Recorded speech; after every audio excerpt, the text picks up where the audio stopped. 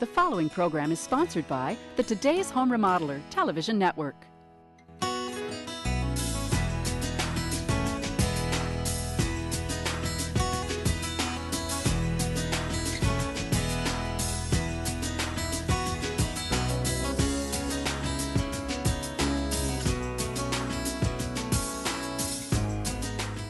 Welcome to Today's Home Remodeler. I'm Stuart Keith, and on today's show, we're looking at heating and cooling options for your home. We'll begin with our heating and cooling specialist, Larry Hacker from Temperature Systems, as he explains what you should expect from a contractor when getting an estimate. Next, we'll discuss the various components that comprise a forced air heating system. And we'll finish up seeing what maintenance you and a professional can do to keep your system operating at its peak efficiency. So we have a lot to cover today, and we'll get started after these messages.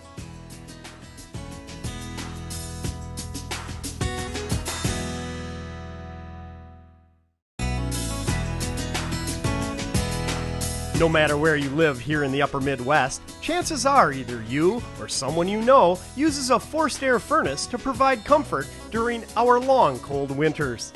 And sooner or later, that heating system will need to be replaced. So on today's show, we'll walk through the process for doing just that, including getting an estimate, selecting the proper equipment, and we'll even share some maintenance ideas to keep your system operating at its peak efficiency. So let's get started with our HVAC specialist, Larry Hacker from Temperature Systems. Well, Larry, beautiful location here, nice home. The homeowners have decided to replace their furnace. Let's explain what's involved in that process and specifically what to expect in an estimate. Okay, first thing, it's very important that we actually get to sit down with the individuals that occupy the home so that we can determine their needs and actually do a needs analysis. Really, the homeowner should be expecting to spend some time with the heating contractor. It's very important for the heating contractor to learn from the homeowner what their lifestyle is. What temperature do they like for the daytime as well as at night? Do they have areas of the home that may or may not heat or cool properly? To be able to come in and actually do a good load calculation on the building so that we know truly what size product we should be putting in for that particular situation. So really, a lot of communication. You're saying have the homeowners meet with the contractor. So set aside some time and walk through the house, is it fair to say, while the contractor is taking notes down? Yeah, it's very important. If we didn't get to meet with the homeowners, we wouldn't be able to find out if there was an area that wasn't heating or cooling properly. Do they have allergies? Do they have environmental concerns for humidity or dehumidification? So I should be thinking ahead of time, are there any cold spots? What's the temperatures I like? What, have I done any remodeling? That probably comes into play as well. Oh, it very much so comes into play. If they have done any upgrades to the home, that's going to drastically change, in most cases, the size of the furnace that's going to be needed to heat the home in a positive way. If they've added insulation, if they've upgraded windows, that's going to make their home more weather tight, which in turn is going to reduce the heat loss of the home so we can get by with smaller equipment. It's going to increase the efficiencies then of the home itself. So obviously it's very important to meet with your heating contractor. Set aside the hour that it might take, but it's going to be well worth it in the operation and comfort of the system. Definitely. So let's just walk through this home. You have a nice big wall of windows here. Looks very beautiful, but is it challenging from a heat loss calculation?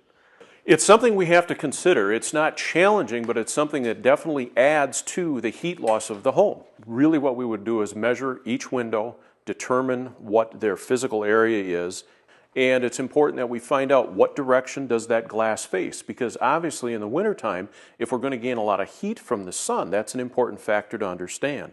And in this case, do they have draperies or blinds? If they don't, you have a lot higher heat loss through those same pieces of glass than the individual that has a good quilted blind. Makes a big difference on what heat loss is going to occur in that home. Well, it's amazing how much different factors influence the heating and cooling abilities of a system. Definitely.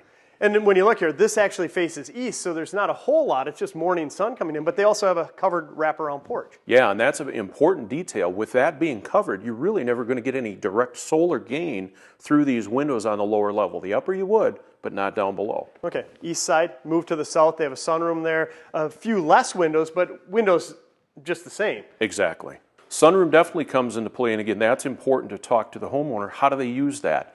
Are they expecting that to be conditioned to the proper temperature all of the time, or are they going to understand that when the sun's shining in on them, that's going to be warmer than the temperatures they're trying to maintain within the rest of the home in the wintertime? Okay, so lots of factors that can influence the performance of a system down the road. Okay, so the contractor's walking around with the homeowner, taking notes down. What's the next step in the process? What, as a homeowner, should I expect to get in return?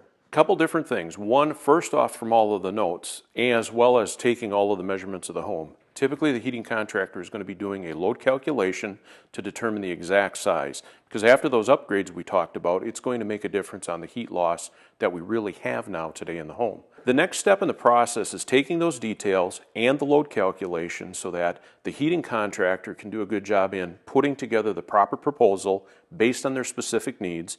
Are there areas of the home that have to heat a certain way? That's something that we have to take into account as well. And then one of two things are going to happen. They'll either do that on-site with today's technology or potentially go back to the office, do the calculations, and either schedule a second appointment or mail the proposal. So Larry, down here at this existing furnace, it's going to be replaced. From a visual aspect, when I'm replacing my existing furnace, what can I expect to see? Typically now it's going to be even a smaller furnace, so there would be a transition from the plenum down to where the new furnace sits. And you would see any updates to vent piping needs or transitions yet from the ductwork back into the furnace. Sure, and you mentioned the vent piping, because let's say I have an older furnace. Weren't those metal vented, say 20, 30 years ago? Yeah, 20, 30 years ago, even today, there's still some metal vented furnaces out there. In that case, they would have to upgrade the venting away from the metal that went out through a chimney to PVC that is now typically going to exit the house through the sidewall. Does a homeowner have any say where you're exiting the PVC piping? To a degree they do, in that we don't want it exiting in front of the home or underneath a window. We do still have some requirements to be set back away from gas meters and things like that by code that we will still follow. So it seems to me it comes back to that meeting with the contractor, making sure you're there and discussing all the different options you have, whether it's the components or whether it's the placement of the components or venting. Exactly. Okay, we touched on that this was a humidifier. That's a great example of an add-on, very important in the winter, I know. What about other add-ons? Is this a good time to be talking to your contractor? I mean, since he's on site? Yeah, it makes the most sense to do it while they're there rather than having them to have to come back and do a second trip. They could find out right away, is the humidifier operable? If not, now would be the right time to put a new one in. Or in the case here where they have filtration, we have good filters, expandable media already here. There is the base 2-inch disposable or 1-inch disposable that a lot of people see. That would be your entry. This would be an upgrade to mid-tier, and then a further enhancement now is an electronic that actually has capture and kill technology, which means the airborne particles that the homeowners are irritated by are going to be trapped on the filter, and they're actually going to be killed to where they're inert when we go ahead and change those filters out. Boy, it seems to me you're developing a system around the lifestyle. If I either have asthma or kids with allergies, I mean, now's the time to really have a huge impact on my indoor air quality. And you think how much time we spend in our homes. Now's the time to be communicating with your contractor? Yeah, that's right, Stu. That's why it's very important to get all of the things out on the table with the contractor right away, and then they can have all of the proper things installed right at the start.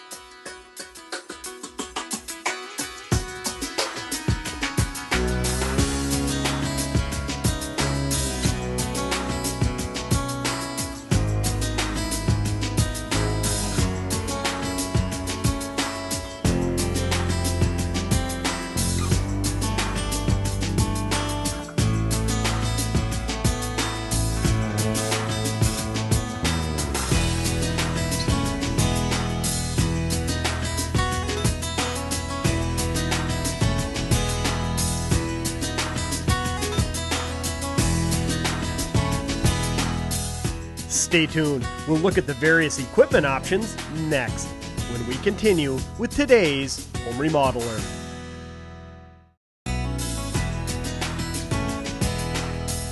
In our last segment, we learned what to expect from a professional contractor when getting an estimate for a new forced air heating system. Now let's continue with our heating specialist, Larry Hacker, as he introduces the different equipment options out at the Temperature Systems Training Center.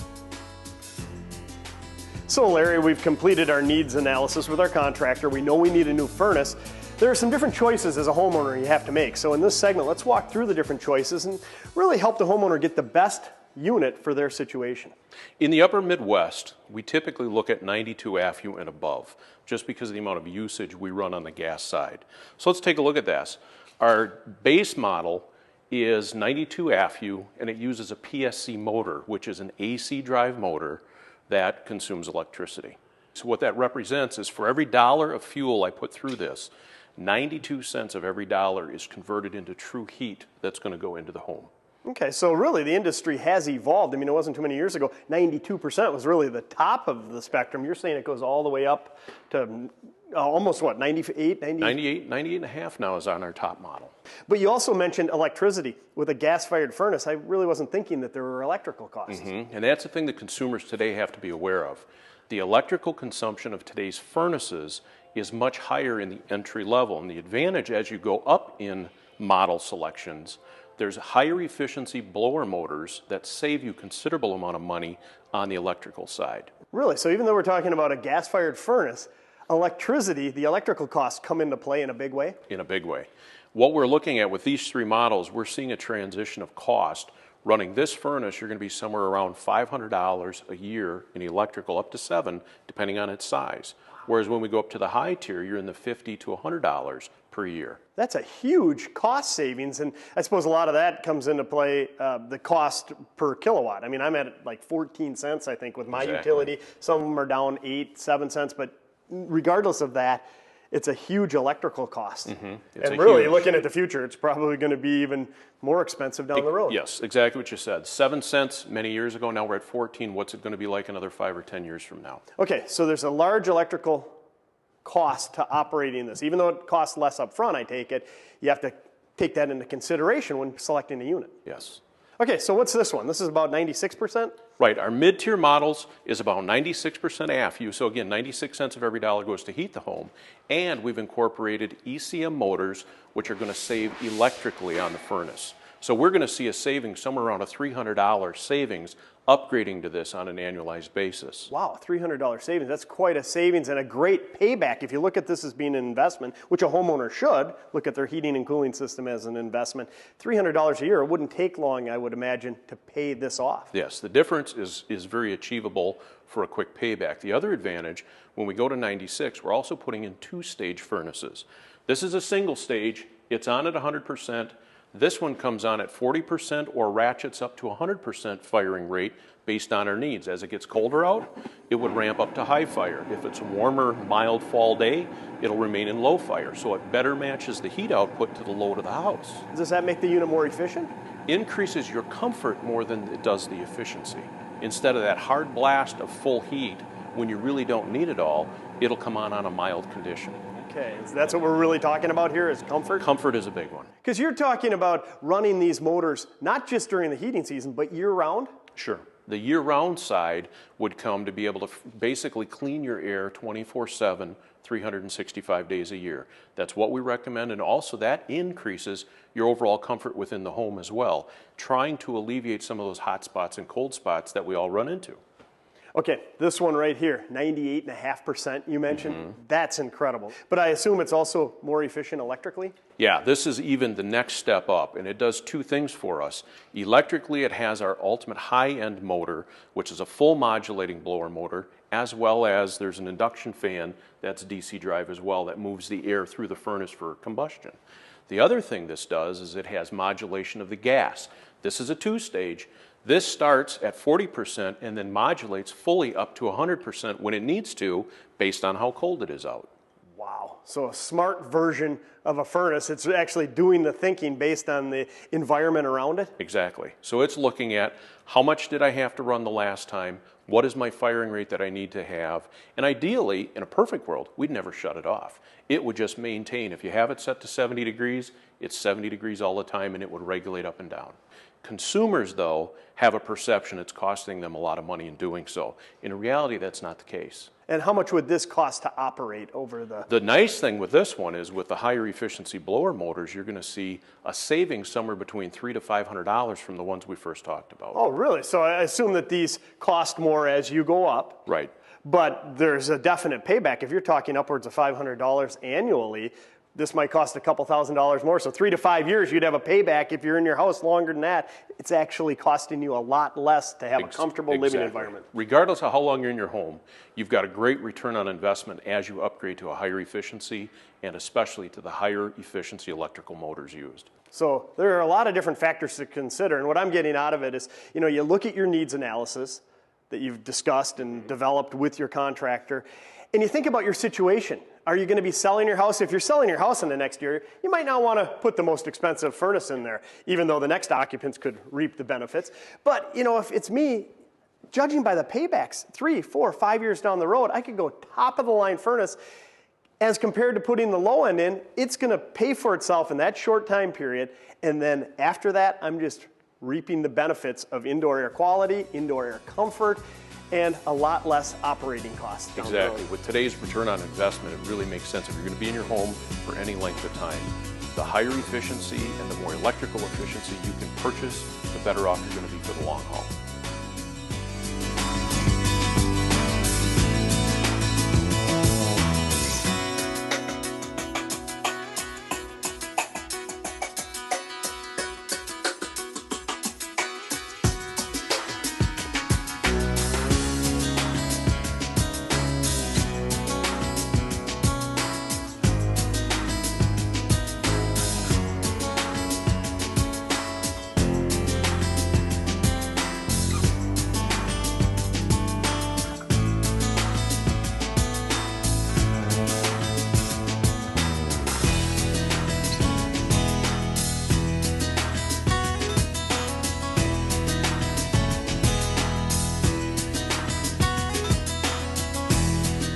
Stick around. We'll share some maintenance tips that can keep your system operating at its peak efficiency. When we continue with today's Home Remodeler.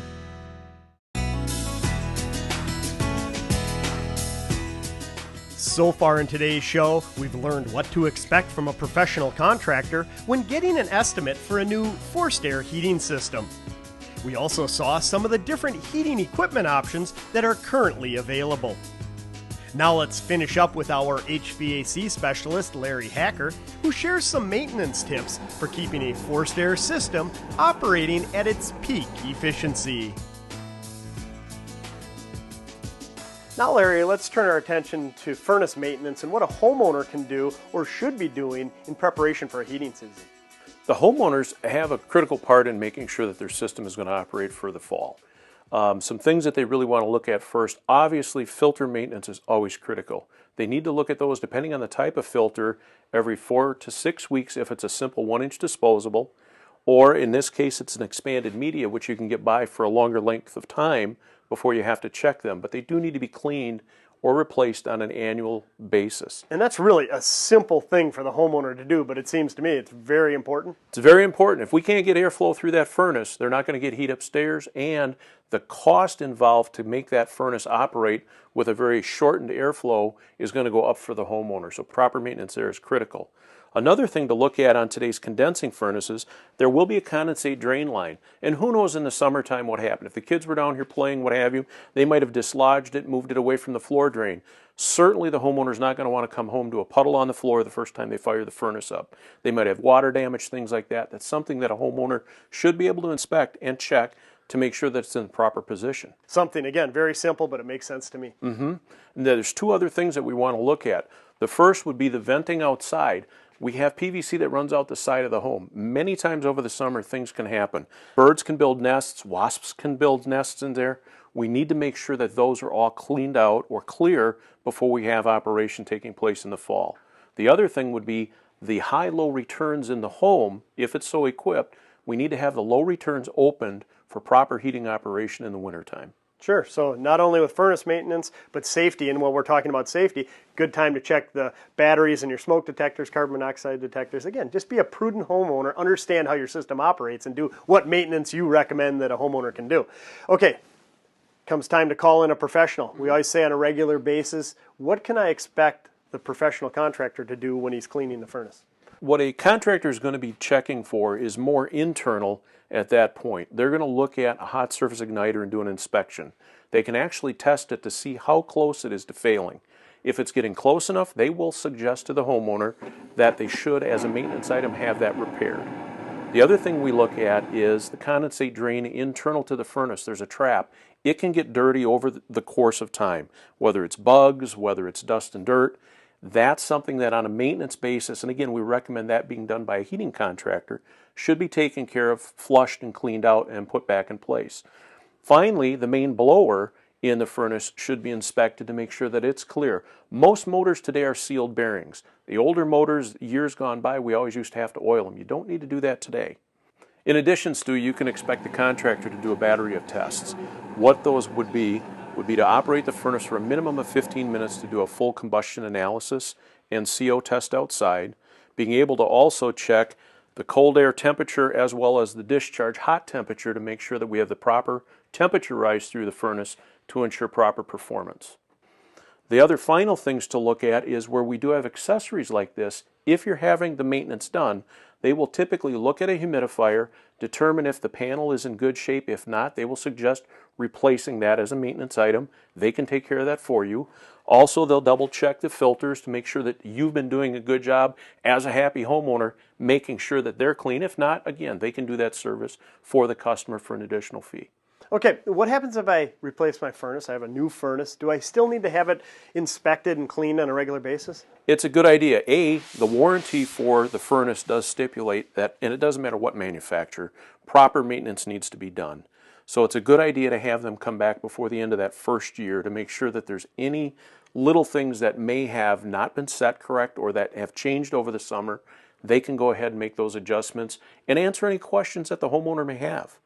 And then after that, probably one or at least every 2 years? Yeah, definitely every other year for sure, if not every year, depending again on your particular needs as a homeowner. And if you have an air conditioning system, they can probably check that out if the conditions are right at the same time? Yeah, if it's still warm enough outside, they can actually take care of both of those opportunities at once. And then quickly, you touched on one of the add-ons there, humidifier. What about a heat recovery ventilator that these homeowners have? Is it a good time to clean it as well? Yeah, in this case, that would be great to inspect.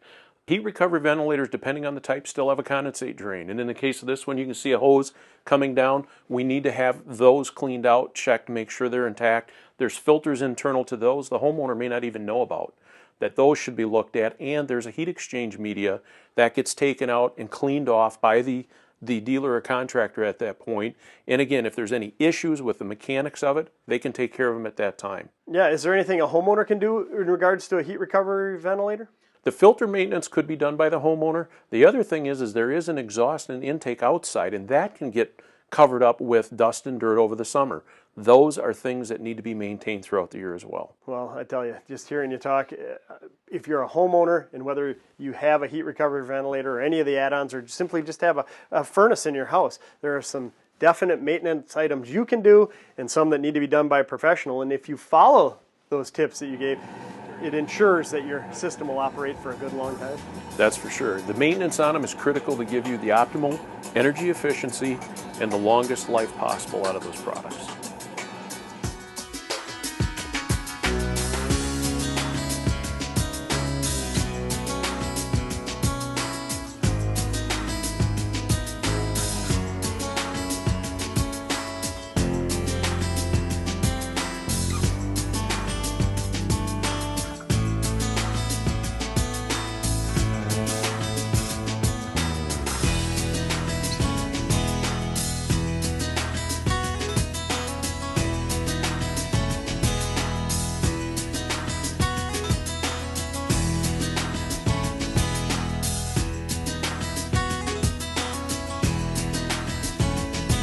Well, we're all out of time for this week's show. I hope you enjoyed it. We'll see you again next time on today's Home Remodeler.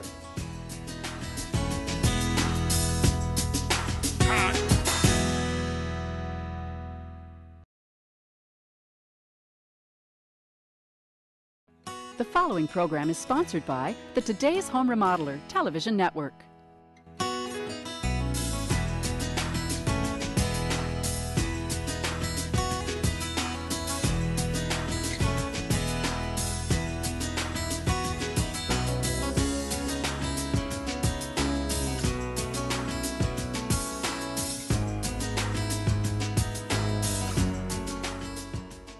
Welcome to today's Home Remodeler. I'm Stuart Keith, and on today's show, we're looking at some air conditioning options for your home. We'll begin with our heating and cooling specialist, Larry Hacker from Temperature Systems, as he explains what you should expect from a contractor when getting an estimate. Next, we'll discuss the various components that comprise a central air conditioning system. And we'll finish up with some maintenance tips that you and a professional can do to keep your system operating at its peak efficiency.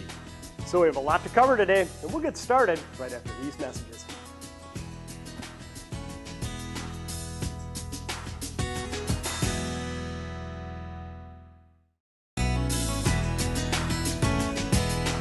It seems that regardless of where you live, summers are getting hotter and more uncomfortable every year.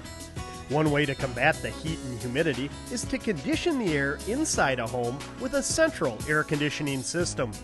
So on today's show, we'll walk through the process for doing just that, including getting an estimate, selecting the proper equipment, and we'll share some maintenance tips to keep your system operating at its peak efficiency. So let's get started with our HVAC specialist, Larry Hacker. You know, Larry, look at this room. Pretty impressive. The ceiling here is 25 feet from the peak down to the floor.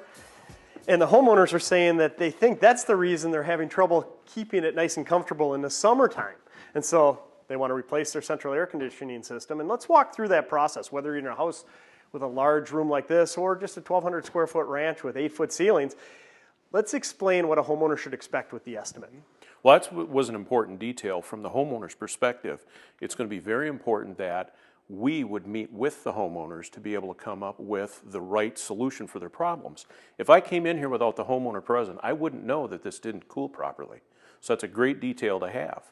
We would like to sit down with the homeowner to determine, are there other areas of the home that don't perform properly either, so we can make corrections to that while we're in the process of upgrading their air conditioner or putting an air conditioner in for the first time. It seems like you're doing a needs analysis and really creating a system designed around their lifestyle.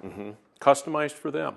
The other important thing is if the homeowner's made any changes, in the case this is going to be a replacement, have they made any upgrades to the home that we would need to take into consideration for sizing requirements? What type of upgrades are you talking about that can affect an air conditioning performance? Well, if they would have upgraded windows, doors, re-insulated, all those types of things change the thermal performance of the home. We need to account for that when we're doing our load calculations and coming up with a proper size system for them. So it seems to me communication is the key. You want to set aside some time, maybe half an hour, maybe an hour with your heating professional. Even when you're replacing just the central air conditioning system, because no matter how trivial some of these factors might seem to the homeowner, they're very important in designing the right system. It's even as important as when we're out there, what temperature do they maintain in the summertime? Somebody might like it 78 degrees, somebody might want it 72. That makes a huge difference in how we have to design the system for their particular needs. And when the contractor is on site, what specifically are you looking for? Do you take a wall of windows like this? Does this create any challenges? Sure, this wall of windows is going to create a huge challenge, and that's the important thing. What direction does it face? How much sun is going to be shining in? In this particular case, from what you described, this faces east. So it's really going to be a morning load, and then from there it'll be fine the rest of the day. And then over here they have a sunroom, which is on the south side, and as beautiful as it is, I bet it really heats up or has the potential to heat up in the summer. Sure, this is a huge difference in exposure. This is going to be gaining heat all day long from the sun. So what we would do is we would go ahead and measure up the house. We would look at the glass load through the windows, be able to take those calculations and put them into a program to size the system specifically for their needs. So would it be possible to design a system that keeps it the same temperature as the adjacent rooms, even though it's gaining all this heat? It's possible, but it's going to be a challenge because of the amount of solar gain they're getting in this room. And then I see that since they're replacing the air conditioning system here, they actually have high and low returns, and those are very important. Very important. In this case, being it's a change out, they already have that, but if it was a new air conditioning installed that a home never had before, this is something we would want to look at potentially adding if we could get into the wall space to do that for them. So the system would operate much better with the high-low returns in those cases. Yeah, and if that's the case, you want to make sure from the homeowner standpoint, you communicate with your contractor and understand the importance and how they operate. Sure. Okay, so my contractor walks around, collects all this data. What should I expect in return as the homeowner? What the contractor is going to do with that information is load it either into today's technology of using iPad or computer on site and emailing it to the homeowner, or take it back to the office, do the calculations, and then come back out with a proper proposal based on the specific needs of the homeowner.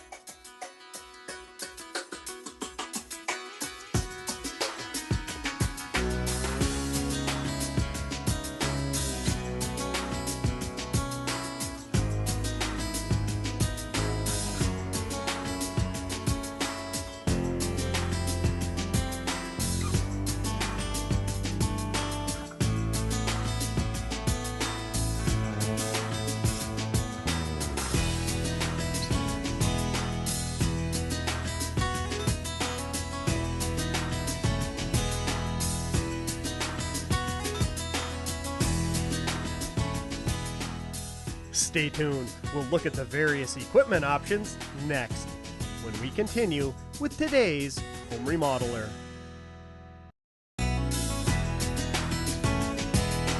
In our last segment, we learned what to expect from a professional contractor when getting an estimate for a new central air conditioning system. Now let's continue with our HVAC specialist, Larry Hacker, as he introduces the different equipment options out at the Temperature Systems Training Center.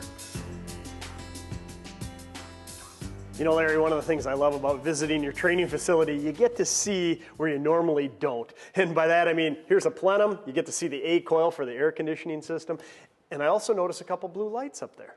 Yeah, the blue lights, those are actually UV lights that radiate onto the coil and the condensate pan to actually kill microbes that can grow on there, which does two things: keeps it cleaner, higher efficiency.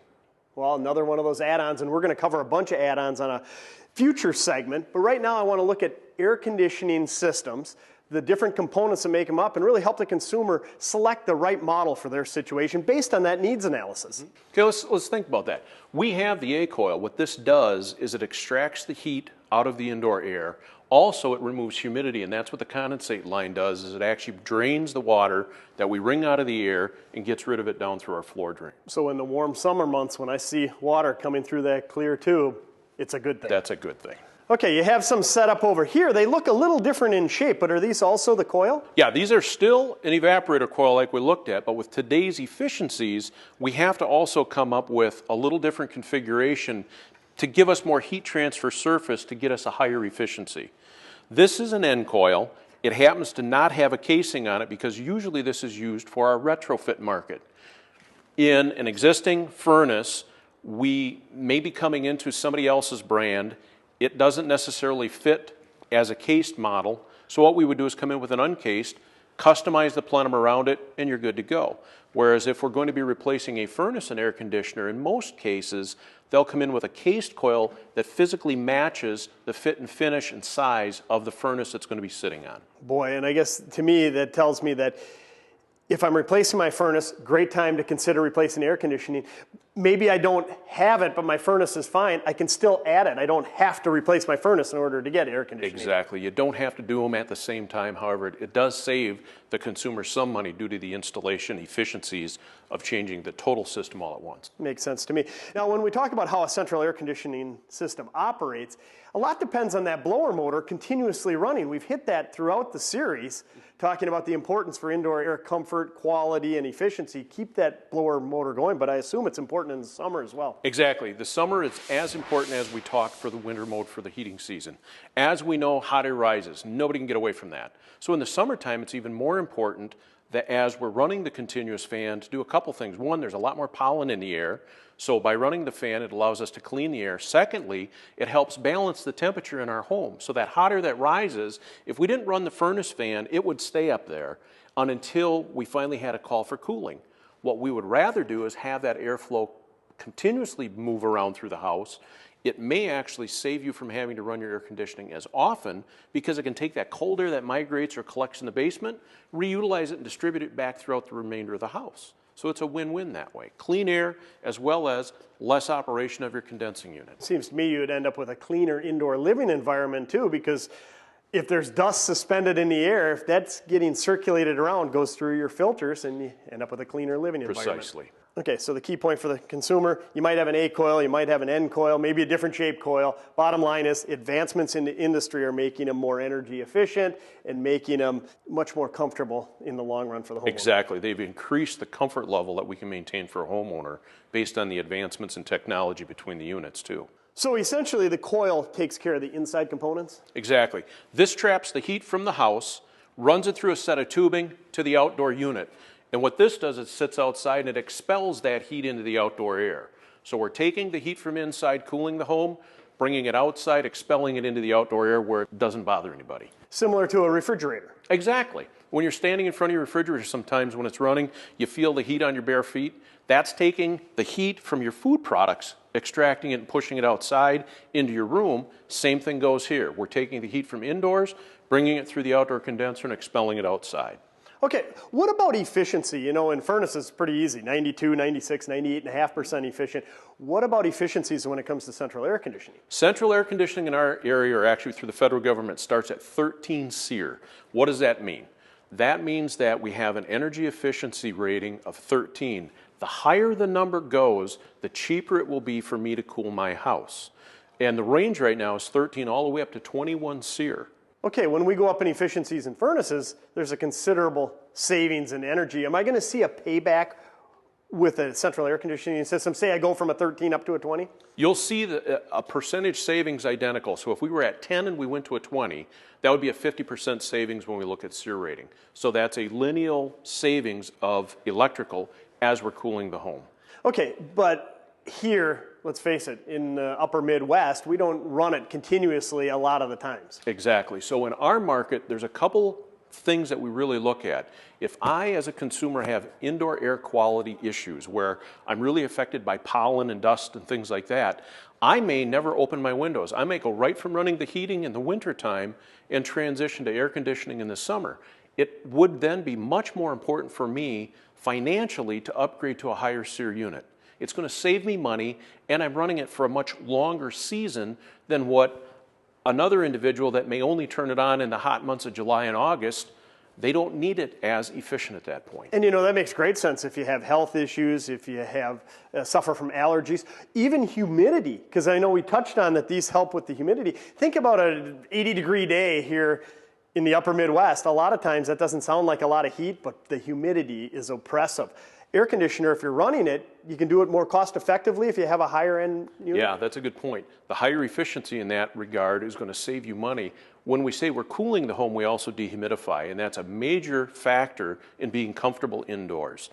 75 degrees and high humidity feels a lot more uncomfortable than 75 degrees with a constant 50% relative humidity inside. Yeah, in the winter it's bad to have a cold room in the house, but I don't like that clamminess that comes with those really humid days. So with a high efficiency air conditioner system, I can efficiently create a comfortable living environment. Now over here there's a smaller sized condensing unit as compared to this one here. Is it just based on the size of a house? Two things go into that. These are actually relatively close in same capacity, but there's a difference in their efficiencies. This is a 13 SEER, this happens to be a 16 SEER. Another thing we have to consider is what are we doing within those cabinetries. This is an entry-level model, so it's going to be an on-off 100% output when it runs. The advantage of this model as well is it brings us two-stage capacity through the compressor. Again, it's an upgraded model. The importance of that is we go back to that 80-degree day comparison you mentioned. This unit would run for a much shorter period of time, not being able to extract as much humidity out of the air, which is important on that high humidity, relatively mild day. Sure. This unit can run at a lower speed, lower capacity, wringing more moisture out of that indoor air, which is going to make us more comfortable, and it's going to get that humidity out of the house, which is really what we desire. So those are some great factors to consider from a consumer standpoint. Don't just necessarily run out, get the higher efficiency or the lower one based on price. Think about your living environment, your situation, back to that needs analysis again that you've created with your contractor. Let's say that I'm looking up at a 16 or a 20 SEER unit. Are there any other options that I should be considering at that point? Yeah, there's some advancements, especially in the heat pump side, getting into full variable capacity compressor as well as fan. And a heat pump, of course, can not only cool, but heat your homes? Exactly. Well, with all the advancements in that, that's room for another segment. We'll cover that at a later date.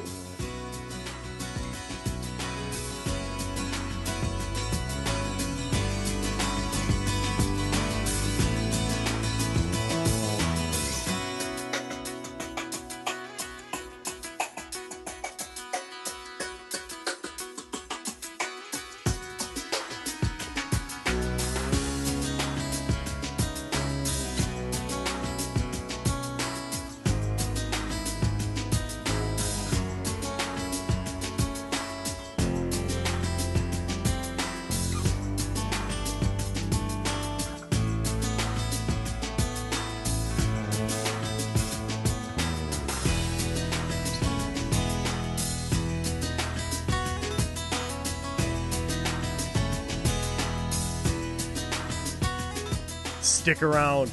Next, we'll share some maintenance tips and advice for keeping your system operating at its peak efficiency when we continue with today's Home Remodeler.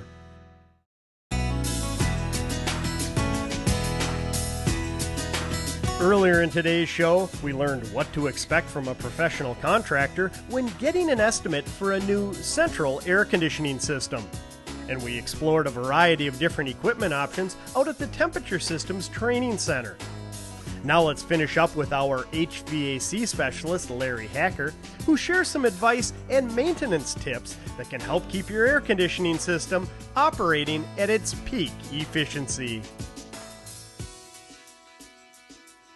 Larry, let's focus in on central air conditioning maintenance and some tips for what a homeowner can do before we get into what a professional will do. From a homeowner's perspective, the first thing is obviously being able to keep free air opening around the unit. In the case we have here is the bushes. They're going to gradually creep in and start to plug off airflow. It's important for the homeowner that keeps these trimmed back generally between 12 to 15 inches away from the unit so that we have good airflow through the unit. It's very important that we have free flow of air to be able to dissipate that heat from this unit away from the house. Okay, that makes sense, and that's regardless of the location on the building, whether it's on the south, north, east, west side. Make sure you don't have plants growing all over it, and really in close proximity.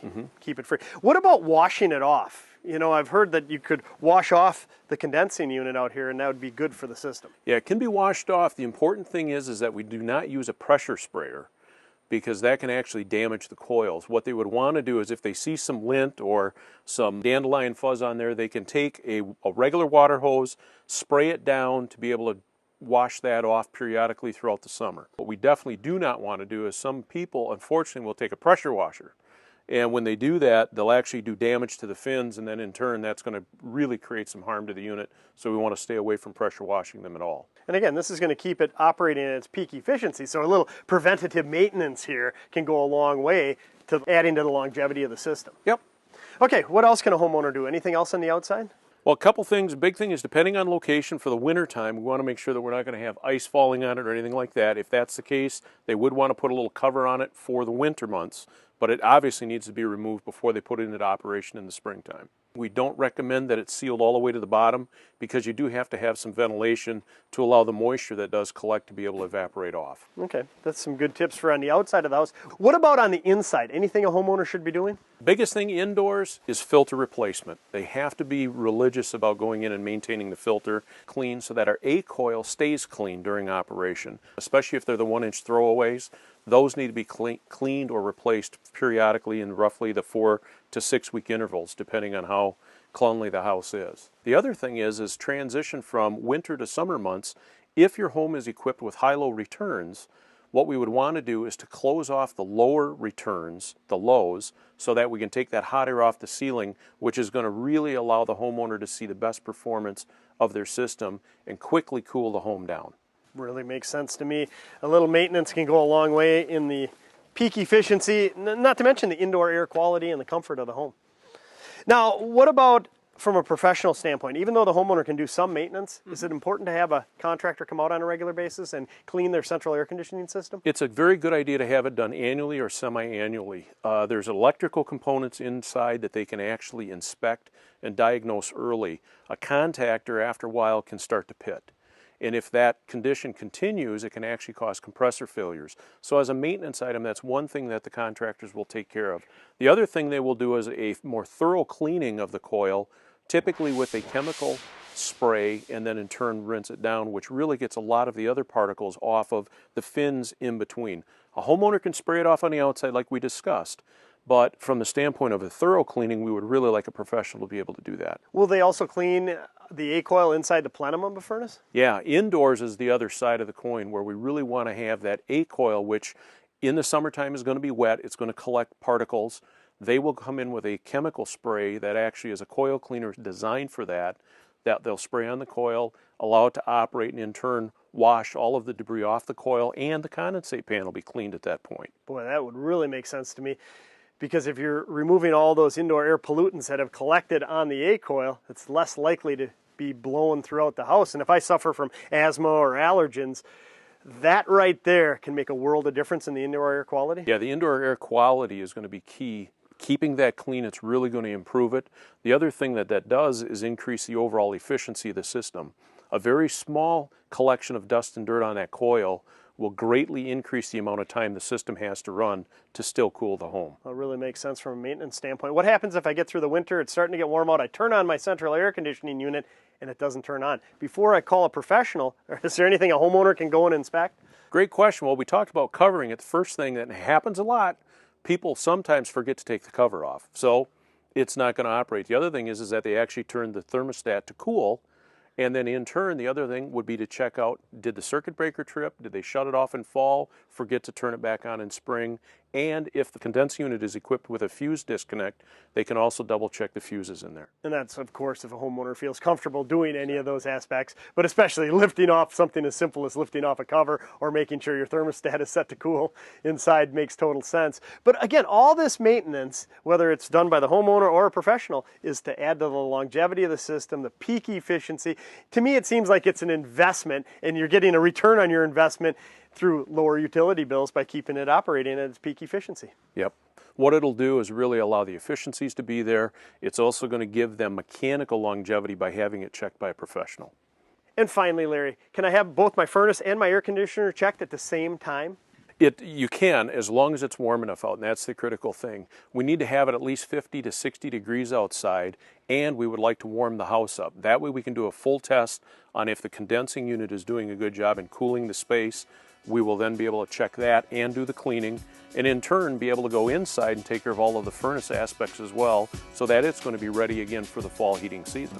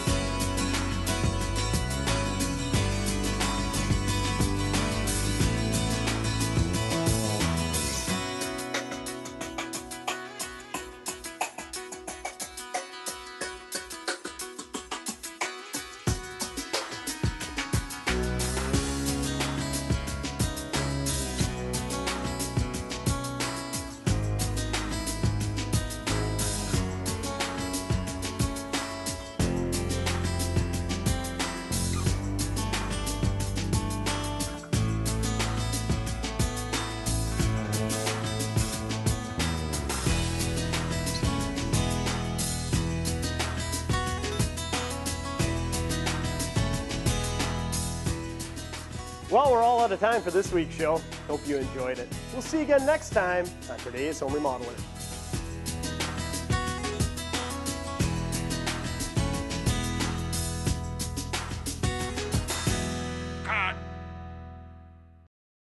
The preceding program was sponsored by the Today's Home Remodeler television network.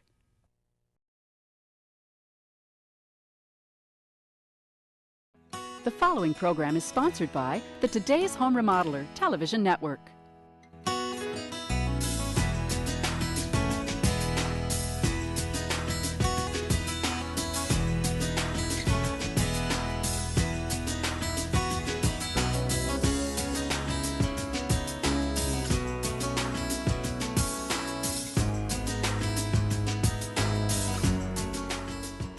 Welcome to Today's Home Remodeler. I'm Stuart Keith, and on today's show, we're going to show you some ways to create a more comfortable and healthy indoor living environment.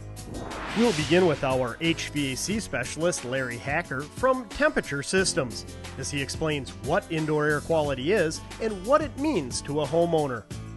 Next, we'll learn about the components that can be added to a system to dramatically improve a home's indoor air quality, including air filtration, humidification, and controlled ventilation. So we have a lot to cover today, and we'll get started after these messages.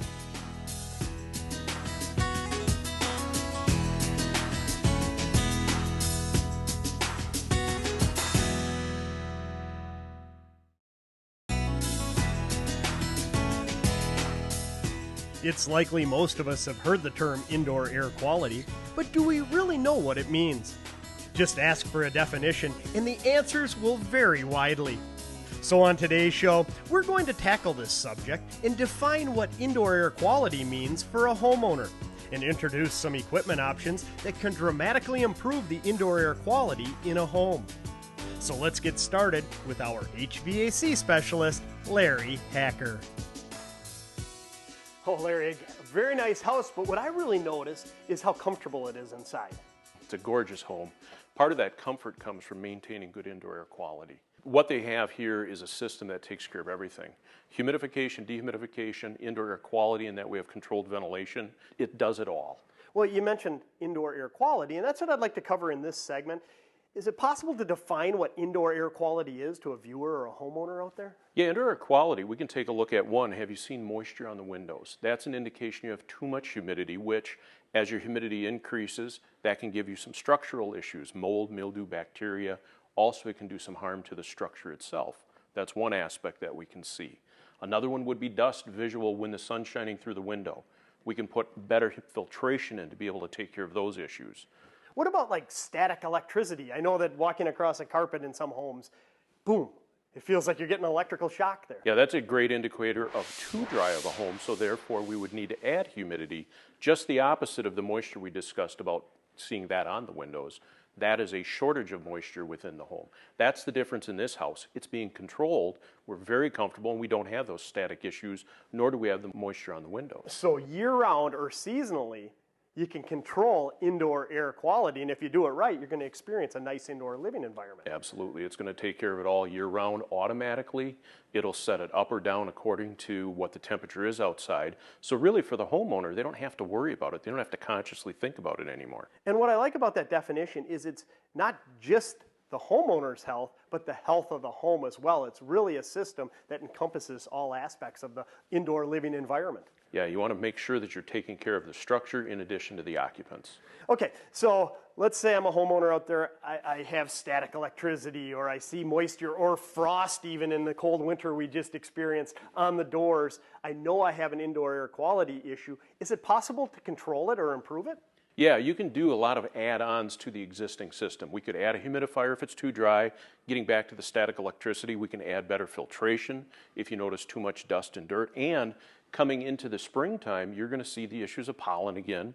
That's where better filtration is going to take care of that for the occupants. So hopefully they don't need to turn to their allergy medications as soon. It's actually going to be much more comfortable and a much more enjoyable time frame to being indoors. So all because of the components that you're able to add on to an existing system, or say you have a 15 or 20-year-old system and you're looking to upgrade, don't feel like you're being upsold. I mean, actually consider all these upgrades because you're going to be happier and healthier in your own home. Yeah, the homeowner really needs to talk to the heating contractor and explain their needs.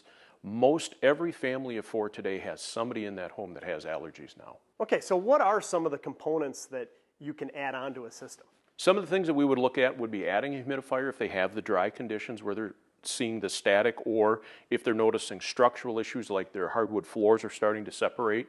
That's a prime example where we could add humidification. Another one would be, again, visually seeing particles in the air. They would need better filtration. Another opportunity would be if their home is very tight and they have high moisture in the winter, noticeable with moisture on the windows, they actually need to ventilate more, but we want to do it controllably with a heat recovery ventilator. Well, you know, speaking firsthand, Larry, when I built a home, I went through that process. I had to make choices, and boy, am I glad I did. I know my family is for sure. It was upgraded air filtration with the capture and kill technology, the humidification, dehumidification, the fresh air ventilation made a huge impact on my son's allergies. So what I would say to a homeowner is make sure you listen to your heating professional, because they're just not trying to upsell you. These are actually beneficial to your home's indoor living environment. Absolutely, and it's very important, as you did to your heating contractor, explain your needs as a family so that they can look at the specific solutions for your particular house. And that was important here so that you can do it firsthand right away with that heating contractor. Stay tuned. We'll look at some air filtration options next when we continue with today's Home Remodeler. In our last segment, we defined the term indoor air quality and explained what it means for a homeowner. Now let's continue with our HVAC specialist, Larry Hacker, who shows us some equipment options that can dramatically improve a home's indoor air quality, beginning with air filtration. You know, Larry, throughout this series, we've been talking about indoor air quality, and to me, nothing rings truer when you're talking about indoor air quality than a quality air filter. Sure does. Let's take a look at what is available in the market. Most everybody's familiar with the disposable fiberglass filter, which is what we have here. I don't know if you can see it. You can pretty much see right through this. Sure. When you talk about an inexpensive filter, this is exactly what you get, a see-through model. Probably doesn't stop all that much. It doesn't stop a whole lot, and the thing is there's high maintenance involved in that. Roughly every month you're going to go ahead and have to change this. We then would upgrade to a second option, which is a pleated media, again, still a 1-inch disposable, but it has a tighter collection media inside of it, which is going to really start to take out some smaller particles. However, over the years, more and more people really want a better job of filtration. And with that, we've had to look at an expanded media style filter, which let's talk about in these next models. Through the years, we figured out we have to get better efficiency in the filtration. And what they've done is they've gone to an expanded media. Even though we see this as roughly 4 inches thick, we think, wow, that's going to drop a lot of pressure. In reality, it doesn't. It gives you more area to filter with, which increases its efficiency, and it also maintains a low pressure drop, which is important to move that precious air through our heating and cooling system. This is a cartridge-style expanded media, and it's rated at 11 MERV. And MERV is actually a rating system for filters. We talked SEER for cooling products, AFU for heating products. MERV is a rating for filters. Looking at dust particles that it grabs out of the air as well as pressure drop based on the filtered particles, how much pressure drop is occurring through the filter. So the pressure drop, that's something I should be aware of as a consumer considering different options. Yeah.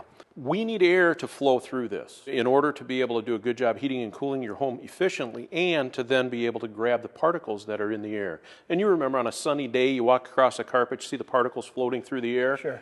What we're trying to do then is, while they still remain airborne, be able to run your fan, bring them down through the filtering system so they're trapped down here, so you'll have a less tendency of having as much buildup on your furniture as what we customarily see. Okay, and so that's why they came up with that MERV rating system is, yeah, you want to get rid of those, but you have to maintain the airflow, because after all, you could just take a thick blanket and stuff it in there. Exactly. Nothing would get through, including the airflow, and then you're at a loss. Yeah, and then your system wouldn't perform properly. So it's very important for we as manufacturers to make sure that we do a good job cleaning, but still maintain proper airflow through our systems. Okay, what's a range that a consumer should be aware of?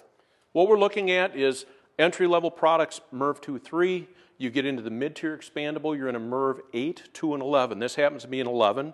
This is a MERV 13. This happens to be a collapsible media, a little bit easier, a little less space at home to maintain. This would be the cabinetry that these two would go into. This can be mounted on anybody's furnace. Okay, so I could retrofit this if I wanted to. Certainly. You can retrofit it. The nice thing is it actually comes with several of our models already as a product that ships with the furnace. Well, as with so many add-ons, it probably makes sense to talk to your contractor. Your needs analysis comes into play. But if you have the wherewithal, install them when you're installing a new furnace or air conditioner, you get your best value. Exactly. So obviously these expanded media cartridges do a great job at cleaning the air in your house.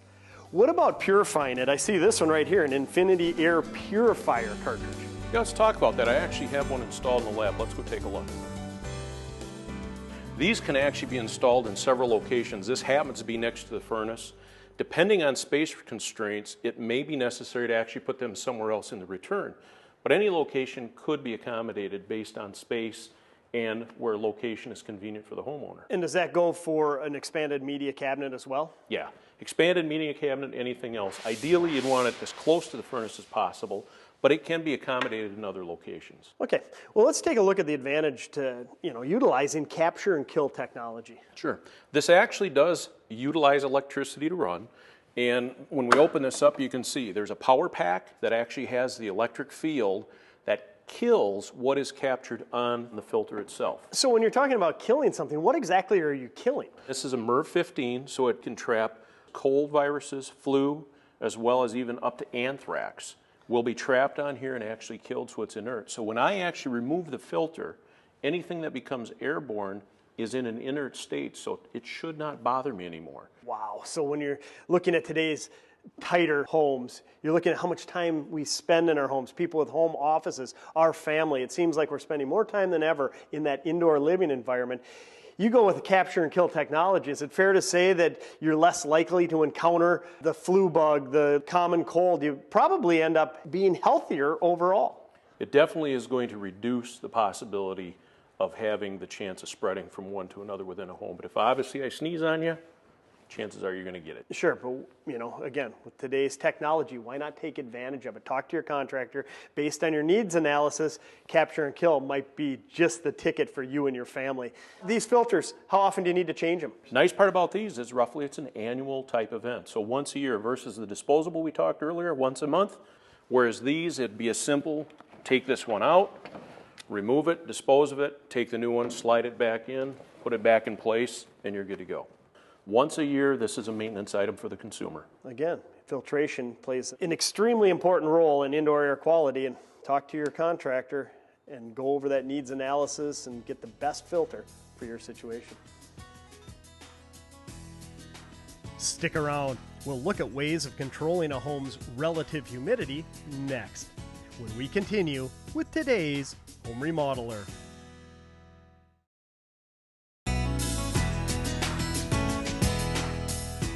Earlier in today's show, we learned what the term indoor air quality means for a homeowner. And we saw some air filtration options that can really create a healthier indoor living environment. Now let's see how we can control relative humidity in a home as we continue with our HVAC specialist, Larry Hacker. You know, one of the issues here in the upper Midwest in the winter months is dry skin, a dry indoor environment, static electricity. I know in my house I have a lot of wood floors. Sure. They start to shrink up. So obviously relative humidity comes into play when we're talking about indoor air quality, indoor air comfort. What are the options for a homeowner as far as adding humidity in the winter months? Central humidification is key to that, so that you're not just doing spot humidification. What we have here are two examples. This is a fan-powered, which would mount onto the discharge side of a furnace.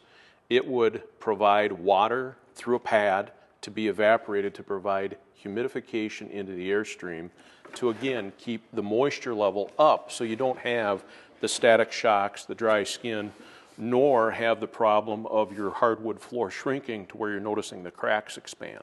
That seems to be a big issue right now with the amount of wood floors that are out there in the marketplace. What about controlling the humidity level? I mean, you could put one of these on.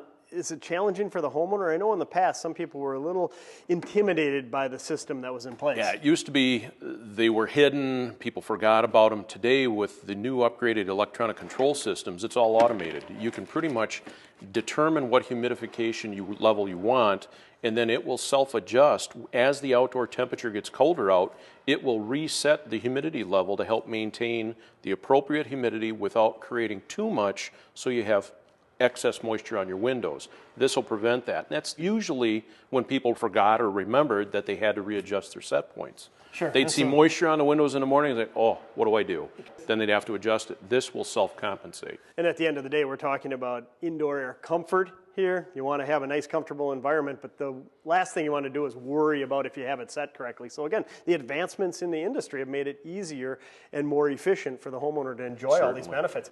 As I look at this, you said there's a fan in this one. Obviously, it's connected to power, blows through as the water's draining down the pad. What about this one over here? This looks to be a little different. This style's a little bit simpler, doesn't take the high voltage that the fan power does, and it's what's known as a bypass style. So it actually short circuits air from the supply duct to the return duct, in turn doing the same process, still running water over a pad, and then you have evaporization taking place to put the humidity into the airstream. Okay, once it's hooked up, anything special that the contractor or the homeowner needs to be aware of? Big thing is that pad we just looked at, that is going to be a maintenance item where annually is typical replacement intervals for that. So once a year, plop in a new one. What will happen is the hard water deposits will eventually collect on that to where it's inoperable. Then it needs to be replaced. The amount of hardness in their water determines how much they're going to actually have to replace that. Yeah, and along those lines, probably a good idea to connect it to a water softener if you have one there. Exactly. Water softener, also tying it on to the hot water side to give you a little bit enhanced moisture vaporization taking place. Sure, makes sense to me. Okay, also here in the upper Midwest, we deal with high relative humidity in the summer months. So conversely to adding relative humidity, what about whole house dehumidification? We're all familiar with dehumidifiers, the little room ones, but those can be a real pain just from capacity standpoint. Yeah. The little room ones are neat. The bad part is there's maintenance. You typically are going to have to go down there and empty the bucket. They only do a small area. What they have now created is whole home dehumidification, which actually connects via ductwork into your air system. So rather than just pulling moisture out of the basement, you're pulling moisture out of the entire structure, which is good. So you're going to be balanced. It'll have a higher moisture removal capacity, which is wonderful, because it's going to take more gallons per day out of your air than what the typical little ones would do. And that's going to save you money in the long run, because it's going to be able to accommodate it faster so it doesn't have to run as much. What a great system. And you're not going to have to worry about emptying it. This is going to be tied right into a drain, so it's just going to be working as needed. Yep, exactly. And again, it's going to not do just one room or the basement. It's tied into all your ductwork, so the entire house is going to be comfortable, less humid. And I know, as we've touched on in the past with central air conditioning, that removes some relative humidity, but there's no substitute for whole house dehumidification. Exactly. The other thing with these, there's a little bit of maintenance to the homeowner. There's a filter that has to be removed, cleaned, and put back in place. So it's very easy for the homeowner to contend with, and that's going to continue the efficiency of it to be maintained at a higher level. Stay tuned. We'll look at controlled ventilation next, when we continue with today's Home Remodeler.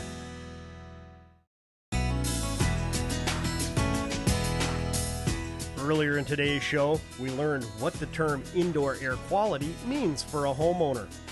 We saw a variety of air filtration options and a means of controlling a home's relative humidity.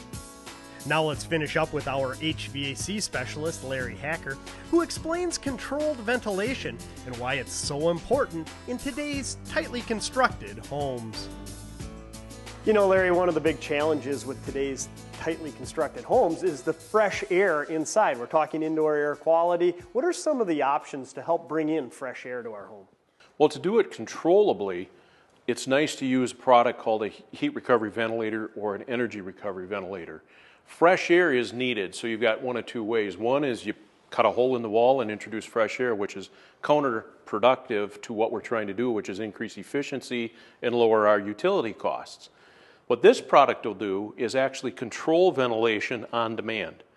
It will go ahead and be turned on based on humidity and also based on a runtime per day, so that while we're in the home, you need X amount of CFM to be able to move through that home. CFM being cubic feet of air, so we can freshen the air up.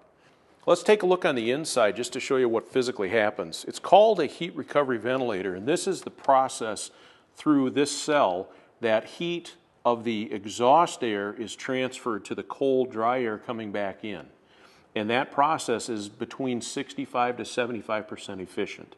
So we're going to be recouping 65 to 75% of the usable heat before we exhaust it outside. And that's because, again, you're taking that air that you've already paid to heat in the winter months, and you want to exhaust that, because that's really considered stale air, and you want to bring in the fresh outside air, but that air could be 0 or 10 below zero coming in. That would really lessen the efficiency of our heating system in the house. This enables it to be raised up to, you said, within 65 to 75%. Yeah, 65 to 75%. So it does a great job that way. And as long as we're in here, let's look a little bit of the maintenance that's necessary for the homeowner. There's a filter that basically traps the big particles. This would be something to have them take out and clean on an annual basis. And then also outside, there's a fresh air intake. That has a tendency over time to have lint and particles from the air to actually trap on it, because there is going to be a screen on there. That needs to be cleaned off periodically as well. But that's about it for maintenance on these. So pretty simple, just be an observant homeowner. Now, where are these HRVs typically installed in a home? Generally, you're going to find them in the basement near where the furnace is. What this is going to do is interconnect to the duct system in the house, as well as then hook up to the air ducts that we have going outside. So there'll be an exhaust duct where we push the stale air out of the home, And then down the sidewall, farther away from that exhaust duct, we'll have a fresh air duct bringing the fresh air back into the unit. You know, I've had an opportunity to visit some homes that take advantage of this technology, and it's incredible. You walk in, it just smells fresh all the time. Okay, this one looks like a horizontal unit. Is this essentially the same, just a different configuration? Yep, this is a little different configuration. Again, depending on where the location of the unit's going to have to go in the home, that's going to determine which model we would have to put in there that's going to best fit the space. And again, that's something that the dealer is going to have to come out, take a look at to be able to accommodate the right unit for the application. Okay, and then obviously we're talking winter months here. What about in the summer months? Is it still an effective tool to have in the home? It is. As we cocoon, we shut our homes up and run the air conditioning more, it's becoming as important in the summertime to introduce fresh air into the home as it is in the wintertime. So what this does is still on a controlled ventilation mode, we'll run a certain percentage of the time per hour to introduce fresh air into the space controllably, and still through that heat exchange process do it cost effectively. Sure, just in reverse, and you want to keep the cool air that you paid to cool down. You don't want to have that all just go straight out to the outdoors and bring in warm, humid air. It does the exchange there, so that's good. Do you find these being more common in new construction, obviously? Yeah, new construction is the biggest application where they're used. However, many people now, they moved into a new home. Their living styles may be drastically different than the prior owner.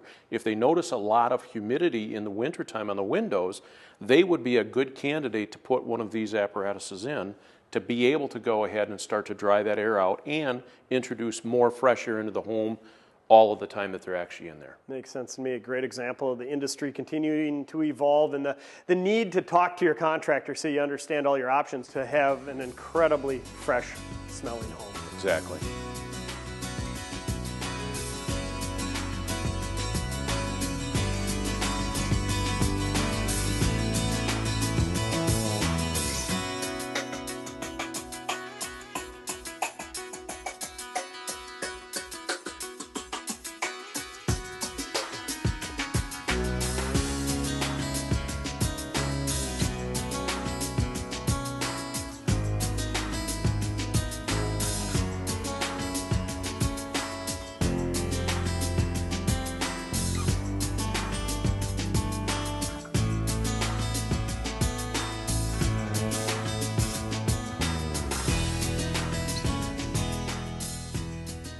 Well, we're all out of time for this week's show. Hope you enjoyed it. We'll see you again next time on today's Home Remodeler.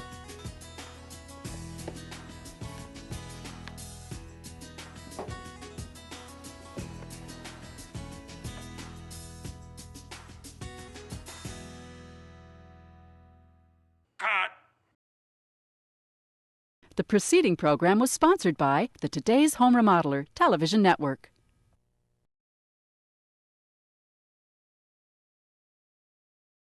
The following program is sponsored by the Today's Home Remodeler Television Network.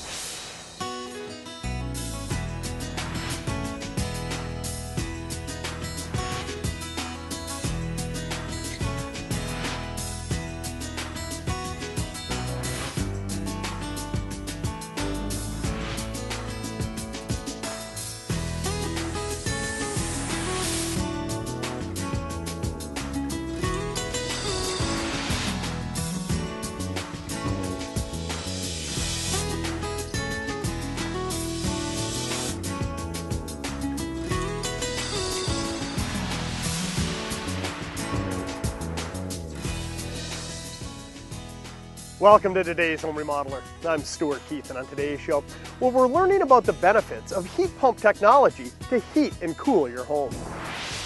We'll begin with Larry Hacker from Temperature Systems, who explains the benefits to being a proactive consumer by replacing a heating and cooling system before it starts to fail. Next, we'll discuss selecting a contractor, the importance of a needs analysis, and what components you should consider when selecting a new HVAC system. And we'll finish up learning about ductless split systems that are great for heating and cooling challenging areas in a home. So we have a lot to cover today, and we'll get started right after these messages.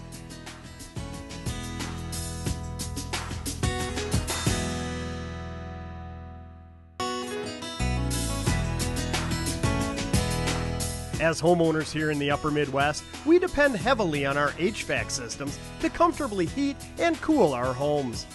And most systems, if properly installed, last about 15 to 20 years on average. So on today's show, we'll explain the benefits to being a proactive consumer who replaces the system before it starts to fail. So let's get started with our HVAC specialist, Larry Hacker. Oh, Larry, what a beautiful setting, a beautiful home. Now, what's the situation with these homeowners? Well, the situation is they've been in a home for 15 years. They built it back in 2001. There was a ton of building going on. And they did their research before they built. So they actually went with a very high-end system at the time. They zoned it to meet the needs of this 2,300 square foot home. And it gave them the ability to divide the areas up in controllable, comfortable zones based on how they use it. And that's benefited them well throughout that 15 years, and they want to have that benefit them moving forward as their family comes home for the holidays and things like that. Sure. In previous shows, we talked about how important it is to understand the system and design it around their needs, and it seems like they did a pretty good job of that. Yeah, they did a really good job for what was there at the time.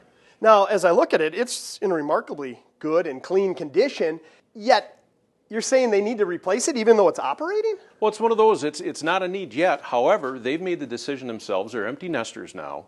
They've decided they're going to stay in this home, and it is 15 years old. So your average life is between 15 and 20. They don't want an unforeseen situation when they're gone. So they want to take care of it today. New technology, new warranty, the convenience today of being able to look at their home while they're remote from their cell phone. That's another reason to upgrade. So they're doing some pretty good stuff here. Yeah, it's going to be a remarkably efficient system once it's installed. It's going to be awesome to see a little later in the show. But getting back to the reasons for replacing it, I mean, if I'm a viewer today and I'm looking at this situation, looks relatively new to me. I wouldn't know it was 15 years old if you hadn't told me. I'm thinking of my furnace, and maybe it's 10 or 15 years old, 20 years old, but it's still running. Mm-hmm. I mean, you're telling me that I should start considering to replace it and not waiting for it to break down? Exactly. A lot of things that people think about with your autos, it's getting a lot of miles on it. If we would have a mileage meter or an hour meter on here, you'd realize in 15 years how many hours this particular product has run. And it is starting to near the end of its life. Now, in this case, they're going to make the move before there's a problem. If this goes down in the middle of winter, now it's a crisis. In this case, they're doing their research, and they're going to make an educated decision on what the new options are today versus what was available 15 years ago when they put this in. They can plan for it, and the dealer can schedule around their time when it's most convenient. Sure, and let's face it, it always seems to happen on a Friday night or on a Sunday, on a holiday weekend. That's when they tend to fail. And when they tend to fail, it's not like the old days that it might have been $200 or $300 to come out and replace a part.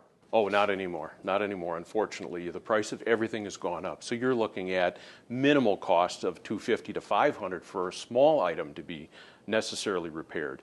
The thing is once you have those first costs, what's going to be next? A lot of peace of mind with replacing it now, being a proactive consumer. Okay, so you've convinced me I should start looking at it. Let's say I want to replace it. Is it as simple as just going out and buying a unit? Because when I've looked at new furnaces, out of the box, they all look pretty similar. Yeah, from the outside, it looks like a furnace. It's the inside and the components that are there today that make a big difference. Higher efficiency electrical blowers, a lot of other components inside. They're looking at a modulating furnace today versus what was a two-stage back when this was put in, which was top of the line then. Now they're looking at going to even a more efficient and a better product that better suits their whole needs here. Sure. Well, I think about all the homes from the 1990s, the early 2000s, that their original heating equipment and cooling equipment is reaching that 15 to 20 year life expectancy. So if you're a proactive consumer, seems to me you get added peace of mind. Chances are you're going to save money by not having to make a rash decision when the unit breaks down, and you're going to end up with ultimately more comfort if you go with the right contractor who knows how to analyze your situation and help you get the right unit for your needs. Exactly, and that was the beauty here is they were able to assess the contractor, find out who has the best reputation, best service in the area.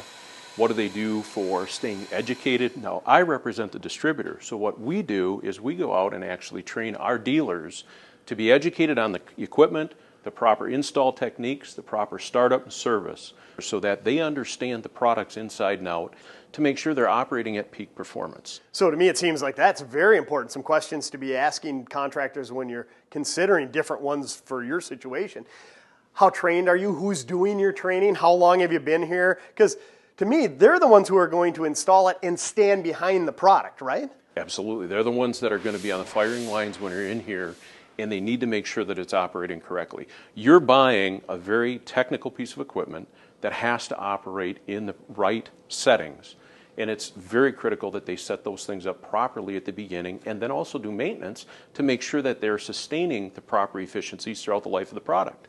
Well, as surprising as it might seem to some of our viewers, here's a perfectly functioning furnace. We're telling them that they should consider replacing it. Seems to me with all those key points that you just said, be proactive and you're going to be happier in the long run. Let's get out of the way of the professional contractor they selected. They can get started with the replacement process.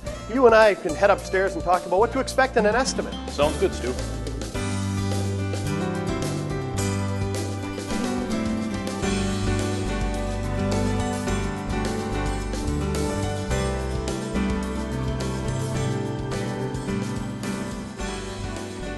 Well, Larry, it certainly didn't take those guys long to start tearing out the old unit. And you know what really impressed me is how professional they looked. I mean, and that speaks volumes to me when I'm looking at a contractor. Are they presented in a professional manner? And these people look like they made the right choice. Yeah, it works out well. The other thing you'll notice is they came fully prepared because they measured the system up ahead of time. It gave the homeowner the peace of mind they weren't going to be inconvenienced multiple times to get the job done. Sure. And that's the important part of meeting with the heating contractor right away and basically going through qualifications of what the homeowner really needs today versus the system that may be in the home probably doesn't match their existing lifestyle. Sure, so when you use the term needs analysis downstairs, that's what you're talking about right there. The needs of the occupants and the needs of the home combined. Right, it's two parts. We have to first figure out how do the occupants use the home. And what we did with this couple is to look at their physical needs today versus when they built. When they built, obviously it was set up around being a family of four. Mm-hmm. Now it's basically a family of two. And they want to travel, they want to be gone more often. They're utilizing the master bedroom and the main living area. Sure. But the other areas of the home can theoretically be in setback most of the time, saving them money. But it is ready to be heated or cooled properly when they do have their children come home. So we're setting them up for the reassurance that the system is going to perform properly with fewer people, fewer showers. We're adding a humidifier so their wood floors don't crack. And they're starting to see that as the home aged.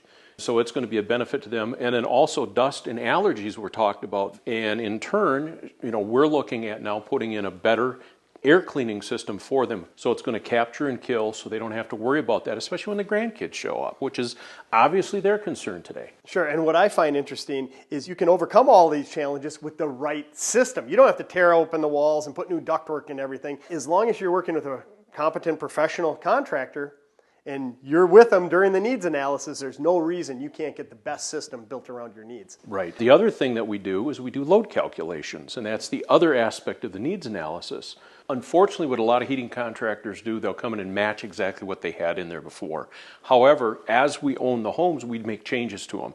Have they updated the windows? Have they re-insulated? Have they done other things to the home? We don't know those things.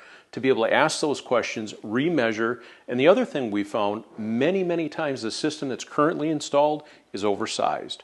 So by doing a good load calculation, we can get the accurately designed system for the house put in versus them spending unneeded money for a system too large, and it really isn't going to serve their needs properly. So at the end of the day, it seems to me, your advice to a homeowner replacing their system, when you're selecting a contractor, make sure you're home, take that opportunity to meet with them. Sure, it might be an hour or two out of your time, but you're talking about a system that's going to last 15 to 20 years, and you want the right system designed for your needs. Yeah, 2 hours of time spent with a contractor, make sure it's right, is going to go for a long haul when you're here 15 years. If you didn't take that time, a year or two or three down the road, you're really going to be hurting yourself if you didn't do the proper system right up front.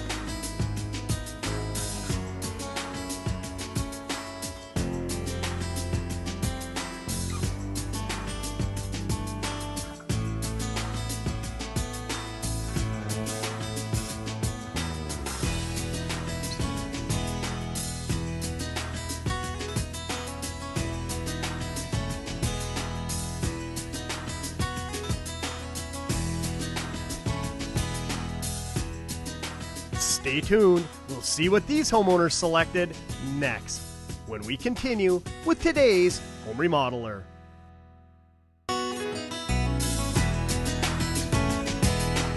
In our last segment, we learned the benefits to replacing a home's HVAC system before it starts to fail, and why a needs analysis is so important when selecting a new system.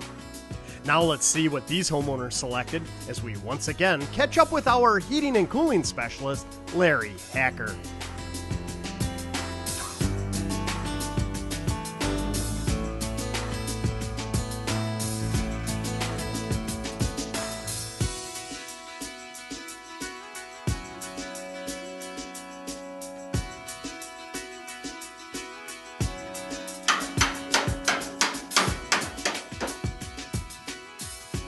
Oh, Larry, what a great job of the installation of this furnace. And when I look at it, looks like it's a little smaller than the previous model. Yeah, the physical size of the unit is smaller, however, its capacity remained the same. So for this house, they needed to still maintain the same amount of BTU, but you can see how times have changed, much more compact than what we had with the prior furnace. And you know, throughout the show, we've been talking about the importance of the contractor you select, and their appearance was very professional, but the end result is even more so. I mean, I look at the transitions here and what they did with the ductwork, and it just looks beautiful. Yeah, they did a great job, hard piped out everything.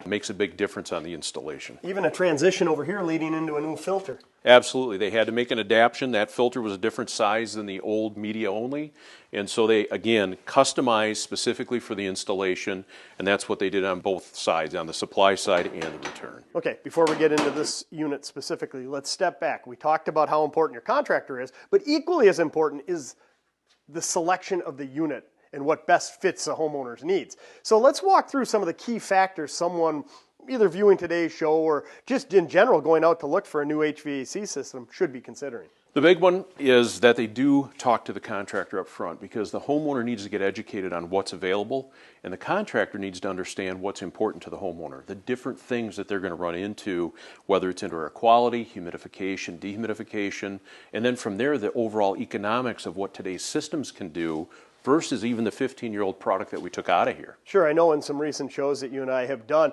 the overall efficiencies are pretty similar amongst models. I mean, they're 92%, 96%, 98% efficient on the fuel usage side, but I remember electrical usage should really be considered. Absolutely. The sophistication today that we can get out of our systems, you can really lower the electrical consumption of today's products.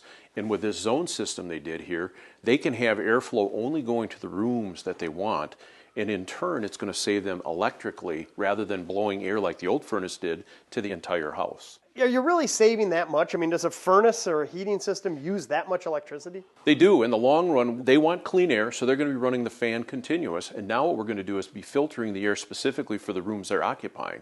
That's going to save them money. It's like when we went from incandescent light bulbs to fluorescents, now to LEDs. Picture this as an LED type unit. Wow, so the industry continues to evolve, and those are some really good factors a homeowner should consider. I know myself, I wasn't thinking that you could save that much electrically, but as you go up in price, it's not only the gas usage, but you can really get a good payback electrically. Right. The increase that you're paying on the cost of the product is tied to the internal efficiencies they've done on the motors and things like that and how it operates, which is excellent savings for the homeowner in the end. Okay, so now let's take a look at what these homeowners selected for their new heating system. As I recall, they were empty nesters. They had some changes in their lifestyle, obviously, and they wanted to install a system that really fit their needs. Yeah, they did a good job of it. They picked the modulating gas furnace, and they also went with a heat pump. So kind of a hybrid system? Exactly, a hybrid system. So what will happen is they can utilize the heat pump for the portions of the season where it's more cost effective for them. They'll save money heating in the shoulder seasons with the heat pump, and then as the winter gets colder out, they'll switch back to gas. And so a heat pump can actually both heat and cool year-round? Exactly, and that gives them a higher efficiency in the cooling mode in the summertime, further saving them more money as well with this type of a system. Wow, and so when you talk about a 98% efficient furnace, you can even get more efficient than that with a heat pump? Yes, you can, yeah. So is it like a geothermal system when they talk about 300 or 400% efficient, Yep. but this is just an air source version? Mm-hmm. Instead of the geo where we're taking the heat from the ground or the cooling from the ground, this is actually doing it with outside air. Wow, I love to see the advancement in the industry, giving homeowners who want the latest, greatest, most efficient systems an option to do so. Okay, when you're replacing a system, I know we always stress the importance of add-ons because now is an opportunity to make your home much more comfortable. So from an indoor air quality standpoint, what did these homeowners do? Yeah, they went with the upgrade. They put in a much higher efficiency electronic air cleaner. In this case, it's a purifier, so it's going to use capture and kill technology. So for anybody that has allergies, this is going to alleviate a lot of their symptoms when they're indoors. Awesome. Now, what about humidification? I noticed that they had a lot of hardwood floors here, and I know in our climate, in the wintertime, they can dry out and start to crack. Yeah, after the kids left, they realized they were not putting in the humidity they needed into the air, typically from living, so they added a humidifier because they had wood floors and they were concerned. Works really, really good. It also works well on getting rid of electric static, you know, a shock when you go to touch the light switch. Exactly. Static electricity is greatly reduced when you have proper humidity in your home. Okay, well, I'm anxious to learn more about the heat pump, and I know that unit's outside, but I have one question for you. A heat pump system like this, is it only for bigger homes? No, it's actually for any home out there. The other thing is it can be adapted onto somebody's existing furnace system. Really? So if somebody's going to be changing out their air conditioning, they may want to consider a heat pump as an alternative instead of just straight air conditioning. Good to know. Well, let's head outside and take a look at the heat pump itself.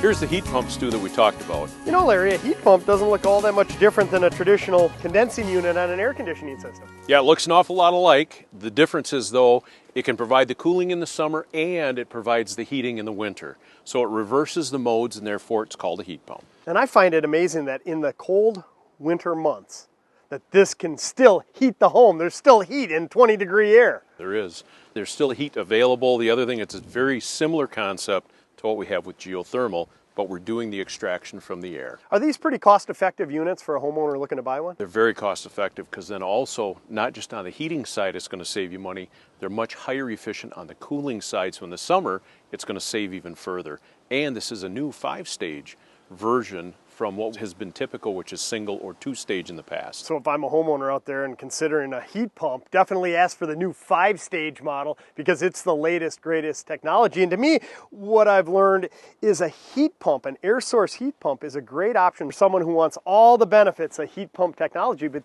doesn't want to go with a full-blown geothermal system. Exactly. It gives them a nice alternative to go to and still gives them a good quality system throughout.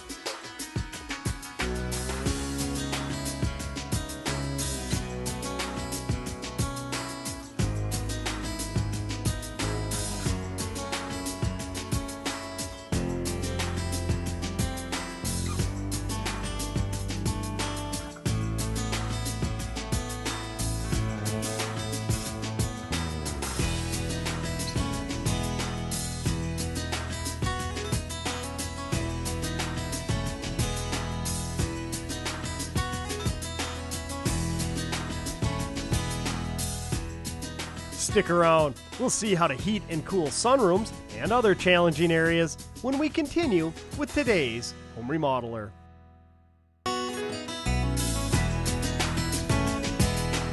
Earlier in today's show, we learned how heat pump technology can be used to efficiently heat and cool homes here in the upper Midwest. Now let's see how this same technology can be used to effectively heat and cool challenging rooms in both residential and commercial applications, using what's called a ductless split system, as we finish up with our HVAC specialist, Larry Hacker. Stuart, I wanted to show you another application for an airside heat pump, a little bit different than what we just came from that homeowner. Sure. Well, you know, when we pulled up to this building, it looked like a pole shed to me, but it's much nicer than that. You come in here, it's cold storage. It almost seems to be light commercial application. Yeah, exactly. This is a partial pole shed conditioned for a shop area, and they're doing it through in-floor heat, which is wonderful. Sure. But then what they did is they added on an office space. The office space has a little bit different climate needs than out here when they're working in the shop. Now with the in-floor heat, you can kind of feel it on your feet right now. It's real comfortable. Yep. But I know it's challenging cooling buildings like this as well. Exactly. The other thing we want to look at is that floor out here is nice, but when you have somebody occupying an office, you need the shoulder seasons taken care of, whereas out here when they're working in the shop, they can handle it a little bit cooler. Sure. In other words, you don't want to spend all the money to heat this area if it's just cold storage, essentially. Right, right. So let's go take a look at that. Here is the indoor section of the air handler for a ductless split. Wow, that is pretty attractive. It's not anything what I expected to see for a heating and cooling system. Yeah, they've really done a nice job to make it aesthetically pleasing. And the beauty of this is the versatility, where you can put it, the different applications that it will be utilized to give you more conditioned space.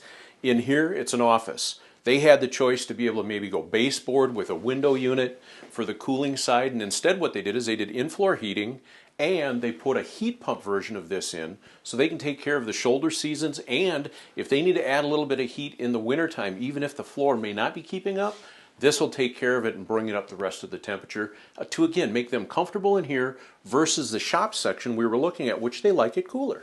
You know, I could see that working well commercially and residentially. Absolutely. I mean, the modern look today, it's very acceptable to anybody out there. In this application, it's an office.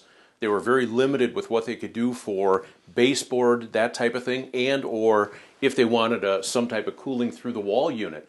This was much more palatable in their case for what they wanted to accomplish here. So it gives them a lot more usable space in here for an office. And a couple things. You said some of the other options in here, if they didn't go with a ductless split system, would have been to put the old unsightly air conditioner in the window. Right. And then the inefficient electric baseboard heat. And even here, I don't even know if you could have put it in underneath everything. So you're talking about a much more efficient system. Aesthetics, I mean, it's aesthetically pleasing. And the name of it was kind of interesting. You said a ductless split. Is that because it's great for applications without ductwork? Exactly. They can go ahead and put these into an area where there isn't ducting already existing, and it will give them the condition they need to be able to heat and cool accordingly, utilizing the heat pump section that sits outside. The beauty of these things as well, this happens to be a single head unit like we're seeing here, but if there was 4 or 5 offices, they could go ahead and put in one of these in each office, and now they're zoned on top of it. So if we had 3 offices here, all of them are roomed off. They could go ahead and have one of these heads in each one of those offices and be able to take care of the comfort of each individual separately from the entire system. And again, somebody watching the show might say, well, why wouldn't you just condition the whole space with one air conditioning unit or one furnace? I know we had a chance to talk to the owner briefly, and he said, hey, a lot of times we might be spray painting or might be doing something out there. There might be some unwanted odors out in the shop area. Yep. It's totally separate. With these systems, you're conditioning the air, both heat and cool, making a very comfortable working environment without having to spend the money to heat and cool the entire volume of that shop. Absolutely, and it's completely isolated, which is good, and it keeps this climate separate from what may be going on out in the shop area or any other area attached to the building. And that was one of his concerns. They could have done it with ductwork, but this was the best option for his application and their needs. Well, hence the term ductless split. Now I get it. Great for applications like this, like 3-season porches, like I suppose mother-in-law suites above a garage. I mean, things that come up in life and in lifestyles that you didn't think of when you were building your home. Exactly. Well, you know, Larry, with the advancement of technology, I love to see an industry that continues to evolve, and the heat pump industry is doing just that, creating applications for people's needs that, you know, before were less efficient and very unsightly. So thanks for coming on and sharing it with us. Thank you.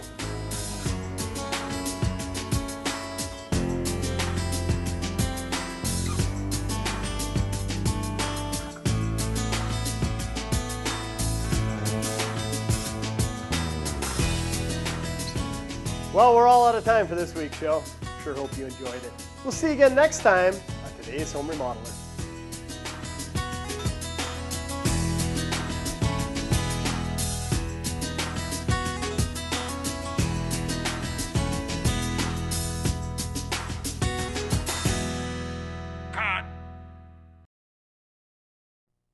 The preceding program was sponsored by the Today's Home Remodeler television network.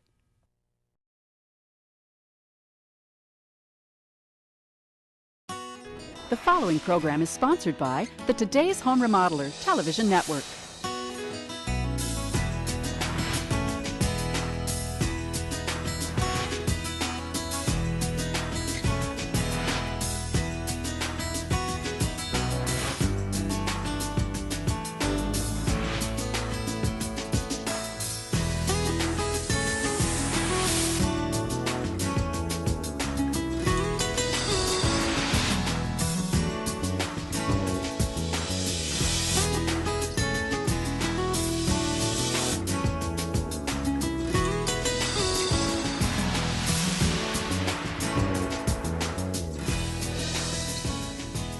Welcome to today's Home Remodeler. I'm Stuart Keith, and on today's show, we're walking through the design, selection, and installation of a new home's heating and cooling system. We'll begin with our heating and cooling specialist, Larry Hacker from Temperature Systems, who explains the importance of design in creating an efficient and effective HVAC system. We'll then learn how in new construction, your HVAC contractor installs more than just your furnace, and share some advice on what to look for when selecting a new heating system for your home. And we'll finish up today's show seeing how advancements in technology allow homeowners to control a home's HVAC system and much more with the touch of a button. So we have a lot to cover today, and we'll get started right after this message. Think home comfort is just controlling the temperature? Well, think again. Did you know that a continuously working Infinity air purifier can filter out 95% of airborne particles? And better yet, this air purifier kills or inactivates up to 99% of everything it captures to keep your air healthier. Carrier's innovative ventilators are designed to remove stale air from your home while keeping valuable energy from escaping. Humidifiers can help you feel more comfortable at lower temperatures during winter months, while protecting your wood furniture and floors from drying out and cracking. CO alarms protect your family from deadly carbon monoxide. And UV lamps kill mold and bacteria within the system before they can be pushed out into the air of your home. So when you think home comfort, think beyond temperature and contact the professionals at RA Heating and Air Conditioning, serving South Central Wisconsin for more than 30 years. RA Heating and Carrier, for all your indoor air comfort needs. When building a new home, proper design of an HVAC system is extremely important for indoor air quality and comfort. So let's begin today's show with Larry Hacker from Temperature Systems, out at a new home construction project where he explains the homeowner's role in the process. Wow, Larry, what a beautiful new home, very early on in the construction process, and we're here just in time. Looks like the heating contractor has begun the installation of the heating and cooling system. Yeah, they have. They've basically come in, placed the unit where it's supposed to be for this particular installation, and at this point the coil and the furnace is set. They've already started their return drop into it. One thing that jumps out at me is there seems to be a lot of prefabrication going on nowadays. Is that becoming more common? Absolutely becoming more common. Ideally, from a construction standpoint, all of the subs want to get in and out of here as quickly as possible. This way, they're not in the way of the electrician or the plumber. They each can work into their areas and speed up the installation process. So they'll fab this externally, bring it from the shop to the space, and from there do the installs. Sure. It might be a good question for a homeowner to ask when they're selecting their heating and cooling contractor. Do you do any prefabrication out there? Exactly. I mean, I think it looks really nice, and it's probably easier to fabricate the materials off-site in a controlled environment than trying to do it out here. By far, and then they do all of that specifically off the plan and the design necessary for this application. Sure. Well, before we get into the installation process itself, I'd like to take a step back and learn more about the design process. Because after all, long before you get to this stage of the construction process, you have to design not only the home, but all its systems. Now, who's in charge of designing a heating and cooling system in new residential construction? In most cases, it goes back to the heating contractor working with the homeowner. And then some distributors like ourselves, we offer a service to be able to do that design work for them based on the conversation that takes place from the heating contractor to the customer that in the end is going to be the owner of the home. Okay, so are you saying that as a person building a home, I should be meeting early on with a heating contractor? Ideally, yes, because that's the point which the homeowner can have the conversations about what options are available for the system. So they would go through all of the varying options and accessories that are present, and then from there they can make the educated decision, do I want better filtration? Do I want better temperature control through zoning? All dependent upon how they're going to use their home once they occupy it. So it seems to me that the occupant's lifestyle is really what ultimately should be determining the design of the system. It's critical to the design of the system based on how they're going to use it and what conditions they really want in their home. So when I'm meeting early on with my heating contractor, what factors are coming into play? I mean, what should I be conveying to them? Many of the things that we see here, they're going to be eventually finishing off the lower level. So they're going to want this comfortable. It's not just going to be a basement. It'll be a family room someday. How do you keep that comfortable? Putting in a zoning application. Okay. Then they're going to be looking at, is there allergies? Are there other things that the homeowners already have to deal with from a health issue? They may want better filtration. They may need humidification. They may want an air-to-air heat exchanger for controlled fresh air. All of those conversations should be had early on in the first phase of the design and decisions on what they're going to be putting in for a system. Fair to say even before you break ground, you should be talking to your heating contractor? Yeah, it should very well be. That should be a part of, after we pick out the builder, we decide on the square footage and what we're going to be building, meeting with the heating contractor, the plumbing, the electrical, all of that should come into play at that point in time. So is it fair to say that the home's design also comes into play or can affect the heating and cooling system? Absolutely. It's what they're going to be using it for and how they're going to be living in the space is critical to the type of system or systems they may need to be putting in to be able to take care of that entire structure. So very early on in the building process, meet with your heating contractor to properly design your system. Now back to the installation. How important is the ductwork? Very, very important. That is critical in order to get the proper airflow out to the extremities of the building where it's needed. And based on the size of the equipment, the ductwork is going to change in size. The larger the heating capacity, the larger the ductwork, and vice versa if it gets smaller. Well, I remember in previous shows, and especially in a house this size, you have some long runs. And I remember how you said you had to start large and progressively get smaller to maintain the velocity? Yeah, you want to maintain the velocity so that you don't lose the heat into the space below. And so they do that in order to maintain proper airflow all the way out through even to the far extremities of the building. And you know, how many times do you run into people that say, oh yeah, we're pretty satisfied with our heating system, except there's that one room at the far end, never seems to cool right or heat right. Correct, exactly. And that would be one of those things. Proper design up front, proper sizing of the ductwork is critical in order to make sure that that doesn't happen in this particular job. Okay, so to wrap up this segment, if you're building a new home, don't neglect the design of the heating and cooling system, and it begins extremely early on when you're designing your home. Design all your systems, meet with your heating contractor, and ultimately you're going to reap the rewards of a properly designed system. You sure are. Okay, well let's get out of their way, we'll let them get back at work, and we'll pick it up a little further along in the process.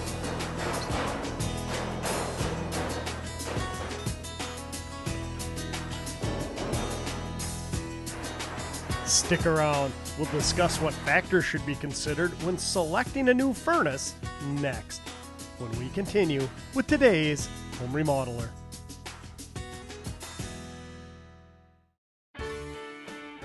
Looking for an HVAC professional you can count on? Look no further than General Heating and Air Conditioning. For over 65 years, General Heating and Air Conditioning has been setting the standard for complete indoor comfort throughout Dane County. General Heating and Air Conditioning offers a wide variety of carrier heating, cooling, and indoor air quality options for your home or business.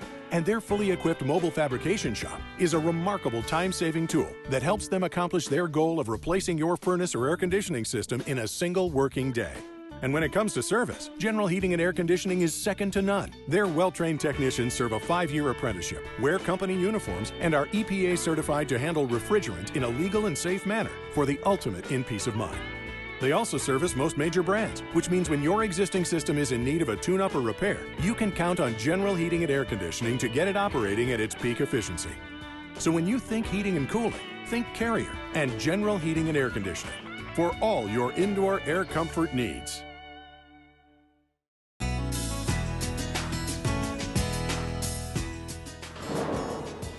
Now let's continue with Larry Hacker from Temperature Systems. Wow, Larry, I love to see craftsmanship in action, and downstairs, that was a great example. Seeing those guys get in there, I would call them craftsmen when they're putting up that ductwork and doing the fabrication that they have to do on site. Yeah, when you take a look at what they did, they are craftsmen. They have to customize that installation specifically for the job, and they're doing a fantastic job down there. And is that a good thing for a homeowner to look into before they hire a heating and cooling contractor, is ask about the experience and who's going to be installing their system? Yeah, I think that's critical. The other thing to do, it wouldn't be a bad idea, is to go to some open houses where the different construction companies you're choosing to go with, go take a look at the bones of the house. Go into the basement. See how things look. That's going to give you a good indication on the quality, the craftsmanship that they're going to put into it, because that heating system is really the heart of the comfort of the home. Sure. And you know, I love visiting a site at this stage of the construction process? Is it a good idea for a homeowner to try to get out here, check with their builder, make sure it's okay, but come out here and start seeing their dream turn into reality? I think it's a great suggestion because then you can see what's going on. The other thing is you may have that aha moment. Gosh, we really want to move that cabinetry. Can we move that ductwork? Can we have that supply where I'm going to be standing in front of? That's the time that they potentially can still make some of those changes. Okay.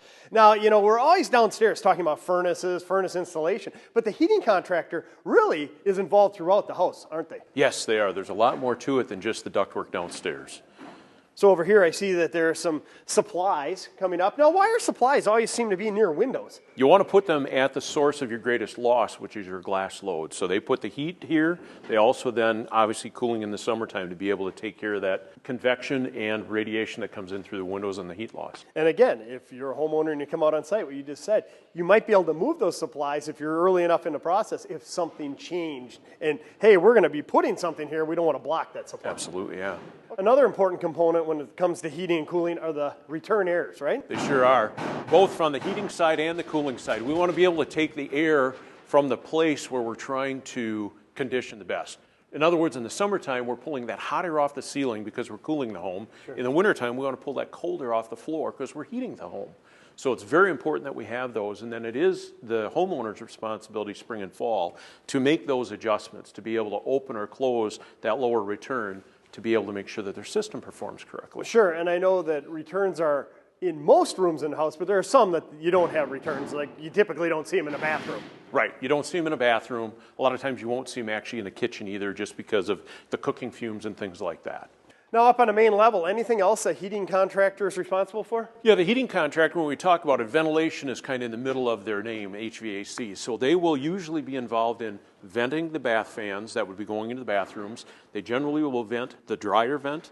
The other things that they do a lot of times is also for the kitchen hood. If they're going to have a vented kitchen hood, generally they're putting in the ductwork to get that exhaust air outside of the building. The other thing is we see here, there is a fireplace. There are fireplaces today that you can actually duct right back into the return air so you can take the heat that fireplace is creating and distribute it evenly throughout the house, which is a neat advantage. So really, you look at how important is your heating contractor? Extremely important, and not only on the installation, but in the indoor air quality and comfort of a home. Sure. Now, earlier we talked about the importance of design and being intimately involved in that aspect if you're the homeowner building this new home. One aspect of that was making the selection on all the different products that are out there. Mm-hmm. So let's spend a little bit of time on, maybe you could share some advice. What should I be looking at when I'm selecting a furnace? There's a lot of different things besides a unit that puts heat out. It's the amount of stages that the furnace can have today, from single stage, two stage, variable speed, or modulating. Also, the blower motor technology is a great advancement today versus what we used to run with years ago, and that can be a huge cost savings for the homeowner.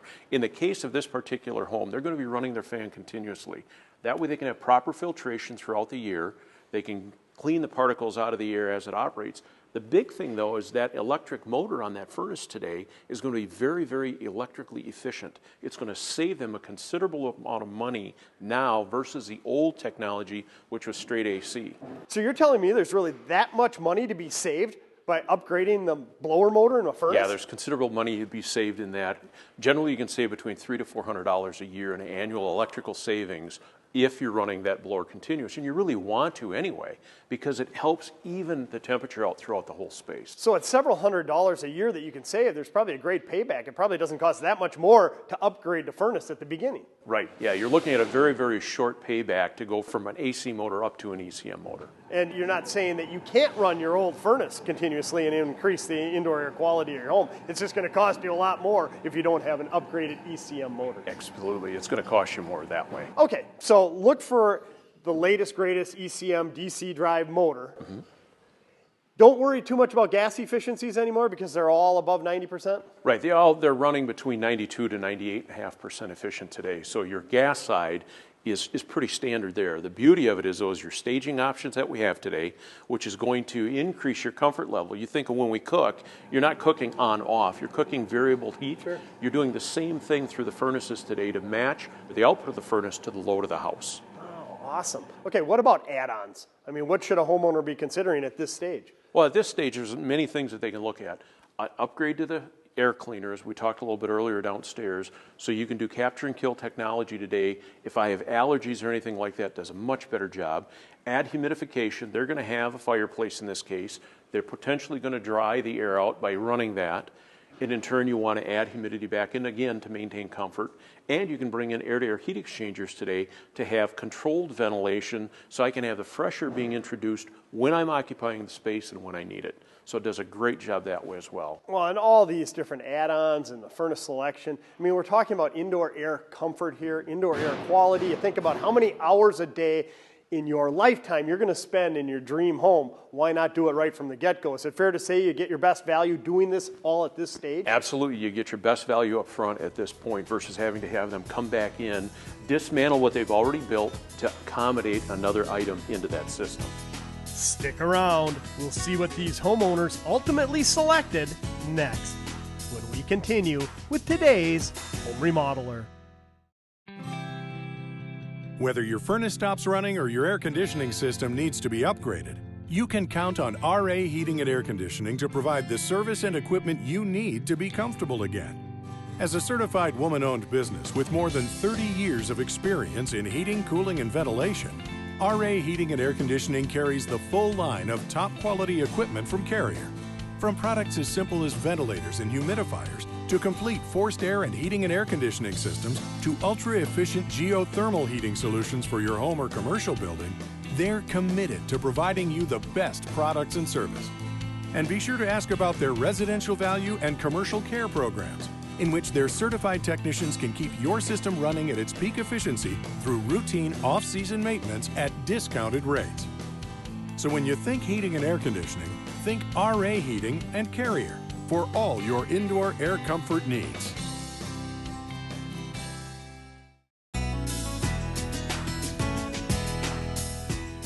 Earlier in today's show, we learned why when building a new home, homeowners should work closely with their HVAC contractor to design a system around their lifestyle, and also discussed what you should consider when selecting a new furnace. Now let's see what our homeowners ultimately selected as we continue with Larry Hacker from Temperature Systems. Wow, Larry, we were here a couple months ago. The house was in rough stage. Now it's completed. It looks beautiful on the outside, equally impressive on the inside. And when you talk about impressive, this system just looks spectacular to me. Yeah, you can take a look. I mean, the craftsmanship that you can see just right here in the ductwork says a lot about the installer that put this in. That company takes pride in their work, and you can really see it. The straight lines, the great seams, all of the hardware fit and finish and how it's put together. That says a lot about the care that went into the system, plus how it's going to perform over the life of it. And you know, earlier in the show we talked about how it's a good idea if you get out at a rough stage of the construction, but even before that, when you're designing your system and selecting a contractor, go visit some of their projects that are under construction. Exactly. And is that what you're saying? Take a look at how straight the ductwork is. Your eye can really tell a lot about the quality of the work that's going to be done. Absolutely, because this is an integral part of the entire system working correctly. And if there's a lot of holes and gaps and loose fit and finish, you're going to be losing that precious air downstairs when in reality you want it upstairs. So in the end, going to save you a lot of money that way as well, just in getting the airflow where you need it, when you need it. Sure, and you know, throughout the show we've talked about all the different add-ons and the role of the homeowner in selecting those add-ons. What did these homeowners opt for?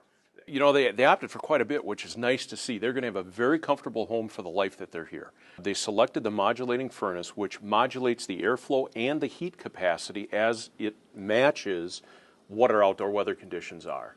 And if you think of the weather extremities that we have, from 95 degrees in the summer all the way down to 15, 20 below in the winter, this will modulate accordingly as our temperature outside dictates. They also went with a 5-speed air conditioner. It will work very similar. As it starts to warm up outside, we don't need full capacity, so it will kick on in a very low stage, like it's actually running right now. Wow, it's nice and quiet. That's one thing I like. And just quickly, you know, the nice thing that I learned throughout today's show is that with this unit, they can run that fan continuously at a very economical rate. Absolutely, which is really what we want to do. They're going to be utilizing great filtration. We asked about the accessories. They've got the high-end capture and kill filter. We also have a zone system in here, so they've broken their home down in more smaller controllable areas. So the bedroom is separate from the living area, from the kids' bedrooms to the lower level. We don't have one light switch in our home. This allows you to have multiple areas to control from as you utilize the home. And this house is about, I think they said 1,700, 1,750, so on one level, so about 3,500 square feet. Are you finding more and more savvy homeowners are opting to zone their system to go with higher end pieces of equipment? Absolutely. That's one of the questions we get a lot of times from a new homeowner after they realize what they could have had because they really didn't look at the options up front. I stress that. That's important that a new homeowner looking at a new home today figure out what are the things that are available to help them be much more comfortable while they're indoors. Okay, and of course the little blue boxes up there, those are the zone dampers themselves for each of the zones? Correct. That's actually what drives and controls the airflow to the different areas. The other thing you can see on here is they also added a whole home dehumidifier. Now we can think the good old days you'd have little dehumidifiers plugged all over your basement, you had to go empty them or you had piping running throughout. This actually takes care of the entire home and is a much more efficient operating dehumidifier than what those small little cassette units are. And this is tied right in centrally to all the duct systems. So really it's a set it and forget it system. You're not going to have to worry about it. So we know how humid it gets in our summer weather, in our summer months. This can actually dehumidify our homes automatically? Right, automatically much more affordably than what those other styles are, and it's convenient because you don't have to sit and empty a bucket all the time. Sure, and conversely in the winter it gets very dry here and all that static electricity around the house and everything. Looks like they opted for a humidifier as well? Exactly. They've taken care of both ends of the spectrum. Wintertime they need humidification, summertime dehumidification, along with what the central system will do through the cooling process. Well, you know, I agree with you. I'm happy to see these homeowners opted for these pieces of equipment, all the add-ons, but of course they're going to have to control it all. How are they going to do that? Let's take a look at that. It's an infinity system. I'll show you upstairs. And we'll do that next when we continue with today's Home Remodeler. Think home comfort is just controlling the temperature? Well, think again. Did you know that a continuously working Infinity air purifier can filter out 95% of airborne particles? And better yet, this air purifier kills or inactivates up to 99% of everything it captures to keep your air healthier. Carrier's innovative ventilators are designed to remove stale air from your home while keeping valuable energy from escaping. Humidifiers can help you feel more comfortable at lower temperatures during winter months while protecting your wood furniture and floors from drying out and cracking. CO alarms protect your family from deadly carbon monoxide.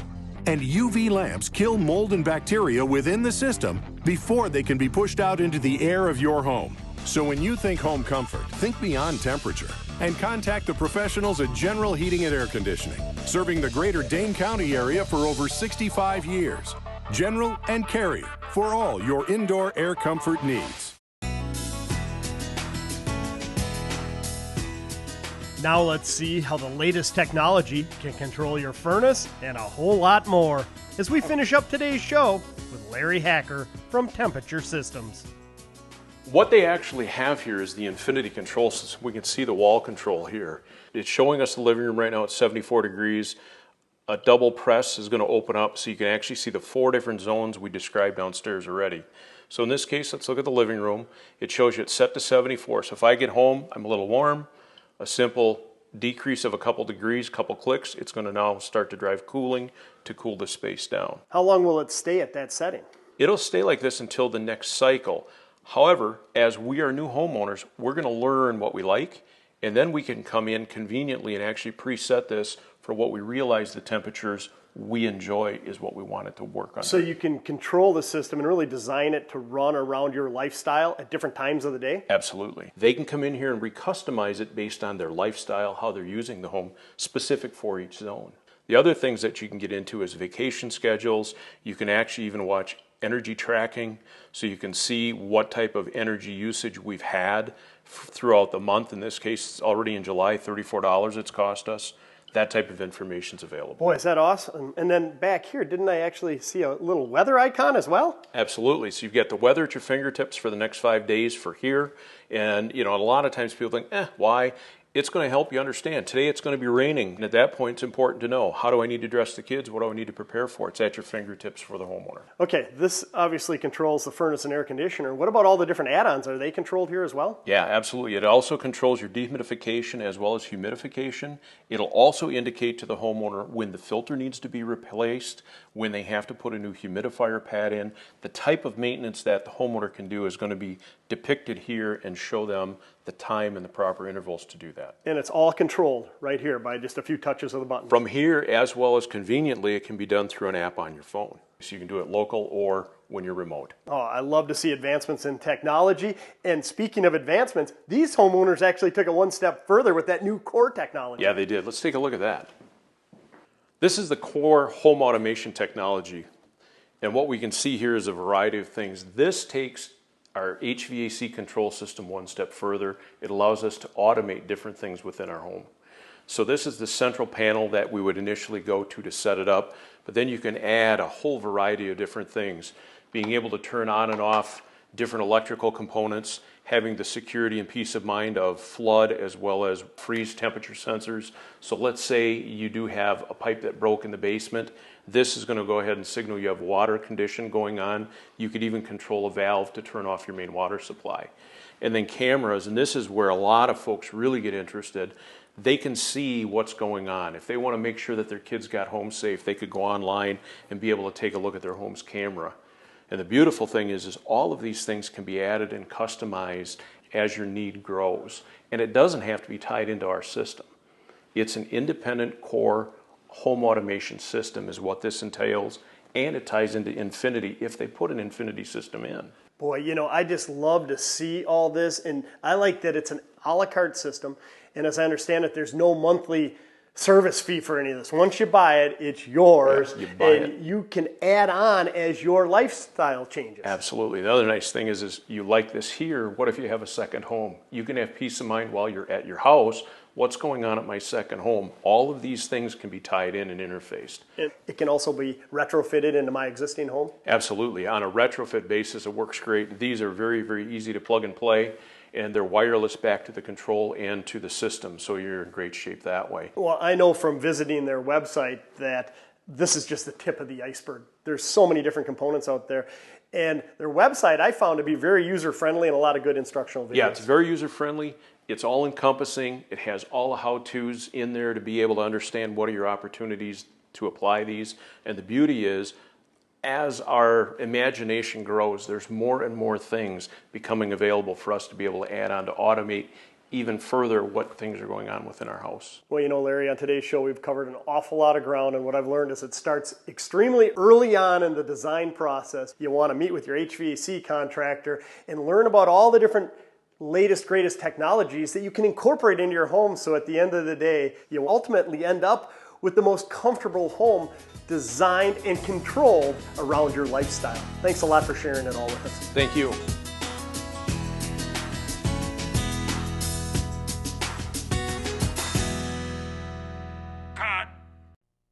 The preceding program was sponsored by the Today's Home Remodeler Television Network. The following program is sponsored by the Today's Home Remodeler Television Network.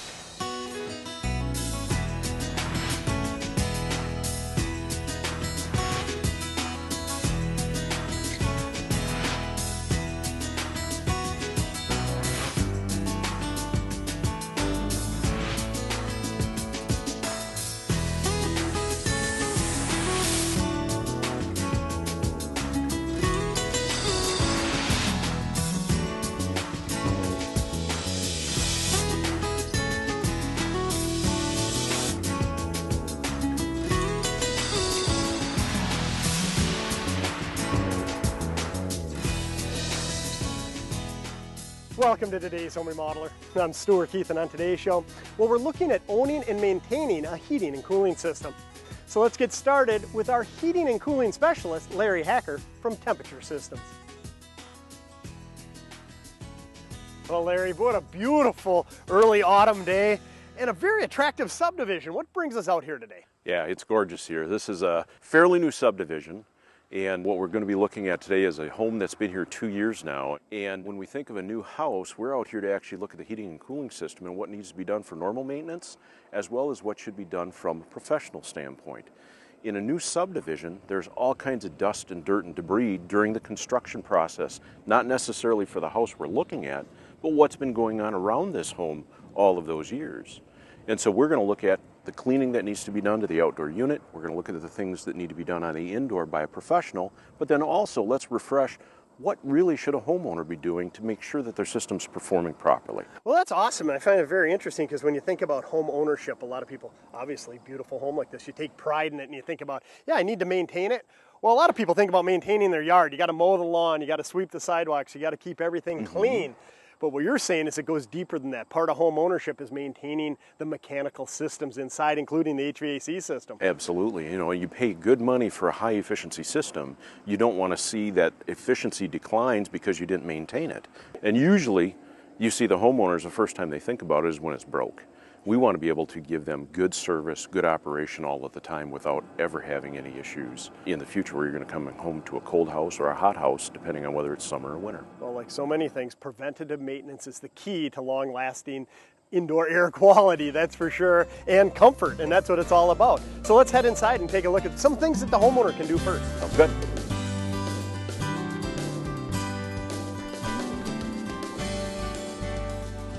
Let's take a look a little bit about what a homeowner should be doing spring and fall as they change seasons, in addition to then what we're going to be looking at is from a maintenance standpoint, what they can do downstairs at their furnace. Okay, so when we talk about seasonal maintenance on a system, it's really seasonal operation? Yeah, seasonal operation for sure, and then there's many things that go along with that, and we can tee into some of the reminders that come change of season, what we should be doing as a homeowner. Okay. What we see right now is this particular thermostat and its electronic control system, it is running in the cooling mode, and it's simple for a homeowner thinking through, oh, we were set for cooling, now we're going to be going into the heating season. I need to be able to come in and change from a cool mode to a heat mode now.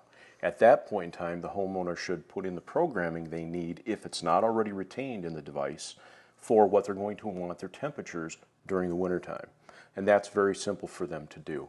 This particular control system would also remind them when the filter may need to be replaced, if they have a humidifier, when the humidifier has finally used enough water to where it needs the pad changed. Those are some things they can do. Some of the other controls that are out there are manual, and those would be more devices that they were going to have to make a setting for heating to cooling, things like that, along with fan operation. It's a manual switch that they may have. And you're talking about the old round thermostat on the wall, and if you look closely at it, it'll say, you know, fan, auto, fan on, correct.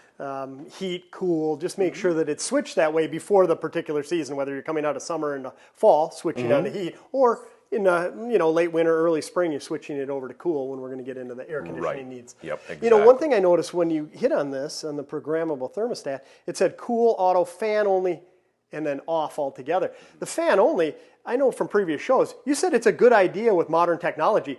Run that fan continuously. Absolutely. We really recommend that. It's going to increase the comfort throughout the whole house. Also, what it's going to be doing is allowing the filtration to happen because that fan is running all the time. So you're having constant filtration of all the particulates that are in the air.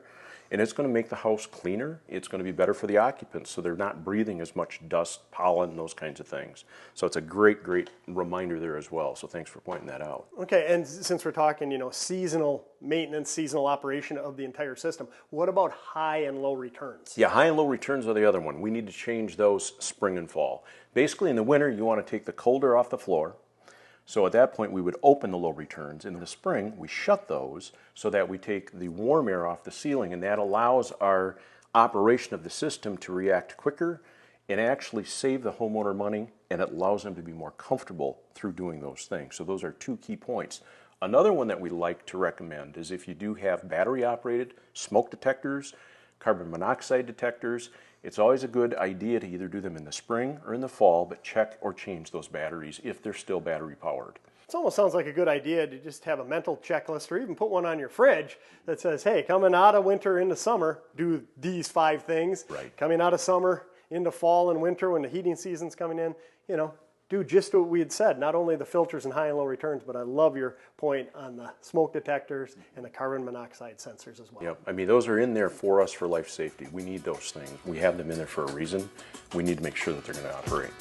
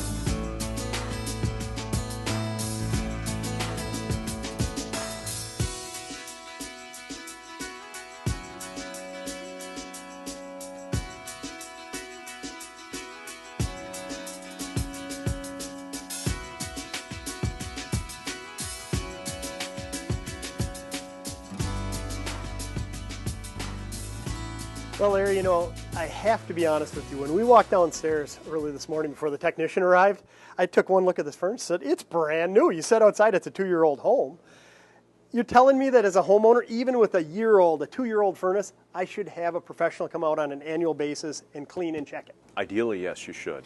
These systems are as sophisticated today as your car. You do maintenance on your car, these need maintenance. And what we were able to observe the technician do today basically proved the various things that they do check to ensure that the operation of this device is going to be efficient and last a long time, and any predictive things that need changing can be taken care of on the spot. And I think the things that we saw that technician once he arrived today and what he was checking is peace of mind for we as a skeptical homeowner thinking, really, what are they going to do? Are they just going to be down here knocking on things? Sure. We saw him do an in-depth investigation of the furnace and how it's working. Let's walk through what happened there. Sure. He first turned on the thermostat to get it firing up for heat, came downstairs to save the consumer time, turned off the disconnect, and the first thing we did, he took a look at the filter and the blower assembly internally. Sure. The filter obviously needed to be changed, which he did that as a service through the clean and check. Now, why is it so important to have a clean filter? I mean, once the filter's plugged, it's still allowing some air through, isn't it? Well, it's some, and you hit the nail on the head there. You have a resistance that increases as it gets dirtier. So you have less and less airflow, which is now going to start causing harm to the system, but also increase your operating costs. So as a consumer, you're going to see your fuel bills go up because it's trying to push the heat out or the cooling out in the space, but you're resisting the ability for it to do that. And that's the reason we have to change those in a maintenance standpoint. And then, so what you're saying is that if you have a clogged filter, it's making your system work harder, which can lessen the longevity, but also cost you more to operate? Absolutely, it costs you more to operate. This particular furnace will basically add power to the motor to overcome the resistance a dirty filter will provide. The bad part is that costs the homeowner money. So we want to make sure that we change those frequently enough to ensure proper operation and to keep us as efficient as possible electrically. Something a homeowner can do on a regular basis. Exactly. Could be done by the homeowner or it can be done by the professional, and you'd be surprised the amount that choose to have the professional just do that as a part of the service, because they have the proper filter for this particular system every time that they come out. And let me tell you, from some of the past shows we've done, I've seen that the filter industry has really evolved, which is good news for the homeowner, because if you have seasonal allergies, you just want fresh air, good, clean indoor air quality, you want a good filter. Right. Then I noticed he went right to the blower motor. Yeah, he went down inside the blower area, opened that up. He actually pulls the blower right out, so he can do an inspection of it, make sure the blower wheel's clean, and if it's not, what they will do is they'll actually clean the blower wheel. As life goes on, they do start to get dirty. In order to be able to move the proper airflow as economically as possible, they will clean those. In the case of a 2-year-old, they didn't need to do that. And then if you recall, he actually stuck his head in and looked up underneath, internal to basically the guts of the furnace, to see what the heat exchanger looked like. Yeah, he was actually even using, I think, as a borescope, to actually look in there and see where he couldn't physically see. Yep, so he actually did it both ways, with the scope, and then he actually did a visual internal. Today's furnaces produce condensate. We need to make sure that there isn't a physical leak in there, and that's what he's really looking for at that point. Sure. If the heat exchanger is starting to deteriorate, not that we would expect it on a newer system, but it could, what then do they need to do? If it's starting to leak, they need to then do proactive and or repair at that point while it's still under warranty, obviously. Sure. In this case, there's not a problem. But he was reassuring all of us that everything is operating as it should.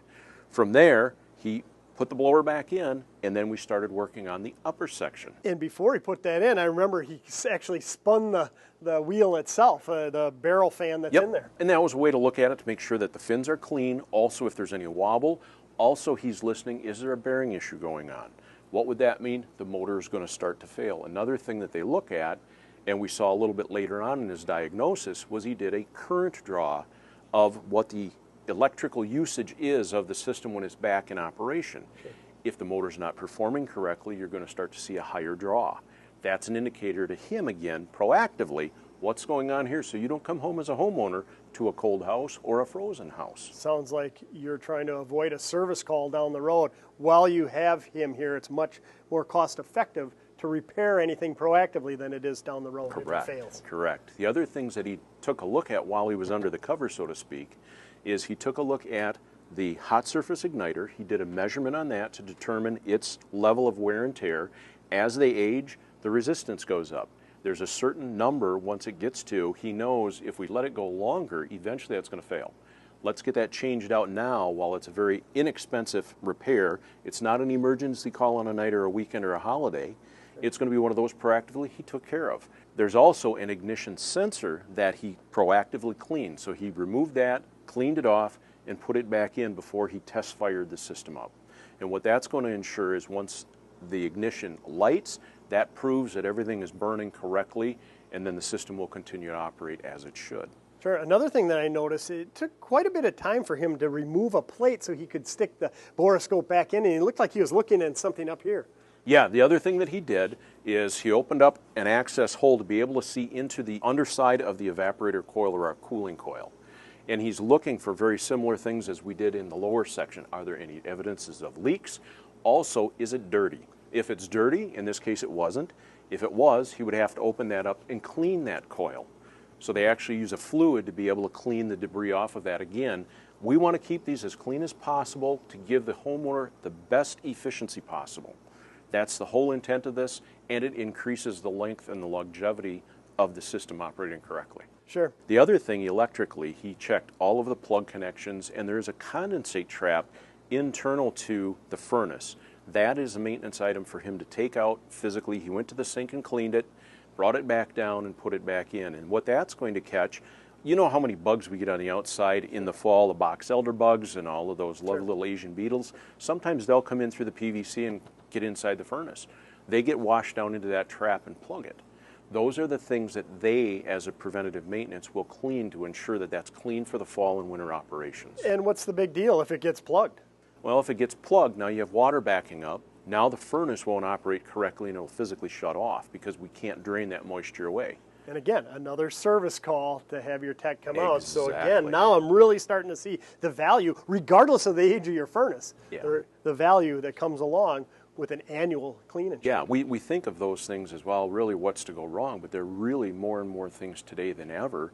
How do you make sure that it's operating properly and efficiently? That's what we're working with. Sure. Well, you know, as I was watching him go through all the checks and balances of the system, I mean, it was pretty intimidating to me. I wouldn't want to be in there monkeying around. It seems to be a high-tech device there. But at the end of the day, when I looked at it, that's a beautiful blue flame that he had. Right, and that's the thing that they do. They do the visual inspections. They look at the burners, not just the blue flame, but if the burners are not set correctly and or if they're corroding, due to moisture maybe in a very wet basement situation over the course of the summer, those are the things they want to inspect now because that can impinge the flame to where now you don't have a good clean burn. And we need to ensure that they're burning as efficiently and effectively as possible for the homeowner. So those are the things that they really look for.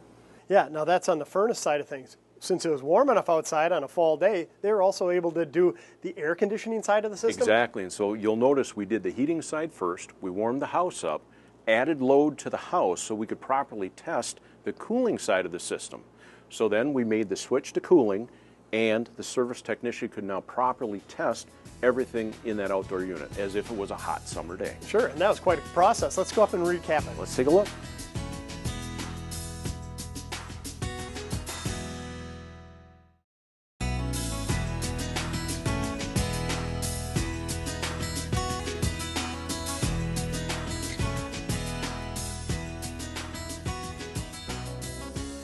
Stu, let's take a look. This happens to be the condensing unit sitting outdoors, and this is where we actually extract the heat from indoors and blow outside. You'll note it's up on a stand. This was built new construction. We're seeing this as a very typical installation now. They can come in, be able to get the installation complete without worrying about landscaping or things like that. And when you say worry about landscaping, what can you possibly worry about as far as affecting an outdoor unit? Well, good thing you asked. Obviously, in a new construction case, they don't have a lot of bushes yet. Sure. What we have seen where issues is a 15, 20-year-old job, they might plant a bush here. It starts to restrict the airflow into this unit. Now, it needs to work harder to be able to cool the house. There's requirements of the distance that bushes and things like that need to stay away from the coil so they can work properly. So is that something a homeowner can keep an eye on if they have a condensing unit that this is called? Oh, yeah. If there's plants around the outside, keep those pruned, say a couple feet Exactly. back away so Yep. that this doesn't have to work as hard to cool your house? Right, that as well as also keep that in mind when, in this case, they may be putting in bushes later. Where should they put them so they don't create a problem that wasn't here at the start? Okay. Now, I was surprised. He seemed to spend quite a bit of time out here. There must be more maintenance on the condensing unit than I was aware of. Yeah, there is. When you look at it, this sits outside. It's drawing air in through it to operate in the cooling mode. Much like we saw downstairs with the filtration, with the coils we looked at down there, we do the same thing here. You can't put a filter on them. So what happens is the coils will eventually start to plug up with the debris that's in the air. Now we saw when they cleaned this, it had a lot of straw. We're looking around, where's that? Farm fields are a long ways away. It's when they put in the grass. They were running the cooling, and that got airborne because we're between two houses. A lot of movement of that. It ended up getting sucked in and started to plug up the airflow within the coil. And so when I look at this, I see what appear to be a bunch of fins in there. When he took this outer shroud off, boy, it was covered. It looked like a lot of dandelion, maybe some cottonwood debris in there. Exactly. All of those types of things that are airborne, when this is running, is going to get drawn into this and start to plug it. That's the biggest reason we need these things to be looked at. The other maintenance item that they do is they take a look at the current draw. They also put gauges on the system to ensure it's charged and operating correctly.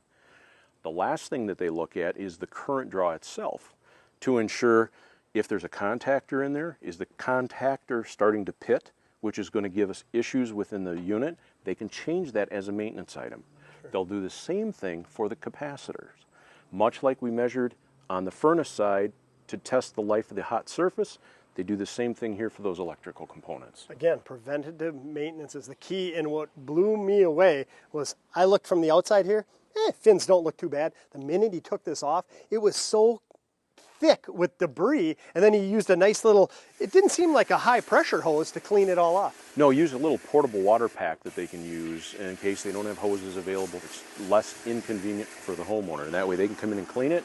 If they have to clean the coil, he has coil cleaner right in that pack, so it can actually suds up. In this case, he didn't need to do that. He just washed the loose debris off. Sure, and now is that something a homeowner can do? I mean, it looked to me as just hosing it off. Well, you can. I mean, if there's some big stuff on the outside, they can hose that off. What you don't want to ever do, though, is let's say down the road I was cleaning the house. Hey, there's a little debris on there with a pressure washer, and you hit these fins.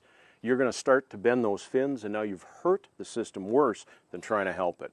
That's the biggest concern, because once you bend them, they're going to be restrictive until they're fin comb back out, which is a much bigger service call for that homeowner to actually contend with the dealer. You know, I know a lot of people that have used a pressure washer on their system, and I bet, unbeknownst to them, they were doing way more harm than good, is what you're saying, because those are pretty delicate fins in there, and just high pressure water can do more harm than good to the system. Exactly. They're like an aluminum foil, a little bit heavier gauge, so they do bend very, very easily, and that's what you want to be careful of. Well, what I'm taking away from this is September is a great time to have a furnace/air conditioning clean and check, because the weather's warm enough that they can not only do the furnace on the inside, but they can also test the air conditioning components on the outside. Yep. Also, that is usually when they have the most time in their schedule to be able to meet your schedule, to be able to come out and do the clean and checks at the right time. So it's less inconvenience for the homeowner. It also fits within their schedules as well. And proactively, if they do find, let's say assume this is a 15, 20-year-old system, and there's mechanical things wrong that they finally determine, hey, it's probably a good time to change or replace, they have the time to do it then where it's not an emergency and it's more economical replacement at that point for the homeowner, generally speaking. Well, Larry, that is awesome information, and we covered an awful lot of ground on today's show. I mean, so much so that I got to believe a lot of homeowners might struggle to comprehend everything and remember it when their need arises. And let's take the situation where I come home, it's 10 below zero, January night. Oh no, my furnace must not be working because it's cold in the house. I'm going to be panic stricken. What is the advice you could give someone? The advice, first off, obviously the list we went through, it's going to be tough to remember it all. Ideally, call your heating contractor, a reputable one. The first thing they're going to do is cover the obvious with you over the phone. Make sure you've got the thermostat turned on. Make sure if it's been a windy, wintry night, did the intake exhaust outside get covered up with snow so that you can walk out and take a look at that. The last thing they want to do is come out here, borrow your shovel to clean that out, and then hand you a bill. They want you to be satisfied with their work, and they want to help you as quick as possible to be able to get you the heat back on. It might have been as simple as the kids were playing downstairs and they flipped the disconnect by the furnace. Just by accident, that simple on-off switch created the cold situation. And you know, the beauty of that advice, call your contractor, you said. Build a relationship with a reputable contractor, do the annual clean-in checks, Preventative maintenance is the key, and you're going to lessen the likelihood of that scenario that I just said, coming home from work on a cold winter evening and your furnace isn't working. Exactly. Those are the things that they're going to work with you on, and they want you happy, and they're not there that they want to bill you. They want to be able to make sure that the things that they provided, you're getting good service from. Well, it's been awesome today. I appreciate you coming on today's show and sharing this great advice with our viewers. Thanks. It's my pleasure.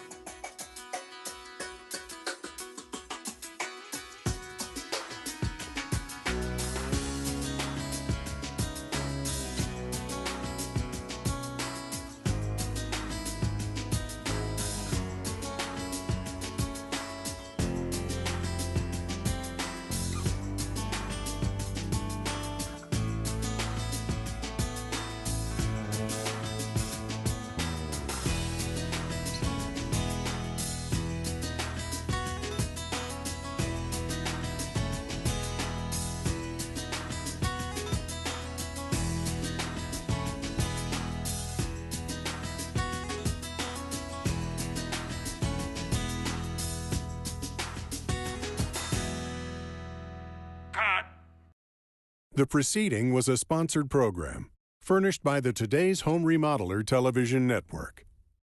The following program is sponsored by the Today's Home Remodeler television network.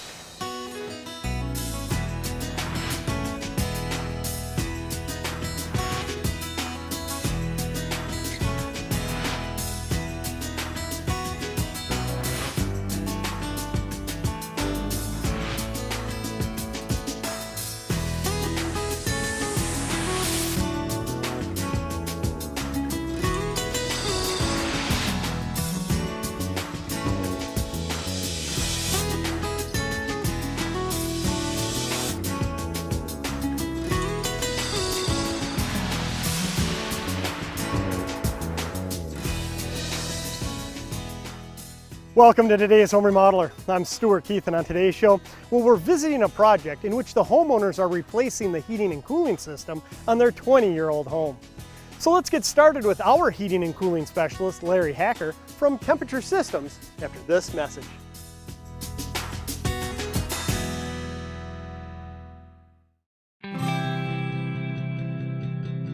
An HVAC system from Carrier goes far beyond simply heating and cooling your home. It can actually create a healthier and more comfortable living environment. It starts with a Carrier high-efficiency furnace, air conditioner, boiler, or heat pump. Add the latest technology in air purification, filtration, humidity control, and ventilation, and you have a system that's unparalleled for creating the ultimate indoor air quality. Talk to your Carrier dealer about an in-home needs analysis and learn how our full line of products are designed to help you clean the air and efficiently heat and cool your home. So turn to the experts, because at Carrier, even our experts will make you feel comfortable. Visit Carrier.com to find your local Carrier professional.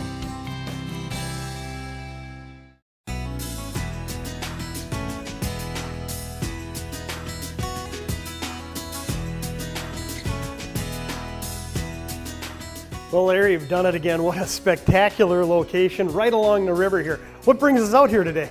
Beautiful setting here for sure. Well, 20-year-old house, and we were talking to this homeowner, and they want to upgrade their heating and cooling system. The homeowners built this home originally, and in 20 years time frame, they're actually coming to the end of the life of the system. And they're not having problems with it, but proactively, they want to get it upgraded. One, they're going to see an efficiency gain from what was a top efficiency system when they built to now what they can get with the newer system technologies that we have available today. The other thing they were interested in, now that they've lived in the home, is they wanted to actually add some more zone comfort, or at least consider it. There's actually 2 heating systems in this home. Oh, wait a minute. They have 2 furnaces downstairs? You betcha. 2 furnaces downstairs, one for upstairs, one for down. Whoa. So they did zone, but they did it by equipment. 20 years ago, they had zoning technology then. Any idea why they didn't? I really can't answer. I don't know. But I think at the time they felt, we never had it in our old house. Why do we need it now? Sure. But as customer expectations have risen, sure, now the question, hey, I want my bedroom cooler than my living area while I'm sleeping. Can I do that? Well, we came in to look. The whole ceiling downstairs is finished off, sheetrock, beautiful texture. They're not going to cut into that, but that would be a way to be able to do it had they considered making a mess. Sure, hindsight's 20/20, right? Exactly, it's all 20/20. So what we're going to do is we're going to give them, asking them the questions through the needs analysis, we're going to give them the things we can best do without tearing into the ceiling. And you're going to see when we're downstairs, it's a very confined mechanical room as it is, but we're going to do the best we can with what's available for space. We're going to upgrade the technology that we have today of digital so that they can actually look online to know how the system is performing. And we're going to go with a heat pump with the furnace combined to give them the best indoor air quality, the best efficiencies possible today, and give them, the consumers, the peace of mind that they're so looking for. Well, these homeowners seem like they're very conscientious. They want the latest, greatest technology. And really, they're looking for ultimate and peace of mind. Yeah, they want the peace of mind there. If any consumer's looking at upgrading, they really want to talk to their dealer. The dealer should be asking them questions about lifestyle. Are there people with allergies? Are there areas of a home that don't heat and cool properly? Those are all of the things that we talk about, and we'll do a heat loss, heat gain on the home. But one thing we noticed, they do not have any window coverings. We size for window coverings when we first do the load calcs. We have to take that into consideration now. So that was one of the aspects we looked at for today's replacement system versus when they originally built. Without them, have they had issues not properly conditioning areas? Because here they're going to get a lot of sun in the morning. Well, it turns out they put an awning outside that they can extend and retract. So they did it themselves, but they did it outside the home. Sure, and you look at the windows on this, there is a lot of exposure there, a lot of potential for heat gain and heat loss in the wintertime. A massive amount of glass in this home, which is beautiful. Again, the setting is gorgeous, so you understand why they put them in. Sure, and I gotta believe that needs analysis, as you called it, is so important because this is 20 years old. A lot has probably changed in their lifestyles from when they first moved in 20 years ago. Yeah, you're looking at empty nesters now versus when the kids were home. Plus, today's culture, they're working out of their house more than they are going to a remote office. Sure. So now they want to be comfortable all day long, all summer long, the same thing all winter long. And that was an important part of our conversations, and also humidification control. They're much more aware of it today than when they first built.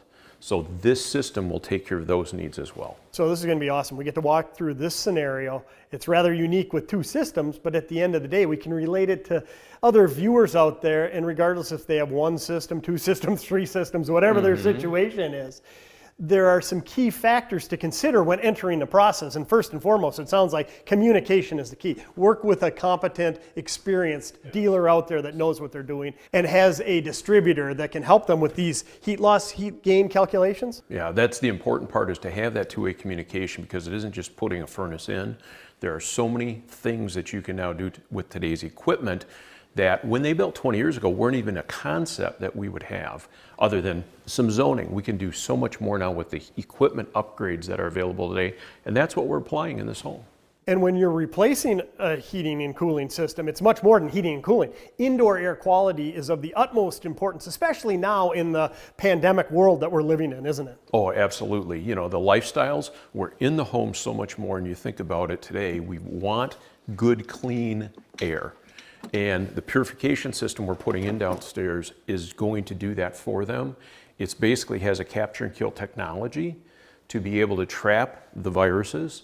99% efficient on being able to do that. Whatever's airborne, it gets drawn through. Sure. So they have great efficiency to be able to do those things. And you think about it, look at today's families. I mean, a lot of people that used to go into the office have an in-home office now. There are children that are going to, elementary school through high school that are now in Zoom sessions online at home every day. They used to be gone during the day. Heck, I even know college students that went off to college and are now back home because everything became online. So our world today is really gotten tighter for the family unit, and a lot of people are in close proximity. So yes, indoor air quality is of the utmost importance. It is. And those lifestyle changes you just described, as we see moving forward, are probably going to be more the norm versus what we were used to even as little as 2 or 3 years ago. Sure. Well, the good news is by having good communication, working with competent professionals, and educating yourself as a consumer, you can get an HVAC system that's built around your specific lifestyle and needs. Perfectly, yeah. And ultimately, you're going to have the peace of mind knowing that you have the latest, greatest technology and great indoor air quality. Absolutely. Yeah. Okay, well, let's head downstairs. I'm anxious to see just what they're installing.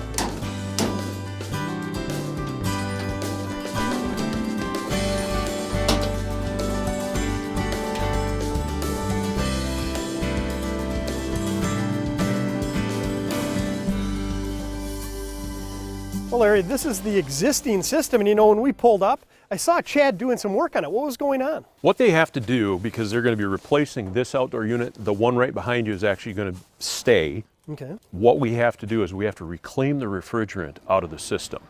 And that was what people were concerned about, it depleting the ozone layer, right? Absolutely, yes. So the process nowadays, you have to capture it. We basically reclimate that, put it back into a tank, and then that gets recycled so that we actually take that refrigerant and it gets reclaimed so we can reuse it again at a later date. So as a homeowner, that's maybe a question to ask, to make sure your contractor is going to recycle the refrigerant that's in there and really help save the environment. Absolutely, and it's everything that we're doing here is all reclaimed. So, you know, even all of this gets scrapped out for all of the copper, the sheet metal, the aluminum, all of those things. That's one thing that the dealers do a very, very good job of today. It doesn't end up in a landfill. It's getting recycled so that we can reutilize the raw materials again to make something else in the future.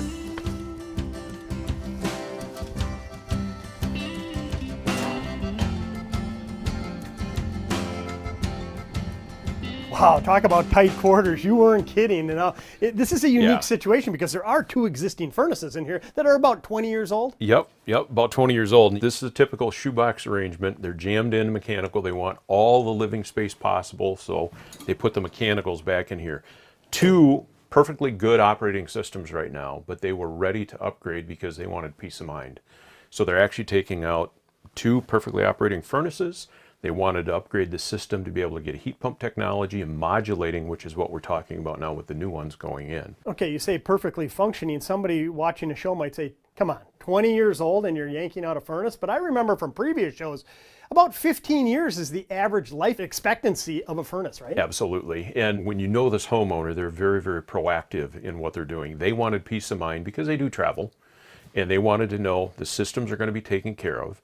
And with this new technology, they're going to be linked back to the dealer. So should there ever be any issues, the dealer can react and take care of their needs. Sure. Well, they've obviously gotten good value. You get what you pay for. So if you get the top of the line equipment to begin with, you have good peace of mind moving forward. What do you say we get out of their way and let's do that. Let them get at it and get the new one installed? Sounds good.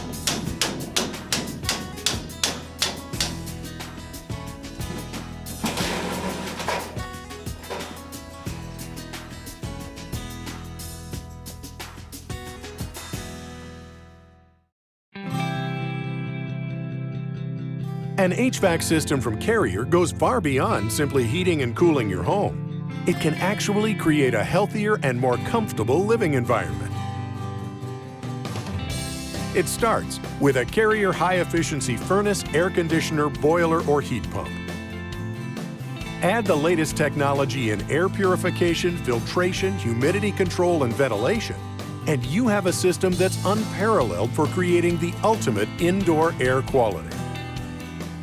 Talk to your Carrier dealer about an in-home needs analysis and learn how our full line of products are designed to help you clean the air and efficiently heat and cool your home. So turn to the experts, because at Carrier, even our experts will make you feel comfortable.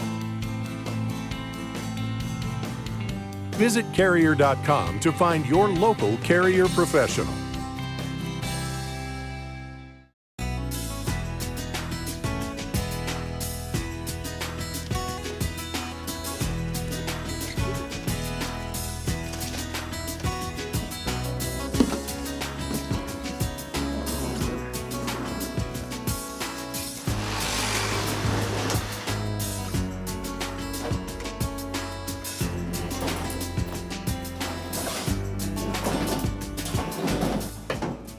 Well, Larry, with the tight quarters the guys are dealing with on this installation, this is a great opportunity to come outside, learn more about the components these homeowners selected after meeting with their contractor and going through a needs analysis. Sure. What they have is they have two systems in their home. We'll talk about the major one, which basically entails taking care of the upstairs of the home. This is a coil that will basically be transferring not just to cool the system, but also to add heat from an air-side heat pump in the wintertime. We have a modulating gas furnace. These are going to be LP gas because they are in the country. And the combination of a heat pump with LP gas is actually very efficient. In the spring and fall or shoulder seasons, the heat pump will take care of the primary heating systems. As it gets colder out, we'll then switch back to LP for the duration of the extreme winter. The nice part is it gives the homeowner optimal efficiencies, much more cost effective for the spring and fall to utilize the heat pump.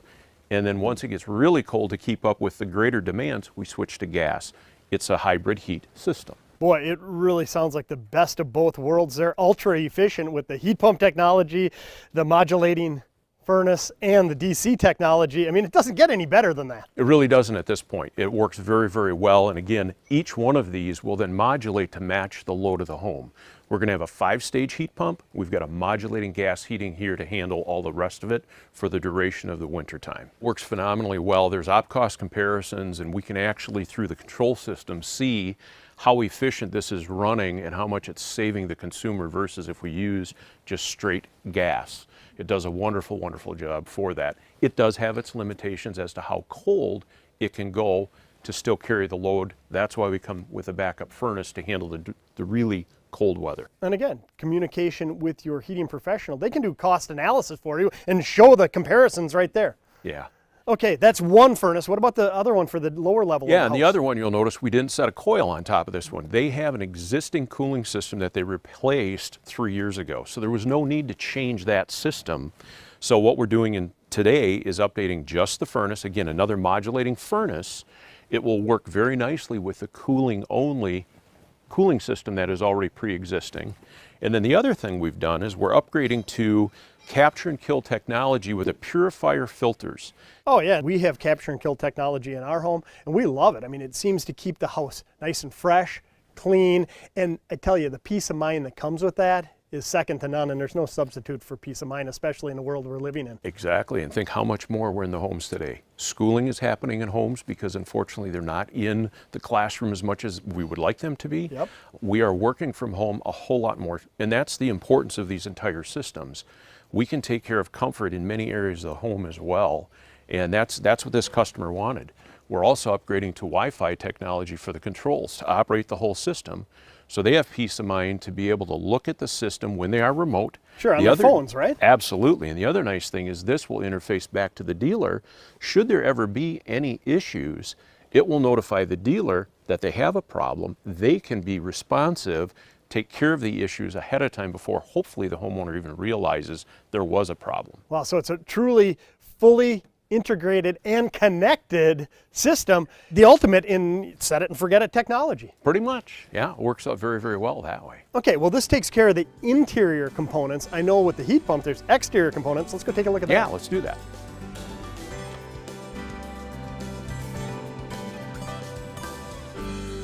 Okay, Larry, it looks like the guys have set the new unit, and this is called a heat pump? Yeah, this is the heat pump.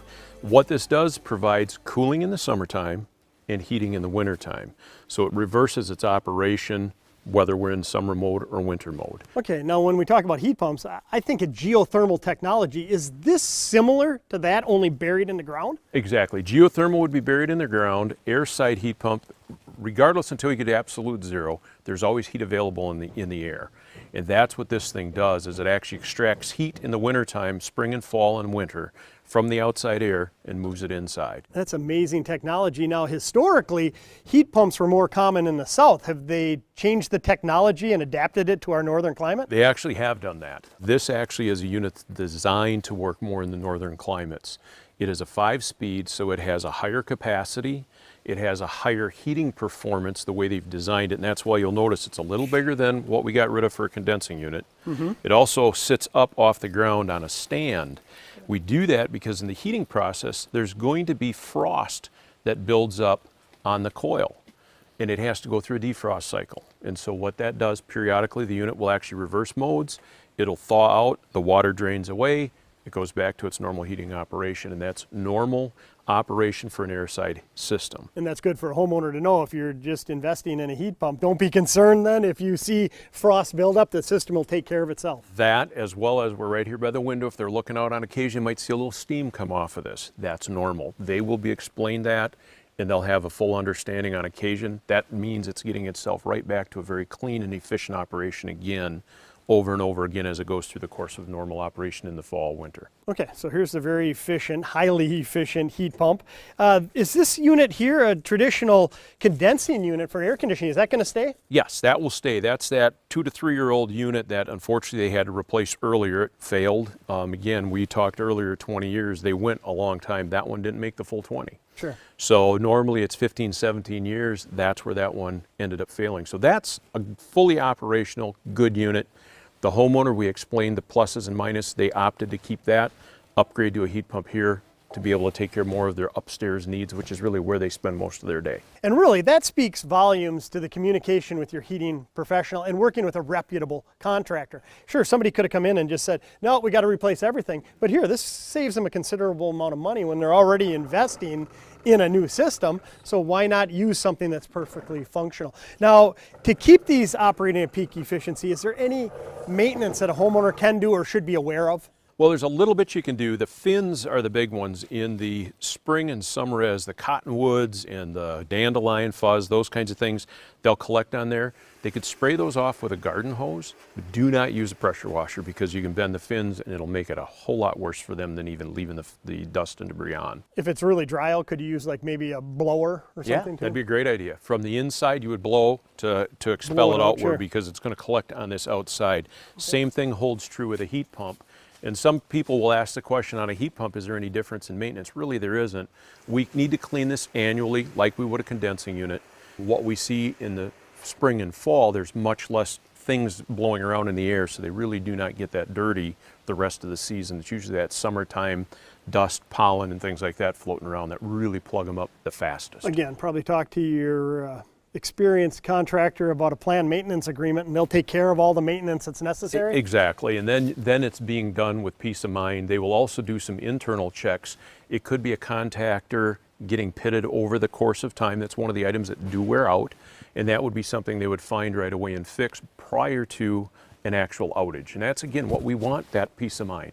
Planned maintenance brings you that longer life, as we see in this house, and it's going to give them peace of mind and good operating characteristics of the equipment.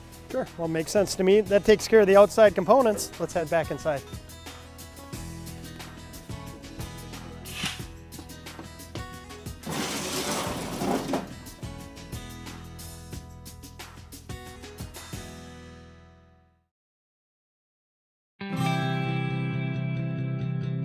An HVAC system from Carrier goes far beyond simply heating and cooling your home. It can actually create a healthier and more comfortable living environment.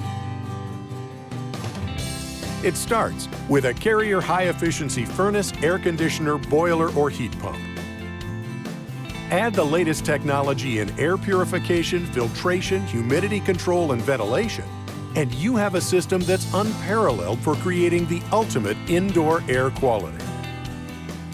Talk to your Carrier dealer about an in-home needs analysis and learn how our full line of products are designed to help you clean the air and efficiently heat and cool your home. So turn to the experts, because at Carrier, even our experts will make you feel comfortable. Visit Carrier.com to find your local Carrier professional.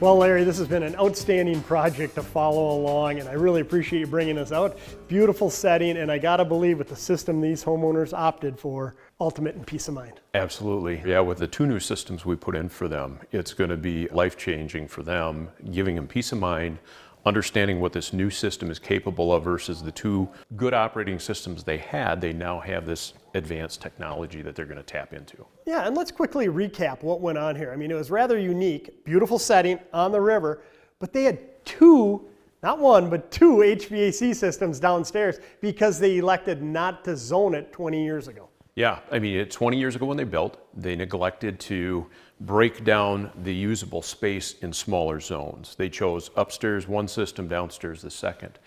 And since they lived here, they realized, we'd like to have the bedrooms a little different temperature. Those were the things that we looked at. Well, we gave them the best we could do without tearing into their structural system. Sure, because that beautiful ceiling downstairs, I don't blame them at all. Yeah. I mean, what can you do within the confines of what we're dealing with? So now what we've done is we've given them the best system possible for what they had. And as you saw downstairs, it was a very tight location for the mechanical, which is usual. It's one of those neglected things. They don't give us a lot of room to work with usually because they're using all of the square footage of the home to their fullest extent. Yeah, well, you say that's usual. That's not usual. That was pretty tight in there. We could barely squeeze in there, and the guys are doing a great job. But touching on the system itself, I really liked how they went through the needs analysis and got the system based on their needs with an in-home office with grandkids coming around, indoor air quality at the forefront, not to mention the electrical savings with the DC motor, the modulating furnace, and then the heat pump. Yeah, the heat pump side of it too. That was a need that they really expressed. How can I gain more efficiency with the volatility of LP gas, with the high efficiency that we have with today's modulating heat pumps, and they wanted dehumidification. So we can dehumidify in the summertime with that product versus what they had prior. And now we can actually get that to operate all summer long to maintain a humidity level in the home versus worrying about the temperature as much. So if they're gone for a week or two, they can have this set higher, but keep the humidity under control. And that's now what that heat pump is going to be doing for them in the summertime, in addition to temperature control. That is a great benefit that I hadn't thought of. So you're saying I could go away, leave the house at 80 degrees instead of down at 70 degrees where I like to have it. Yet it's not going to be all sticky and moist in there because it can be dehumidified without spending the energy to cool it off. Absolutely. And then the other thing we've done is upgraded their control system. So let's say they're returning from that vacation and they're coming back a day sooner. They can have the system look up on their phone and make the adjustments so when they do walk in, it's back to that comfortable 70 when they're unpacking and bringing the luggage in. And everything is back to normal as if they had never left. Boy, I tell you, cutting edge technology, it's awesome. And why not take advantage of it, especially when you're replacing your system? And how I'd like to wrap up today's show is just touching on maintenance and ongoing maintenance on an annual basis, because these homeowners got 20 years out of their existing system. And we touched on the industry average out there is about 15 years. And they got an extra 5 years because they did preventative maintenance on an annual basis. Exactly. And so as you saw on the sticker, they had the maintenance, so it was recorded when it was done. Gave them that extra life. Gave them the extra efficiency over those years by having everything clean. So we do recommend, obviously, that you would go with a scheduled maintenance plan with your dealer. And it served them two purposes. It gave them long life, long efficiency, and it also now allows them with the upgraded heating and cooling control system to have a tie-in to the dealership. Should they be gone, even when they are home and they have an issue, the dealer will be notified that they have a problem even before they know. So now they can have that peace of mind yet again that their heating and cooling indoor climate system is being taken care of and maintained efficiently and properly for the next, hopefully 20 years that this system happens to be in here for. So what you're saying, talk to your professional heating contractor, set up a PMA, a planned maintenance agreement, see what it costs, spend a little now to save a lot later. Yeah, absolutely. It's one of those where, again, it's no different than what we do with our cars. You maintain them so you can get more life out of them. Same thing with your HVAC systems at home. Yep, well said. Well, I really appreciate you thinking of us and taking us along on this HVAC replacement project. Thanks. I'm glad you could come out here.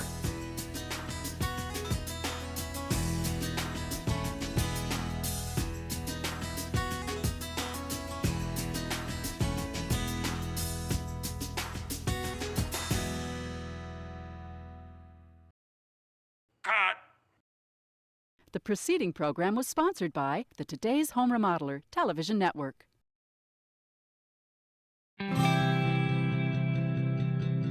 An HVAC system from Carrier goes far beyond simply heating and cooling your home. It can actually create a healthier and more comfortable living environment.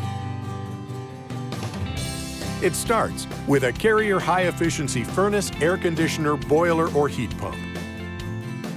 Add the latest technology in air purification, filtration, humidity control, and ventilation, and you have a system that's unparalleled for creating the ultimate indoor air quality. Talk to your Carrier dealer about an in-home needs analysis and learn how our full line of products are designed to help you clean the air and efficiently heat and cool your home. So turn to the experts, because at Carrier, even our experts will make you feel comfortable. Visit Carrier.com to find your local Carrier professional. The following program is sponsored by the Today's Home Remodeler Television Network.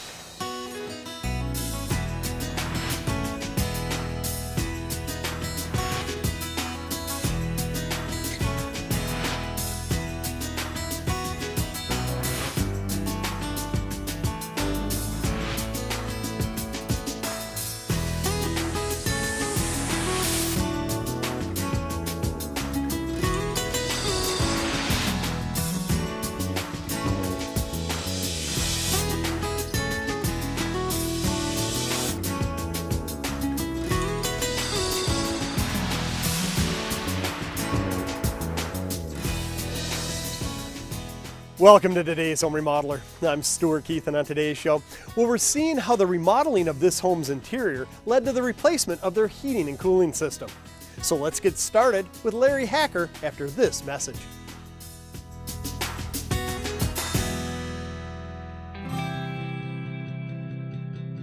An HVAC system from Carrier goes far beyond simply heating and cooling your home. It can actually create a healthier and more comfortable living environment.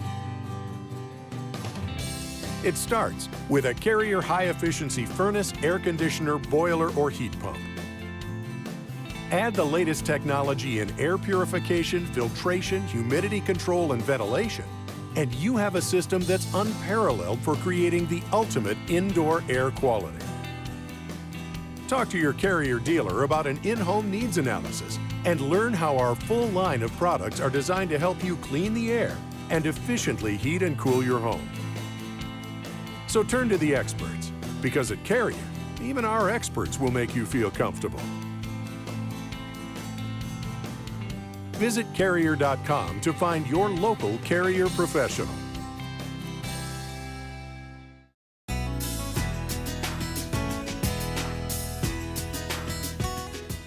Oh, pulling into this location, Larry, what a beautiful hidden gem out in the country. Perfect location for a young couple. Yeah, this young couple, it was great to get that phone call. And apparently this was a 2-bedroom home when they found it. It's now 4. Now with that, they've made some serious changes to the home, which in turn helped reduce the heating load profile because they did a lot of insulation. We can talk about that when we get downstairs. Sure, and when I pulled in, it looks to be about 30, 35 years old. Exactly, it was a 30, 35-year-old home. And it's, I understand, exciting times for them. Not only a new house, they have a child on the way. Yeah, that added to the mix. So then at that point, that got them thinking about how am I going to add extra bedrooms above and beyond the one they were adding. They've now added a guest room downstairs. Well, it should be a great show because when I think of a young couple, they probably aren't flush with cash and can go get the latest, greatest high-end equipment. So they're trying to work within their means to get the best system for their future needs. Yeah, the budget was definitely a part of the conversation, so we made some compromises in that. They didn't go to the top, but they didn't settle for the bottom either. So on today's show, we actually get to follow along with the heating and cooling system that was needed to create a comfortable indoor living space amongst all these changes, right? Right, yeah, the changes that they made here were immense, and it really made a difference on the things that we would go ahead and do for a heating and cooling system. And the other exciting thing for me on this is that this is pretty common. I mean, it might not be a full-blown major remodel, but there's a lot of people living in their homes now more than ever, spending time working there, finishing off lower levels, and they're finding out that the comfort levels are changing. Like, it sounds easy. I'm going to put an office in my basement. Suddenly, why is it so cold here? I keep turning up the heat, and now it's 80 degrees upstairs and still 60 in the basement. So along the way, we should learn how to tackle issues like that, right? And that was the beauty of it, is they lived in here for a period of time after they did some of the remod before they finished downstairs. So they learned what is their living experience here, and it made a difference in some of the decisions they've made. And that really helped them guide what type of a heating cooling upgrade they want based on how they're living now in the structure. Well, awesome. Let's get started up here. What were some of the changes they made? Well, one of the things, this used to be one big room that was a dining room, and they wanted a third bedroom. So he informed me that they ended up putting a wall in. This is now their extra bedroom upstairs. So three this bedrooms whole up. area, that room and this room were one big dining room. One big room. What a great vision to turn it into either a child's room, a guest bedroom. And again, with the southern exposure out there, was that an issue, thinking of heat gain, heat loss? It was definitely a part of the mix we had to consider now, especially with the thermostat back out in the main living area. Instead of just heating and cooling it, thinking of it through as a dining area, they're now going to be residing in here at night, making sure that we're comfortable. That was one of the conversations. What do we need to do now that this is a 3-bedroom home upstairs versus just a 2? Now, what about this great room over here? This looks to the north, but again, a lot of window space here with sliding doors. It's another thing to consider. We had to look at this when we did our load calculation. A lot of glass, granted, at least the sun's not shining in, but some of the things we look at, do they have draperies or shading? That makes a difference when we do our calculations for heat loss, heat gain. When we do calculations normally, we always assume those are going to be done because it's a rarity that they don't have window coverings. That can make a world of difference. That area in the front where they made the extra bedroom, that's going to be critical because that's going to get a lot of heat gain from the sun. That's one of the things that we talk about and look at when we're considering sizing then at this point, when the homeowners are already here. Sure, so as something as simple as draperies or curtains can make a world of difference in the comfort of your home. Sure can. Okay, and then over here, it looks like this isn't a gas, it's an actual wood-burning fireplace. Do those come into play? Yeah, it's a full wood-burning fireplace, and when I pulled up, you could see the huge pile of wood that they have. We have to talk to the homeowner, how often do they use it? They use this a lot. When they're home, they're burning a fire. Well, we have to tune into that as well. They're going to be getting some heat from this. How do I get the heat from here to circulate in the house? We want to run the continuous fan. That's going to make the lower level much more comfortable and equalize that heat throughout the home. We're going to take advantage of that. Awesome. And you mentioned the lower level. Did they do any changes down there? They did massive changes down there, and that really changed the load profile of the home, which allows us to make the heating and cooling changes we're going to talk about.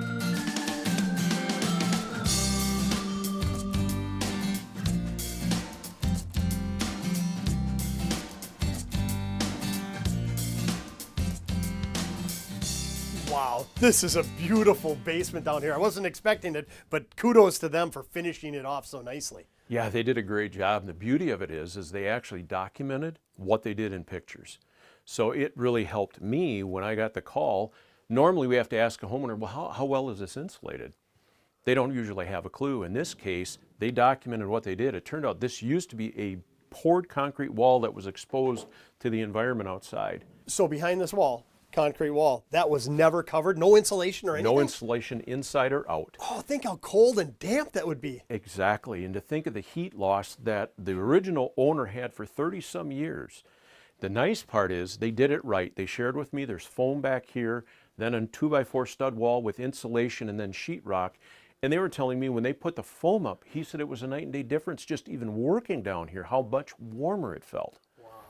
And because of that, we're able to put in a smaller heating and cooling system. So again, good communication with your contractor, but hey, don't forget about your role in the process, and that is documentation. So it really takes the guesswork out of it for the contractor? Takes the guesswork out of it for the contractor. Plus, they've got nice things to share when they finally do decide to sell this house, what they did for upgrades. That's awesome. Now, what else was done down here? I mean, was this all one big open space? Yeah, it was very neat to see their pictures. This actually used to be the gentleman's workshop. So it was very rough, and then to turn it into a beautiful living space like this, and then to add an extra bedroom down here on top of it, it turned out gorgeous. Yeah, think of the resale value and their growing family. They might not want to ever leave here, but they're going to have a comfortable home and indoor living environment when they're done. They absolutely will. Okay, so that kind of takes care of some of the aspects of the remodeling process. Let's take a look at the existing HVAC system that they're going to replace. Sounds good.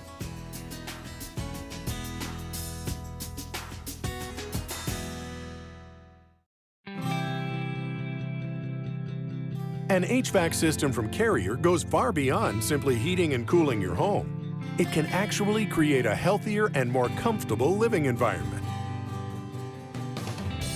It starts with a Carrier high-efficiency furnace, air conditioner, boiler, or heat pump. Add the latest technology in air purification, filtration, humidity control, and ventilation, and you have a system that's unparalleled for creating the ultimate indoor air quality. Talk to your Carrier dealer about an in-home needs analysis and learn how our full line of products are designed to help you clean the air and efficiently heat and cool your home. So turn to the experts, because at Carrier, even our experts will make you feel comfortable. Visit Carrier.com to find your local Carrier professional.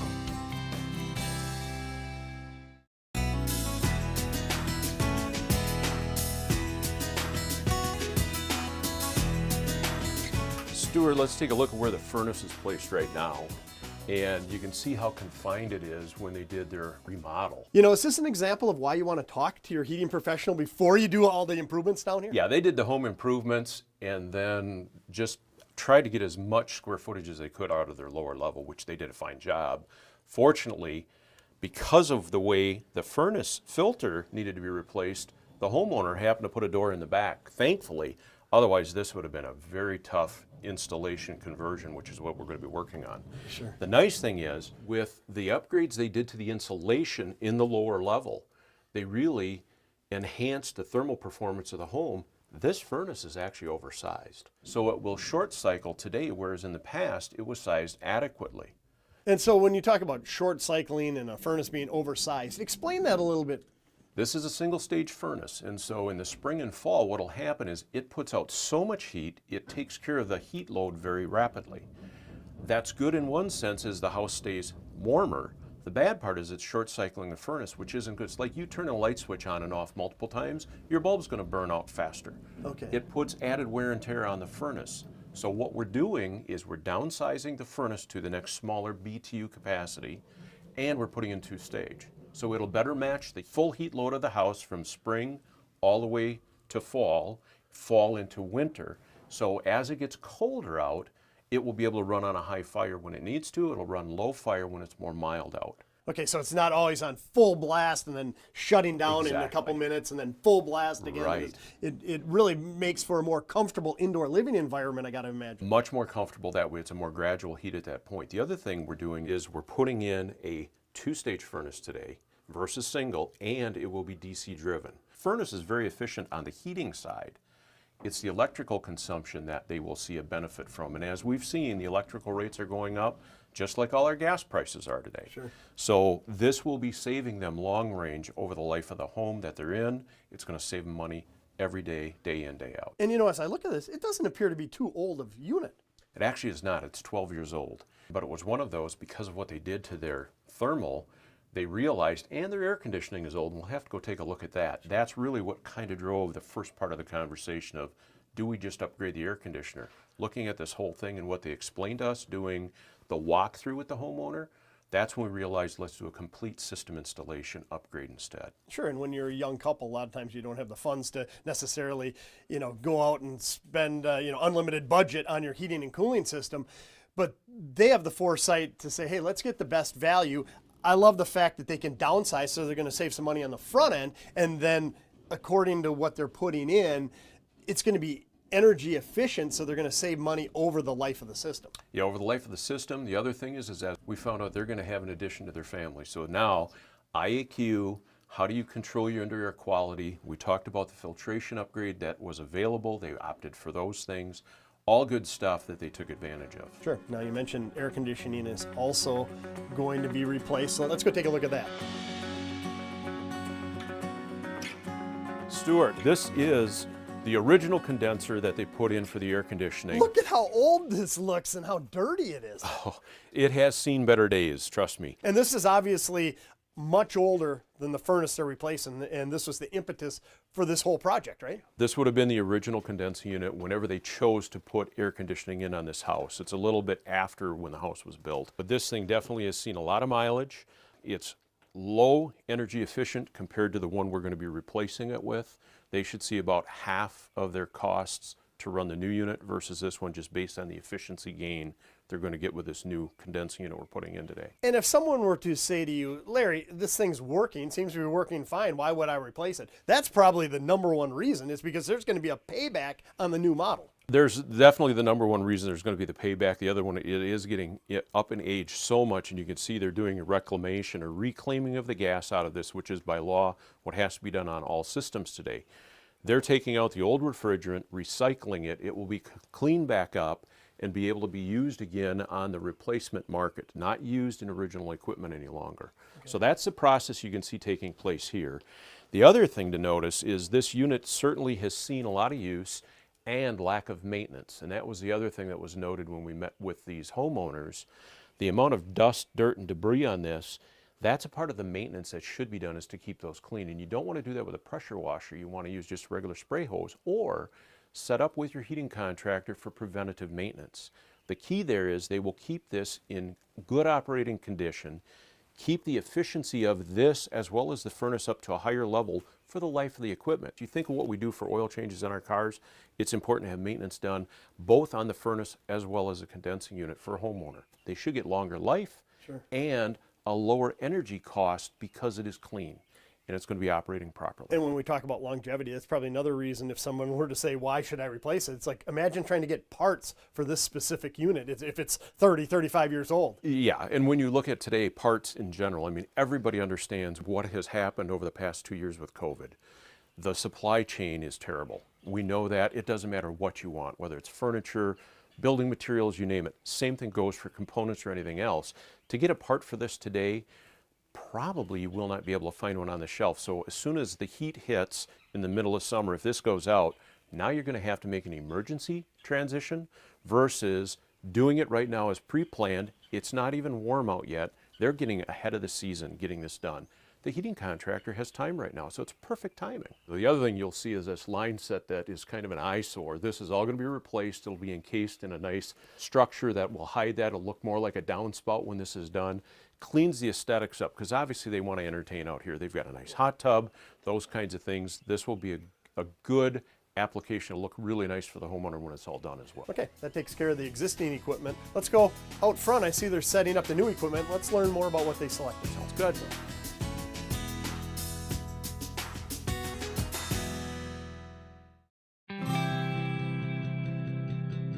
An HVAC system from Carrier goes far beyond simply heating and cooling your home. It can actually create a healthier and more comfortable living environment. It starts with a Carrier high-efficiency furnace, air conditioner, boiler, or heat pump. Add the latest technology in air purification, filtration, humidity control, and ventilation, and you have a system that's unparalleled for creating the ultimate indoor air quality. Talk to your Carrier dealer about an in-home needs analysis and learn how our full line of products are designed to help you clean the air and efficiently heat and cool your home. So turn to the experts, because at Carrier, even our experts will make you feel comfortable. Visit Carrier.com to find your local Carrier professional.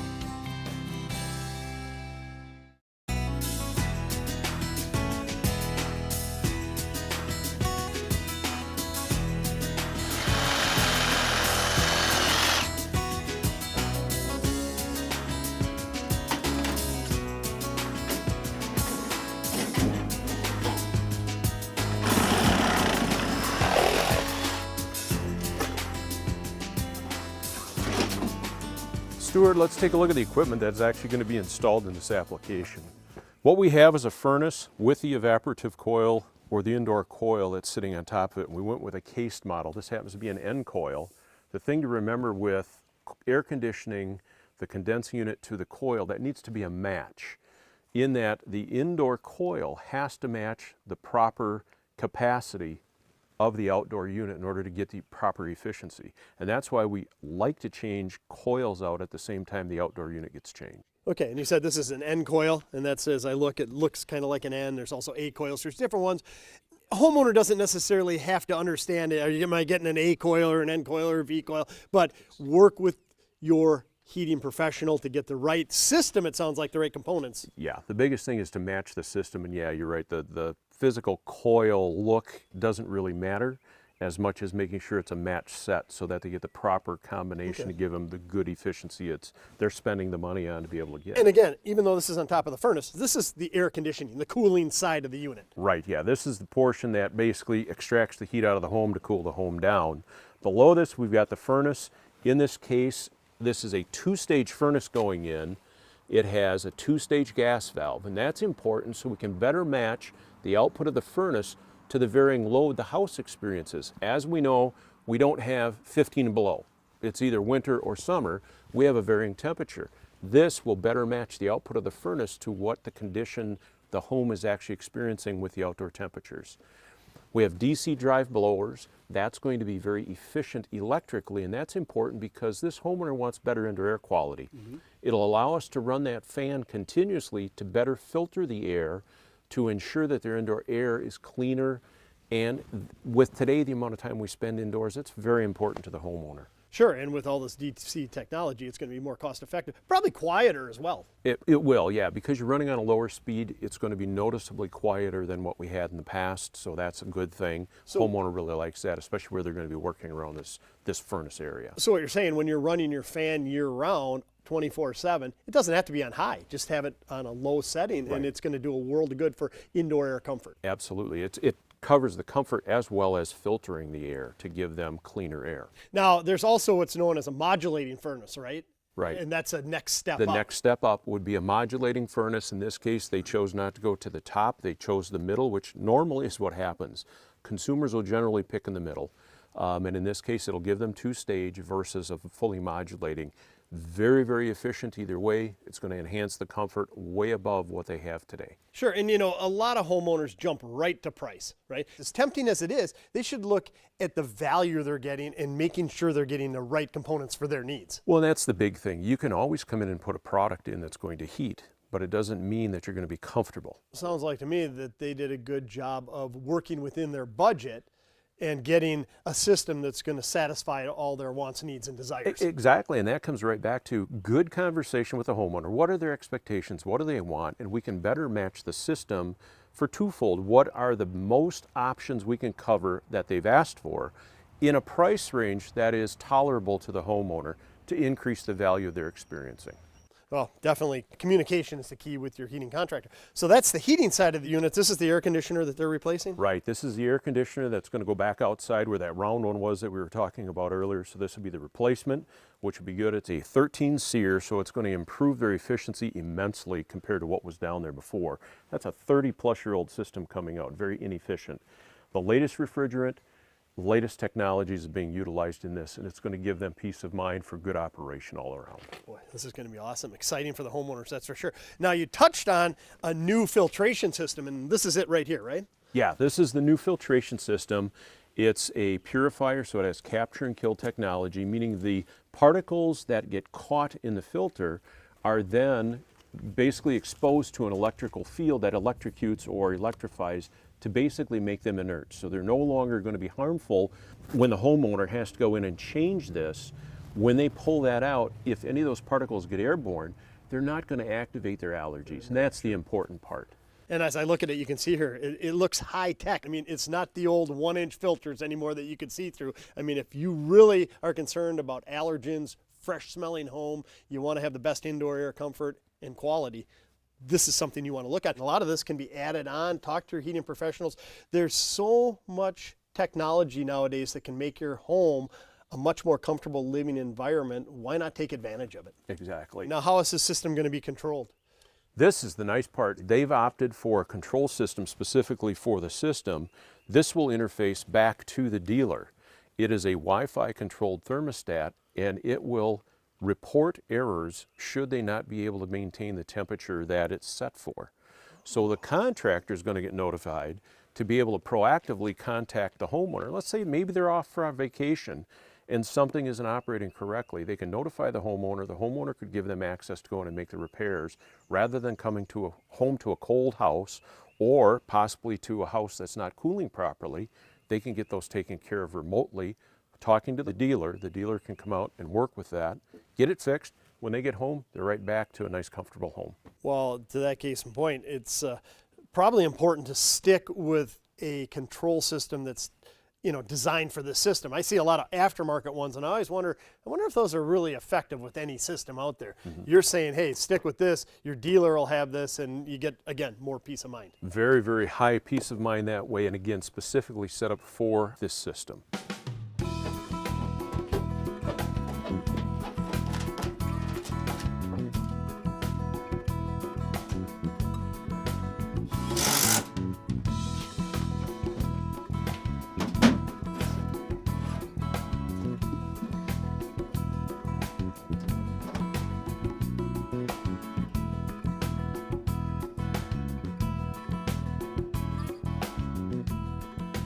Well, Larry, what an awesome project to follow along with on today's show. And there are a lot of lessons learned. And I'd like to wrap it all up by sharing some advice to viewers in similar situations.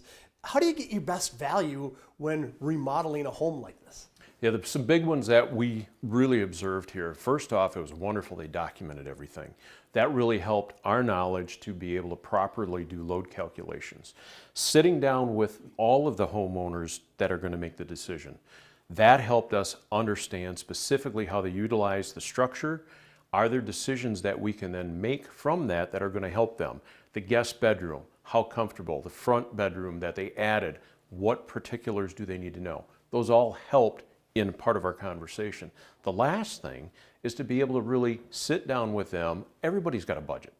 We needed to find out, once they knew the value and what this could bring to the table, it helped them to make some decisions on whether they went with the least expensive, which of course is what everybody wants, or the in-between or the high end. And they chose in the middle, which makes sense. Based on it covered most of what all of the objectives they were trying to resolve in upgrading this heating and cooling system. Sure. Well, I love that. A lot of lessons learned, as I mentioned. I mean, the communication is the key at so many different levels, isn't it? Yeah, that the communication, to be able to really have two-way communication, asking enough questions of them, how they use the home. And that is imperative. If you don't know those details, we could be making the wrong suggestion to that homeowner because we don't have enough of that information. So fair to say, as a contractor or even as a consumer, when you're looking for a contractor, make sure you get one that takes an interest in your project and that is willing to sit down for an hour or two with you and ask the pertinent questions. And you as a homeowner, bring that list of wants, needs, and desires and different situations that you've encountered on your house. Is it a cold bedroom there? Is it too hot upstairs? Whatever those are, no matter how trivial it seems to you, that might play a big role in getting the system that's right for you to create this comfortable indoor living environment. Those all add up, and it's key information that helps us create the best system that's going to fill most or all of their needs. Well, Larry, thanks so much for sharing this project with us. Look forward to catching up with you again on another show. Sounds great. Look forward to it.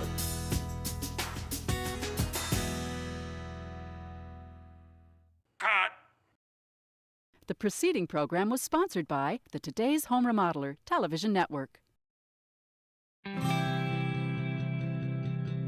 An HVAC system from Carrier goes far beyond simply heating and cooling your home. It can actually create a healthier and more comfortable living environment. It starts with a Carrier high-efficiency furnace, air conditioner, boiler, or heat pump.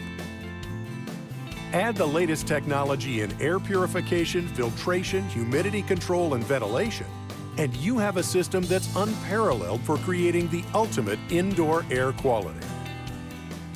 Talk to your Carrier dealer about an in-home needs analysis and learn how our full line of products are designed to help you clean the air and efficiently heat and cool your home.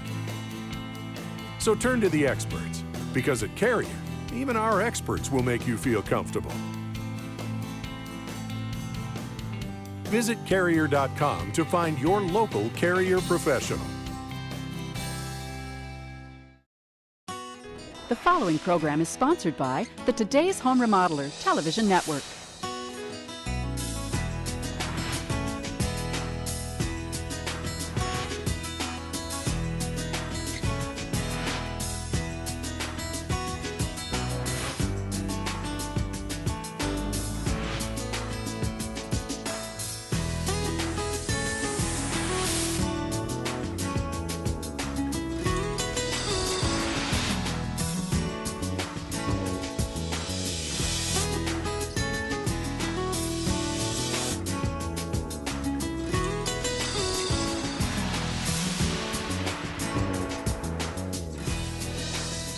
Welcome to today's Home Remodeler. I'm Stuart Keefe, and on today's show, we're walking through the process for replacing your home's heating and cooling system.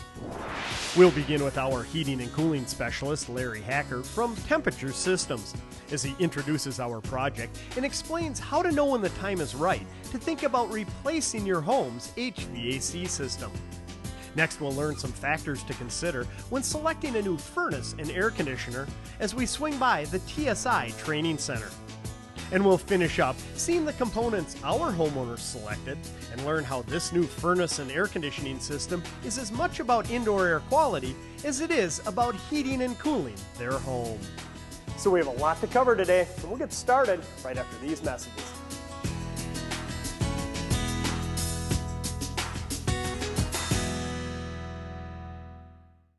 An HVAC system from Bryant goes far beyond simply heating and cooling your home. It can actually create a healthier and more comfortable living environment. It starts with a Bryant high-efficiency furnace, air conditioner, boiler, or heat pump. Add the latest technology in air purification, filtration, humidity control, and ventilation, and you have a system that's unparalleled for creating the ultimate indoor air quality. Because at Bryant, we do whatever it takes. Reliable products, dealers who care. Visit Bryant.com to find your local Bryant professional.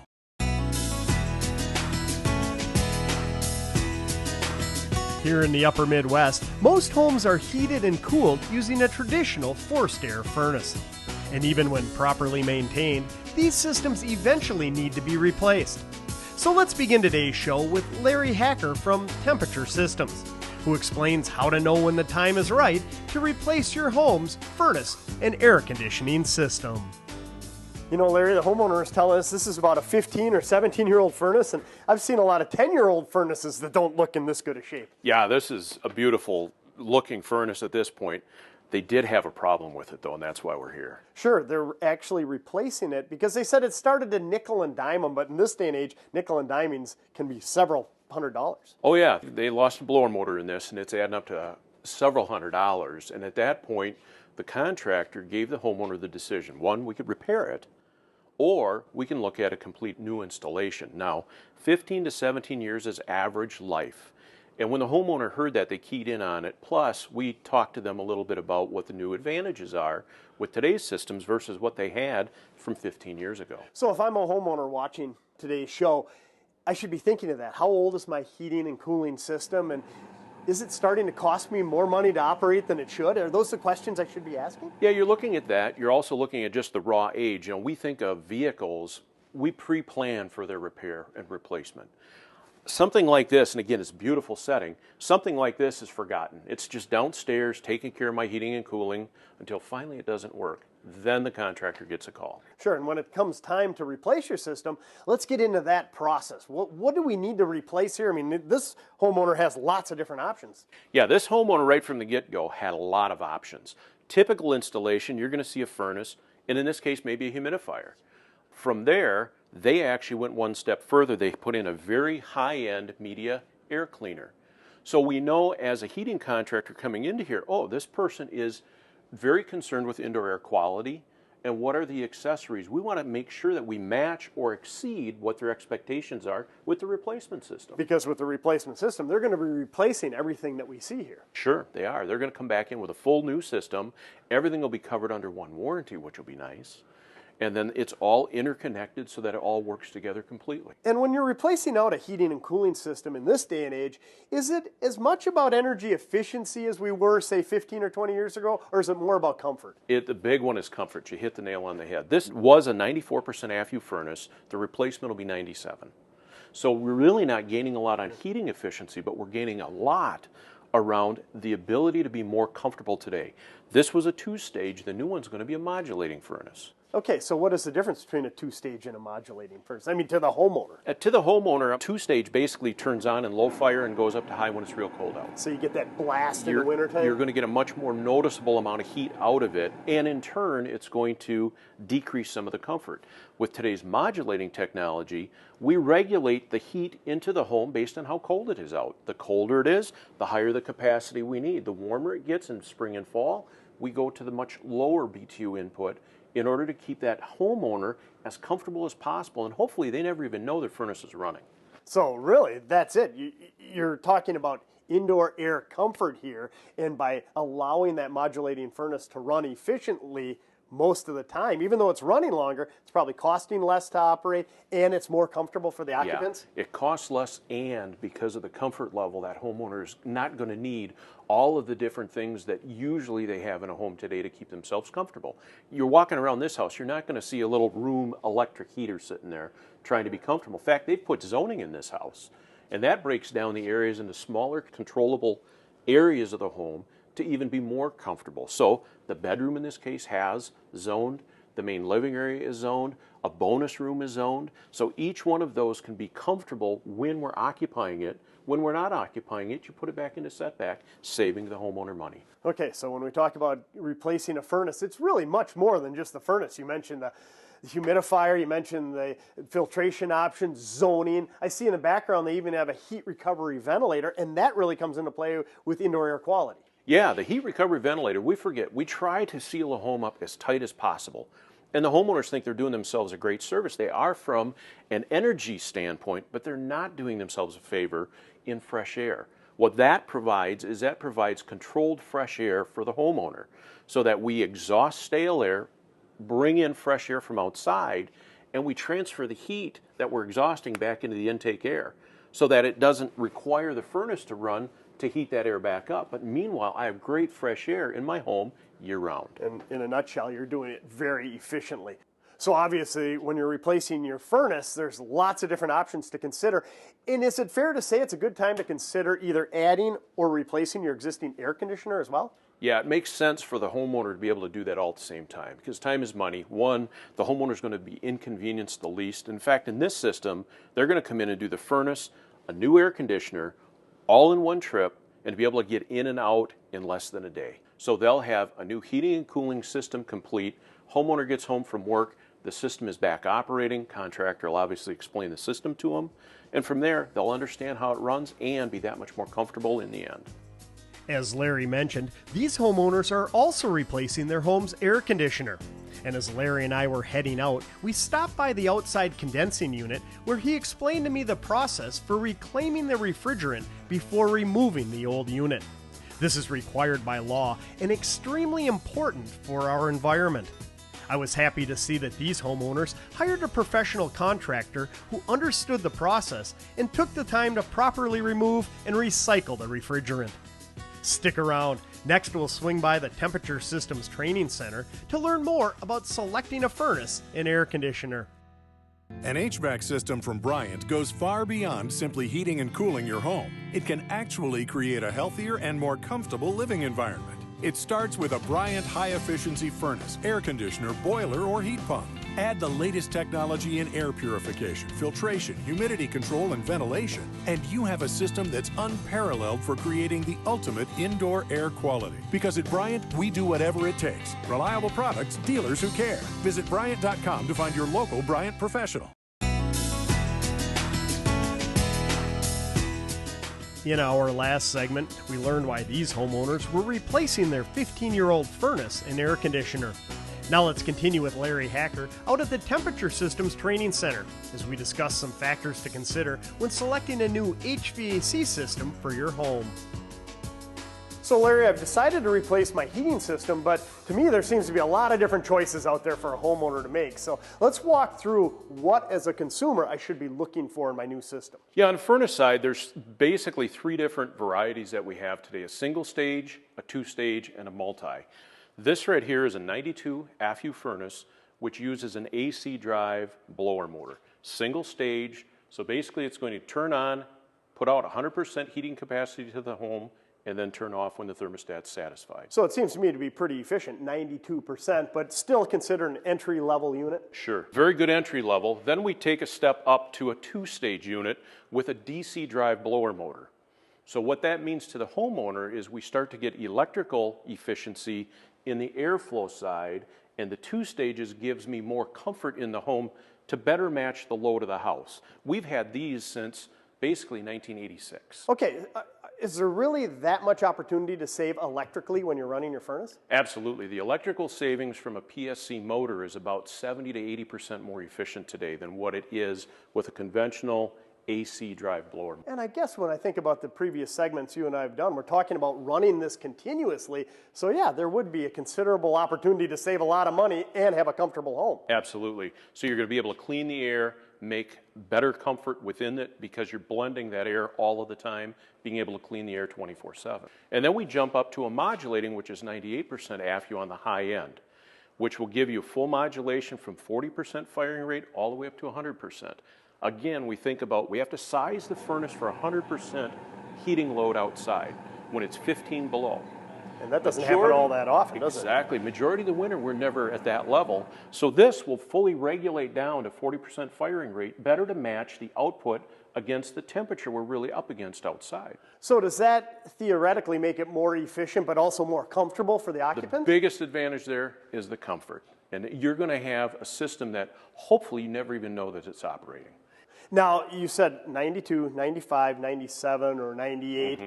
There's not a lot of difference in efficiency there. There really isn't. And so today, the consumer is looking at, one, the efficiency. However, it's based on the comfort. Sure, when we talk about indoor air quality, a lot of it comes from running the very efficient electrical motors. Absolutely. And that allows you to be able to want to do that, to be able to operate that 24/7 without really costing you much electrically to do so. Okay, so as a consumer considering a new heating system, you have good, better, best. There's one for every budget, but definitely consider the energy savings on the electrical side and then the indoor air comfort that these systems are going to provide. Absolutely. Okay, as we're replacing our heating systems, we've mentioned that it's a good time to also consider a new air conditioning system. Are there similar choices to make? Very similar choices. What we have today is a single stage 13 SEER entry-level type unit, which means it puts out 100% of the capacity on an on-off cycle. So again, to cool your home when it's necessary, and typically that size to handle it when it's the hottest day of the year out to still be able to comfortably cool your home. And 13 SEER, it wasn't too many years ago that was considered very high-end. Absolutely. This is now an entry-level? Yes, this is entry-level today. Now, as a consumer, if I want to update to something that's more economical to run, as well as giving me more variability in output, we then can go to an 18 SEER with 5 stages of capacity. Single stage, 5 stage. So it will better match the cooling capacity to what my outdoor ambient is. Again, increasing comfort for that homeowner. Is that similar to modulation in a furnace, except this is called a 5-speed? It's similar in that this gives you 5 different speeds over the operating portion of it. There's also then one more upgrade, which we'll see on site, that's a variable speed, and that will take you from 40% capacity to 100, much like what we saw within the furnace. Okay, so when we're looking at it, an entry level's a 13 SEER, these get more efficient as you go up. Obviously, they're going to cost more. It comes down to comfort and energy savings with air conditioning as well. Absolutely, and on the cooling side, a big part of our comfort is how well do they dehumidify. We want to wring that moisture, that hot, humid day outside. We want to better wring that moisture out. The single stage unit does a great job of cooling the temperature and taking some of the moisture out. The multi-speed or the modulating will do a much, much better job of getting more of that moisture out. So hopefully we can have a warmer temperature indoors and be as comfortable as what we used to be with a single stage unit. Stick around. We'll head back out to the project to see the new system our homeowner selected next. An HVAC system from Bryant goes far beyond simply heating and cooling your home. It can actually create a healthier and more comfortable living environment. It starts with a Bryant high-efficiency furnace, air conditioner, boiler, or heat pump. Add the latest technology in air purification, filtration, humidity control, and ventilation, and you have a system that's unparalleled for creating the ultimate indoor air quality. Because at Bryant, we do whatever it takes. Reliable products, dealers who care. Visit Bryant.com to find your local Bryant professional.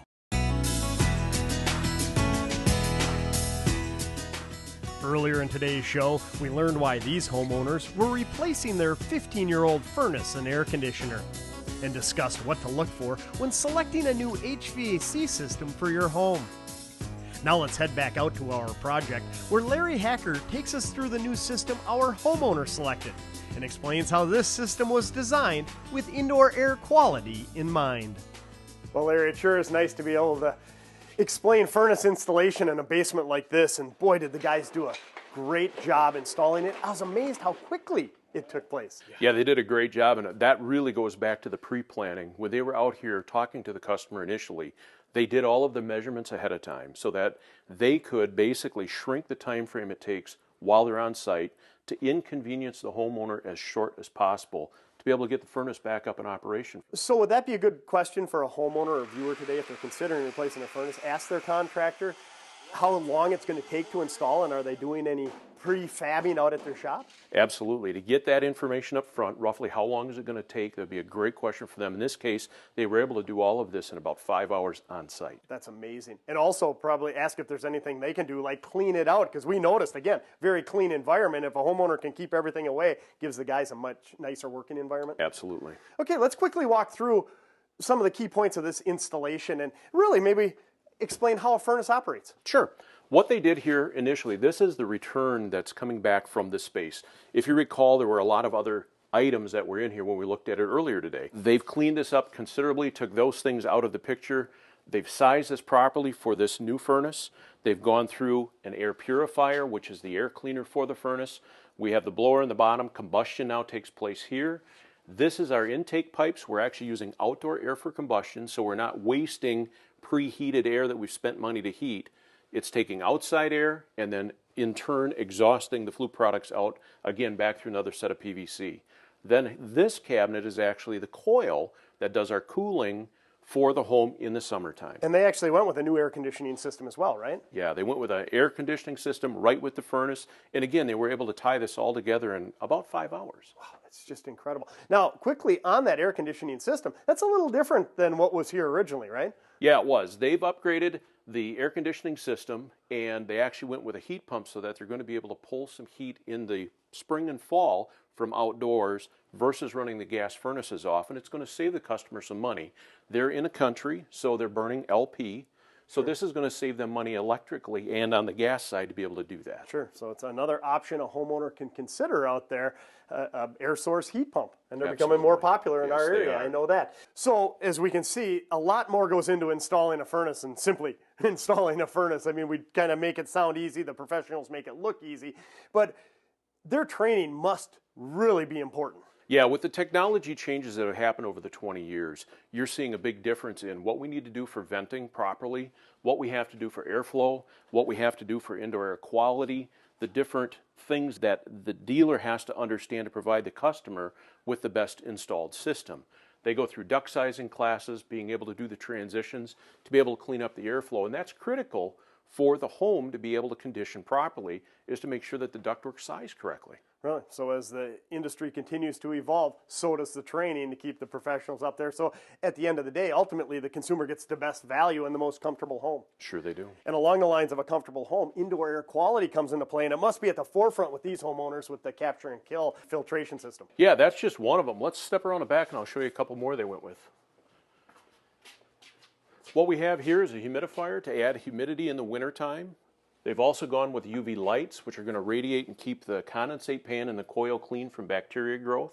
They also incorporated a heat recovery ventilator in this house to introduce fresh air economically year-round. Wow, so with all the different options that are out there, they're obviously very well-educated consumers, talked to their professional, and got what's right for their situation. Yeah, they obviously talked to the contractor and we're able to get educated on everything that's available today. Seems to me there's a lot to control here. Is it confusing for the occupants of the house? There's a lot to control. It used to be confusing. Today it's very simple because it's all done through one device on the wall, and actually now it's Wi-Fi compatible, so we can actually talk to it with our cell phone. So as a consumer, they can be sitting on the couch looking at their system and make any adjustments they want. Plus, it can notify the contractor if there are any issues here, and they can dispatch somebody ahead of time, even before the homeowner in many cases knows they have an issue. Wow, that's great peace of mind. Just think if you're on vacation and something happens. I mean, or if you're at home and you don't know if anything's wrong with your furnace, but your contractor can keep it running. Exactly. Well, you know, as we've looked at so many different options, we've looked at a complete system, we've talked about indoor air quality.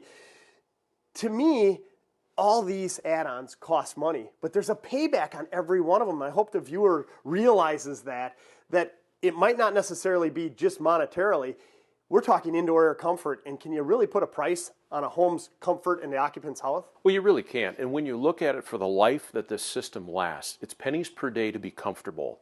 indoor comfort for the amount of time we're indoors today, it's really priceless. Sure, it really makes sense to me. Tell you what, Larry, I appreciate you coming on today's show and walking us through some of the options and this installation.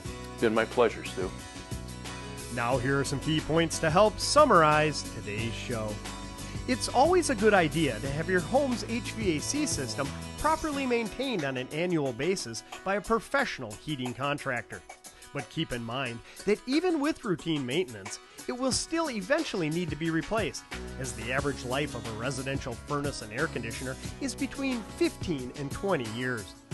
And when selecting a new HVAC system, it's a great time to improve your home's indoor air quality. So be sure to discuss the different equipment options with your heating contractor. And finally, always work with a knowledgeable, experienced contractor who is willing to design an HVAC system around your specific wants, needs, and desires. Well, we're all out of time for this week's show. Hope you've enjoyed it. We'll see you again next time on Today's Home Remodeler.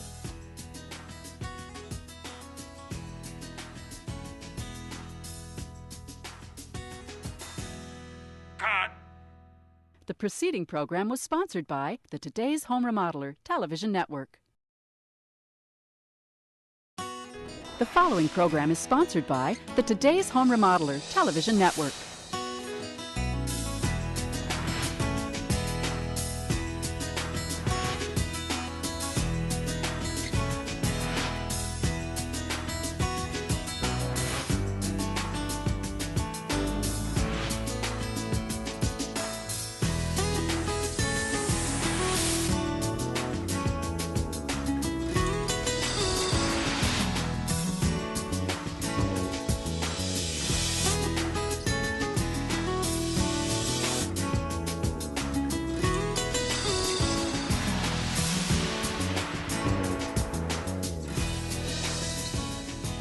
Welcome to Today's Home Remodeler. I'm Stuart Keith, and on today's show, we're walking through the design and installation of a heating and cooling system for a new home.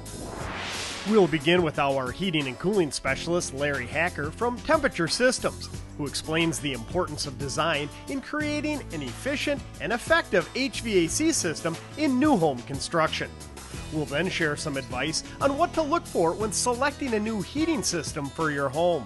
And we'll finish up today's show explaining the importance of preventative maintenance in keeping your new system operating at its peak efficiency. So we have a lot to cover today, and we'll get started right after these messages.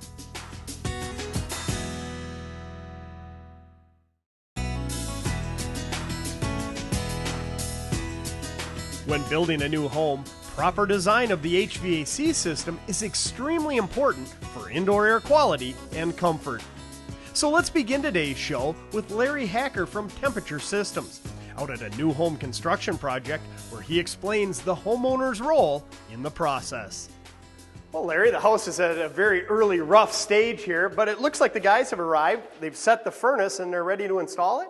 Yeah, that's what they're working on right now. They've located the furnace where the builder wants it located and for the best heating opportunities within the space for how they're going to eventually finish off and use the basement. And looking behind you here, it looks like some of the stuff is prefabricated. Right, that's a nice part. They'll pre-measure. They've made all of these things in the shop ahead of time, and then they're bringing it out for the job site. So they've looked at the plans. The plans were designed. From there, they design all of the ductwork, and then they'll have all of the items that they need to be able to get in and out of here. Usually they can rough in a day. Wow, in a day on a house of this size, that's pretty efficient. And all that prefabrication and having a good design to begin with, that all plays into it? Absolutely. Full heating load is done on them, and then from there, a duct layout is critical. All of the ducts that we see in here are sized specifically for the application and for the heat loss and cooling load of the building. Okay, so let's step back now before we get into the installation process and see the guys in action and talk about the importance of design, because long before you get to this stage of the construction process where they're starting the install, it has to be designed. Who's in charge of designing an HVAC system? Can be a couple options. One, the heating contractor can do it, or in many cases they'll go back to distribution like what we do. We will do the design work on behalf of the dealers, and then the dealers obviously have the correspondence or discussions with the homeowners. So all of that information is critical for the proper design, proper component selection. This in particular is a 95 AFU furnace. That is what was specified for this particular project. Okay, so when you talk about design and you assisting the contractor, you said the homeowner's also involved with providing information. Is that pretty important? I mean, to me, it would seem like as a homeowner, I know my lifestyle more, and those type of factors should come into play, right? Absolutely. Those are very important factors to have in play so that you understand the homeowner's input is critical. How are they going to use the space? How are they going to maybe design or finish a basement off 2 years from now? Those types of information pieces are necessary so that they can incorporate up front where it's much more cost effective to do it right away, adding in the options that they're going to possibly need in the future. They may want zoning. In this particular home, they're not zoning, but in the other ones we'll look at later, they are. Okay, and so as a homeowner, I should probably set up a time to spend an hour or two on the design front with my heating contractor. So talk to my builder if I'm building a new home and say, hey, I want to talk to my heating professional and design a system around my wants, needs, desires, around my family's lifestyle. And not only the furnace and air conditioner, but also all the add-ons that affect indoor air quality? Exactly, exactly. Today's a prime day. It's going to be hot, humid, and the pollen count's high. Do the homeowners have allergies? Should we be putting in a good filtration system to eliminate or reduce the tendencies for indoor air quality issues? The homeowner needs to be involved. What do I need? Where do I want comfort? Obviously, the entire space needs to be comfortable. And so that's where it's critical to talk to them on what they're going to do in the spaces as well and what their individual lifestyles are. And I think about how many people have a mother-in-law suite or a bonus bedroom in the back that maybe their children who've gone off to college, they come back once in a while. You don't need to condition that space all the time. Correct, exactly. So you could have that in an uncomfortable temperature, saving energy, but while somebody is occupying it, now we condition it to where they're comfortable. And then I'm also getting out of you, don't just think of a furnace as a box. Think about furnace, air conditioning, indoor air quality, all the different factors. Is it fair to say you get your best value and you get one chance to do it when you do it right from the get-go? Absolutely. Your quickest and cheapest time to do it is right up front because that's when the folks are there. They're not having to make a second trip. We don't have to come in and do a retrofit. You can see all the ductwork we've already created. Mm-hmm. Now they would have to come back in and modify that ductwork to be able to accommodate those add-ons after the fact, which adds labor and cost to the job. Sure. Okay, well, let's get into the ductwork. How important is the ductwork that's going to connect to this unit? The ductwork is kind of the lifeblood or the circulatory system of the home. So if you think about it that way, the duct has to be sized correctly for the load. We need to be able to get the air from here to heat or cool the far end of the buildings, so we have to have that the proper size. If you size it too small, they're going to have inadequate heating and cooling. If you size it too large, you're not going to have enough volume when you get to the other end where you get the velocities coming out of the ductwork. So it's a critical measurement and calculation that's done on every home to be able to ensure that you have the right size ductwork in each location. So at the end of the day, as a homeowner, make sure that you spend time designing your system with your heating contractor and make sure your contractor is experienced so that they can install it properly and you're going to enjoy a nice, comfortable home for as long as you live in it. Yes, exactly. Okay, well, let's get out of their way. They can get started on the ductwork and we'll pick it up a little further along. All right.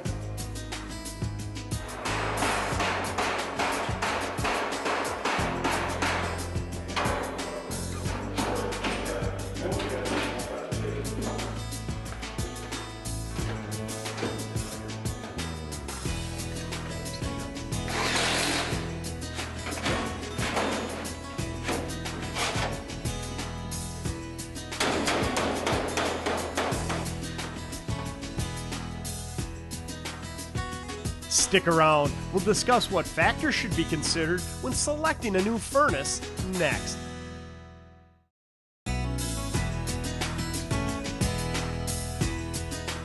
In our last segment, we learned why a homeowner should pay close attention to the design of their home's HVAC system. Now let's continue with Larry Hacker from Temperature Systems, who shares some advice on what to consider when selecting a new furnace.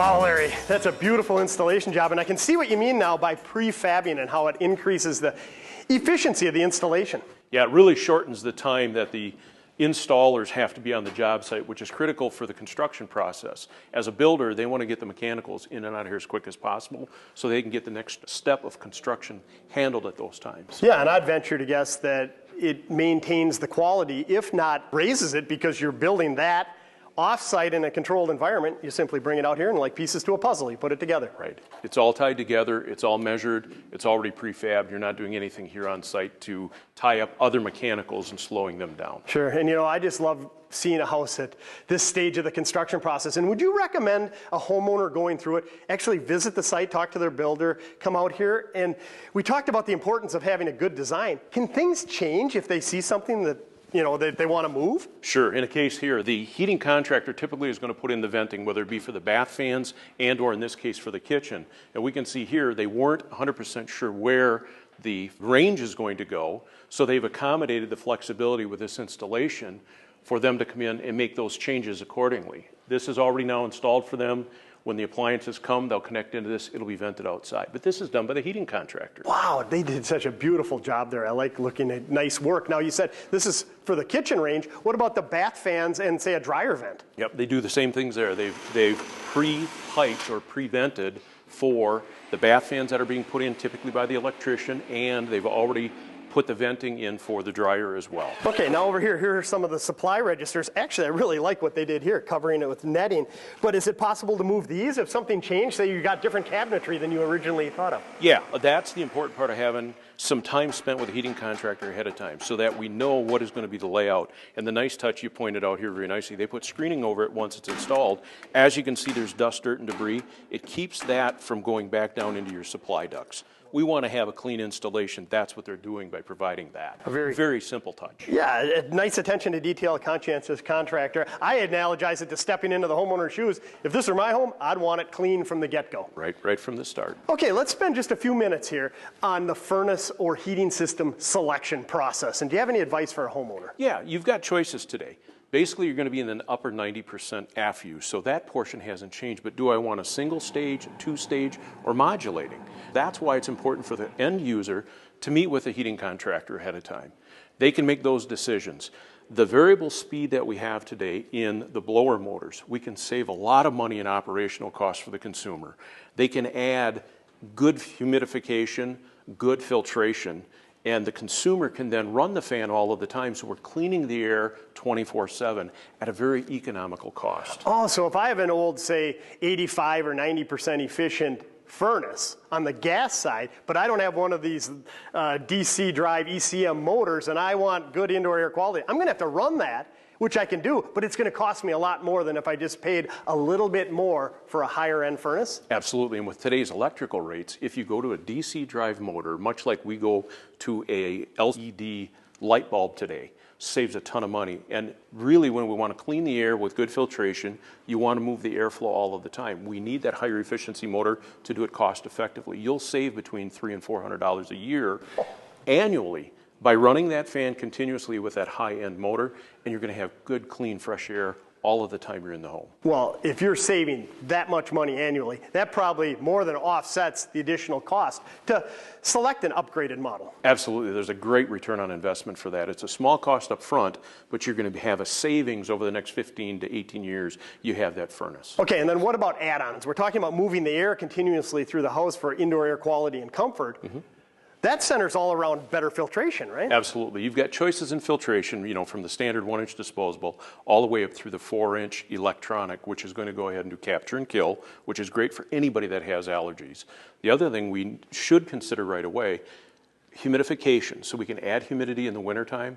Also, a fresh air, an ERV or an energy recovery ventilator for proper ventilation to introduce cooler, drier air, and we can, at that point, be able to control humidity summer and winter. Okay, let's take the situation that I'm buying a spec home, and I show up and there's already a furnace in place. Can I still add some of these add-ons to my system to enjoy all the benefits that they provide? Yeah, you can definitely do the add-ons. The catches is if you can get them while they're doing the installations, it's going to be much cheaper to put it in right at the front end versus after the fact. It can be done, But your best bet is to meet with that contractor up front and get the accessories added in at the time of installation. It's going to save them money. It's going to give them a much better system right out of the gate. Sure. Well, it really seems to me that in this home building process, you want to set aside some time early on, like we alluded to. Meet with your heating contractor. Understand all your options. Don't be afraid to spend a little bit more at the beginning to reap the rewards down the road. It's much cheaper to do it up front than to have them come back and do additions later. Stick around. Next, we'll learn how preventative maintenance can keep your home's HVAC system running at its peak efficiency.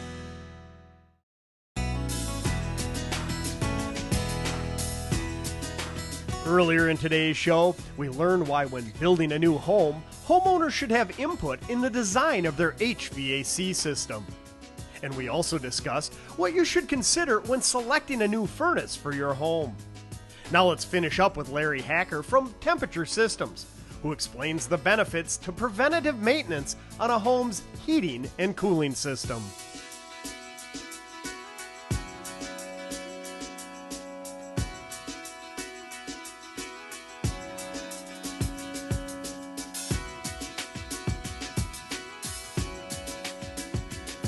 Wow, Larry, what a beautiful looking furnace. This home is a little further along in the construction process, almost ready for move-in. And as I look at it, it looks great to me, but what can a homeowner look at to know if it's a quality job? Well, some of the things to take a look at, you knew the installers took pride in their work. You take a look, this is a long run. It is perfectly straight, going all the way down the length of the house. So general appearance is what you're saying. You can tell if it looks good on the outside, chances are it's a good install on the inside? Absolutely. They did a quality job here, and you can tell by how it's installed. Okay, so obviously it's nearing the end of the construction process. A homeowner moves into a new house. What do they need to know as far as startup and operation? Yeah, those are the key things. The startup and operation of it, you need to understand how to run the thermostat in order to be able to properly control and condition. I would strongly recommend a couple weeks after you're in the home, when your mind is clear from the big move, take some time to have the contractor come back out and explain the systems to you. They will go through checking your filter, how to clean it, how to change it, those types of things, what typical operation is. The other thing that they will go through is what is the preventative maintenance that they would like to do professionally. Cleaning the coil, cleaning the outdoor unit, ensuring that the blower and the firing rate is taking proper operation each time. Is that where those ongoing maintenance plans come into play? I mean, are those a good value generally for a homeowner? Yeah, they're very good. You think of your car and the amount of maintenance that's done. This product is going to sit down here and work for usually 15, 18 years. It needs to be taken care of, much like any other mechanical piece of equipment. Having that serviced on an annualized basis, and there's a lot of the companies today will have maintenance agreements. It's an agreement that you're already going to set up ahead of time, so they'll come out and do the proper settings and checking to make sure that you're not going to have the type of potential outages that you could have. You know, that makes sense to me, and what a great analogy you brought up with your vehicle. Look to the future. With your car, you're not going to let it go 20,000 miles without an oil change. So is it a good idea to look at your heating system the same way? Do a little preventative maintenance and professional maintenance, and you're going to get your best longevity out of the system? Right, you're going to get extra years of service and higher efficiency through that preventative maintenance process. You're paying for a high efficiency. That way you're going to sustain the efficiency throughout the life of the equipment. And another thing just popped into my mind, if you can develop that relationship with the heating contractor when your need arises, let's say that something does happen right around Christmas time or at Thanksgiving and you have a party going on, you can bet if you have a good relationship with your heating contractor, they're going to service you. Absolutely. That definitely would put you at the top of the list to getting the service. And we all know today the trades are suffering for people getting into the industry. Okay, so keep a good relationship, not only with your heating and cooling contractor, but any of the trades that work on your home, that's for sure. Oh, that would, yes. Okay, well, let's wrap up with any words of advice to avoid an unnecessary service call. It's happened to all of us that are homeowners, and it usually turns out to be something simple, and you go, oh, why didn't I think of that? But could you shed some light on that? Yeah, some of the basics. We have sidewall vented equipment today, which means the exhaust and intake go to the outside along the sidewall. If the snow is blowing and there's drifts up against the house, there is a chance that that vent could get covered up with snow. So if they have a no heat situation, take a look at that. Another one is filter maintenance. If they haven't changed the filter in a while or looked at it, if that is clogging up, you're going to have an issue there. The other thing is real simple, is make sure that the thermostat switches to the on position for cooling or heating, depending on the situation. There's endless amounts of opportunities there, as well as circuit breakers to look at too. Sure, I've even heard where condensate lines have get plugged up, and the furnace is smart enough to know that it can't run if it's being plugged up. Right. And so it shuts itself down. Yeah, with today's condensing furnaces, you're going to have a drain. They've done a great job here of hard piping it, so chances of this getting kinked isn't there. However, there are some installations where they use hose, and those hoses could get kinked, again, giving you that condensate backup, creating a problem that is unnecessary. Well, you know, Larry, it's been very enjoyable on today's show. I love being at construction sites and walking through the building process and just seeing behind all the walls. It's very educational, and what I learned on today's show is that when it comes to selecting a heating and cooling system with your home, it's not just going and buying a furnace. It starts much earlier than that. Get intimately involved with the heating contractor on the design process, and you're going to end up with your best value. And if you invest early on, you're going to reap the benefits of a quality heating and cooling system. Appreciate you coming on, Larry. Thank you.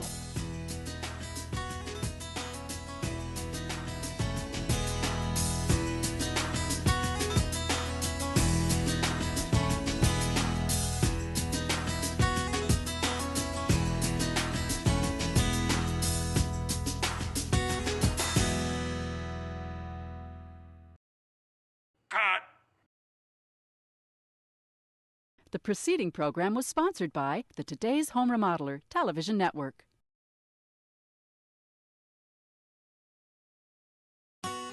The following program is sponsored by the Today's Home Remodeler Television Network.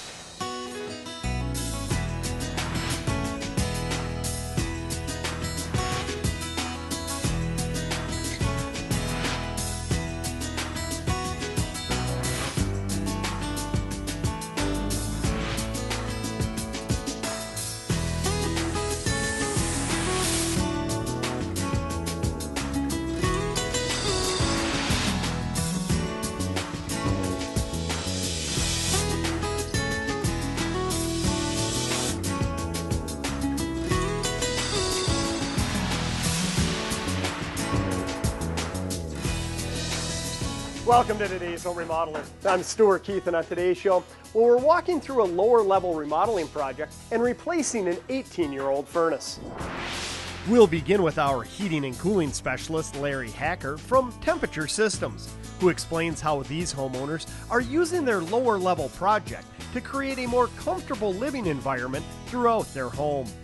And later in the show, we'll visit a pole building that uses a ductless split heat pump to efficiently heat and cool its woodworking shop inside. So we have a lot to cover today, and we'll get started right after these messages.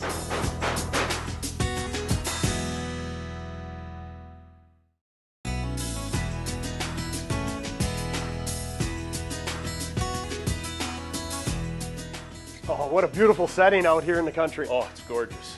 And, you know, we were just talking to the homeowner up there, and it sounds pretty exciting for them. They're going to be finishing off their lower level after, what, 18 years of living here? Yeah, that's what they told us, 18 years. So it's a typical homeowner at this point, 18 years in the home. They really realize today how they're going to use the space.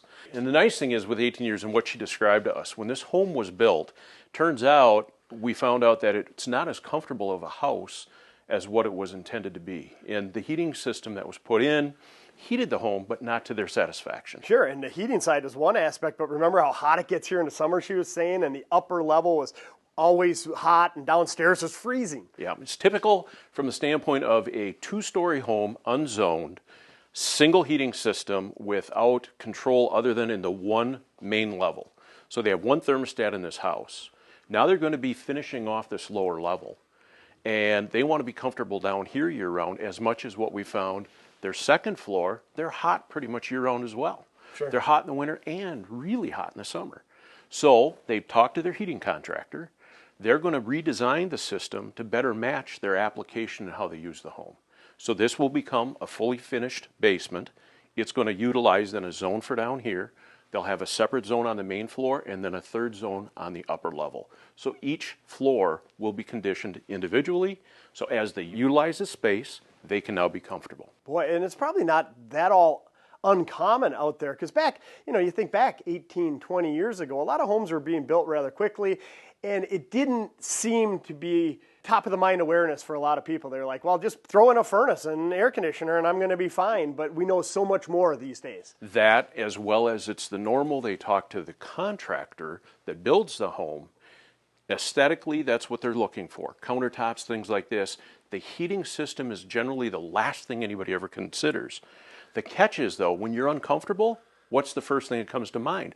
We built this big, beautiful house, but I don't like the temperatures on the second floor or the lower level. Or that far bedroom or down in the basement and stuff. So really what we're saying is it should be one of the first aspects of home ownership and new construction or remodeling. Get it designed properly so that you're comfortable in your home and let aesthetics take care of themselves. Yes, the usage of the home really needs to be explained to the heating contractor so they can better design the proper system for how they're going to live in the spaces.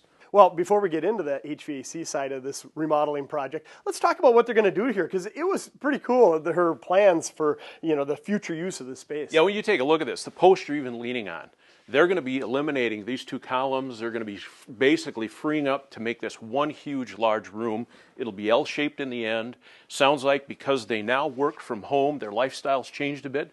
They're going to be making an office area down here as well. So again, they need to be comfortable all year round, not just periodically when they're down here. This is becoming an occupied space for them, basically all of their working hours as well. Sure, and I know their kids were excited because they get to have a comfortable space rather than, hey, go play downstairs. Now they can come down here and be comfortable. They would be wanting to be down here. Exactly. Now, again, their family has grown, they're aged, they want to have the kids over.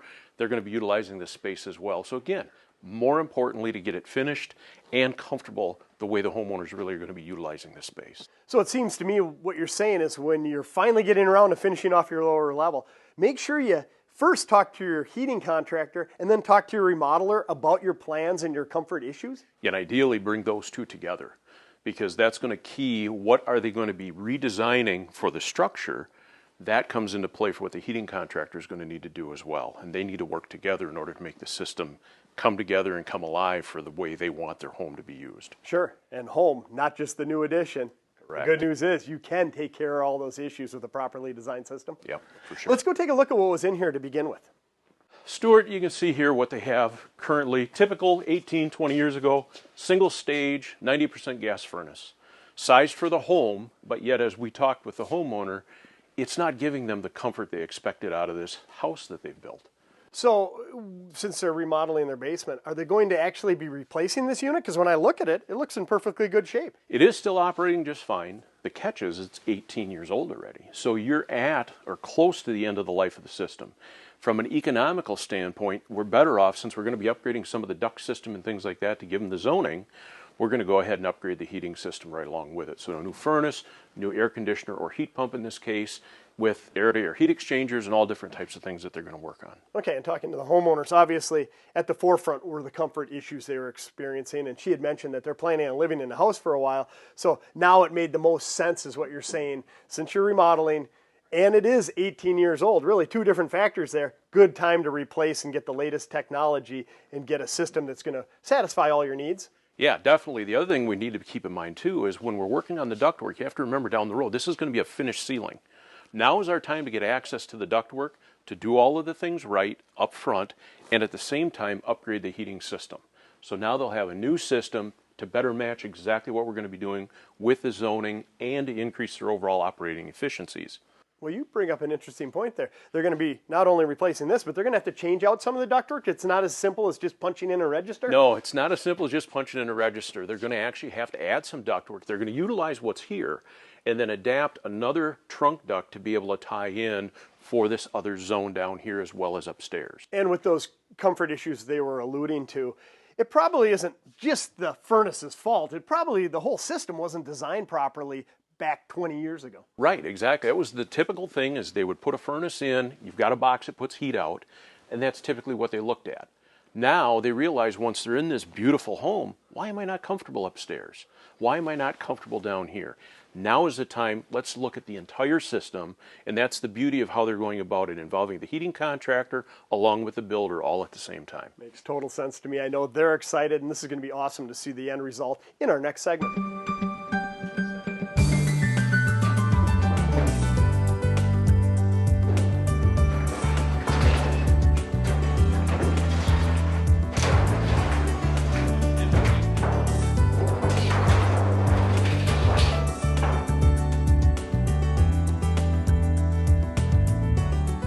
And now, here's another energy-saving idea with Rockweiler Insulation.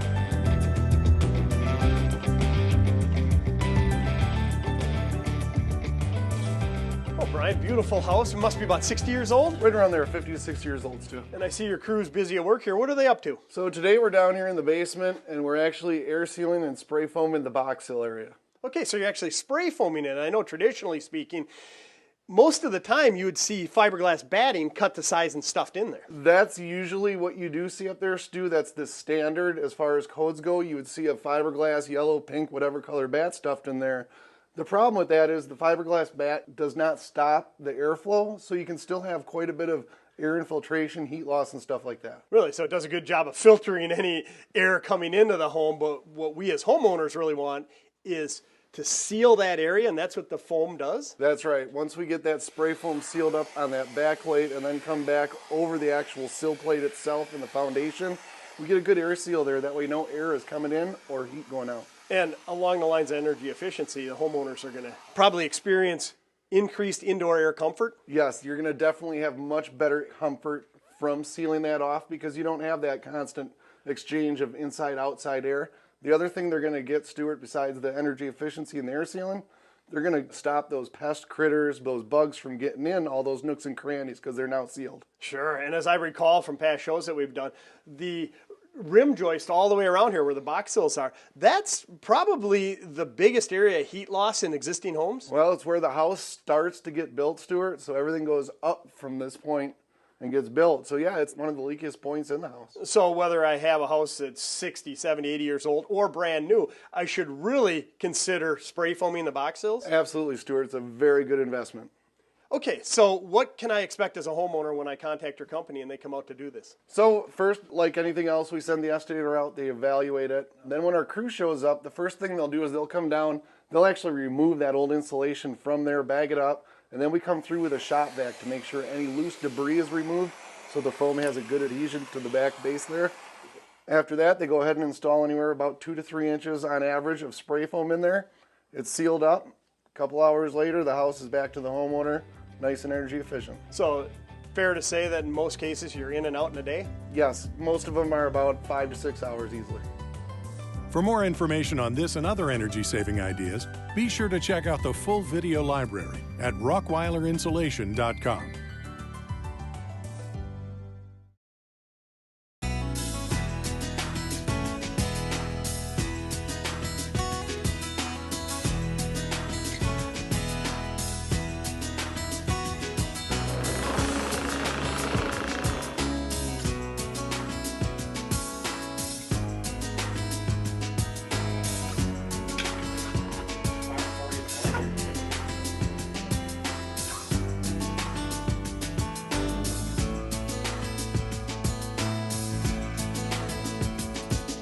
Oh my gosh, Larry, what a transformation of this lower level. Yeah, it's beautiful to see what we're able to do with this. You know, we explained a little bit earlier about all of the temperature control issues they had, and look at this beautiful product that they now ended up with. Yeah, it was awesome talking to the homeowners, and honestly, it far exceeded their expectations. Their indoor air comfort issues have now been solved. Yeah, with this type of a house, obviously 20 years old, what they saw, they've now experienced and lived in it. We waited a little bit to come back to look at this portion, but it's clear they're comfortable down here when they're watching the TV, when they're exercising, using the various spaces. They're really enjoying the finished product that they now have. And what a beautiful job the heating contractor did. It really blends in nice with the aesthetics down here. Yeah, I mean, you look around and the possibilities are endless with so many homes out there, and everybody talks about finishing off a lower level.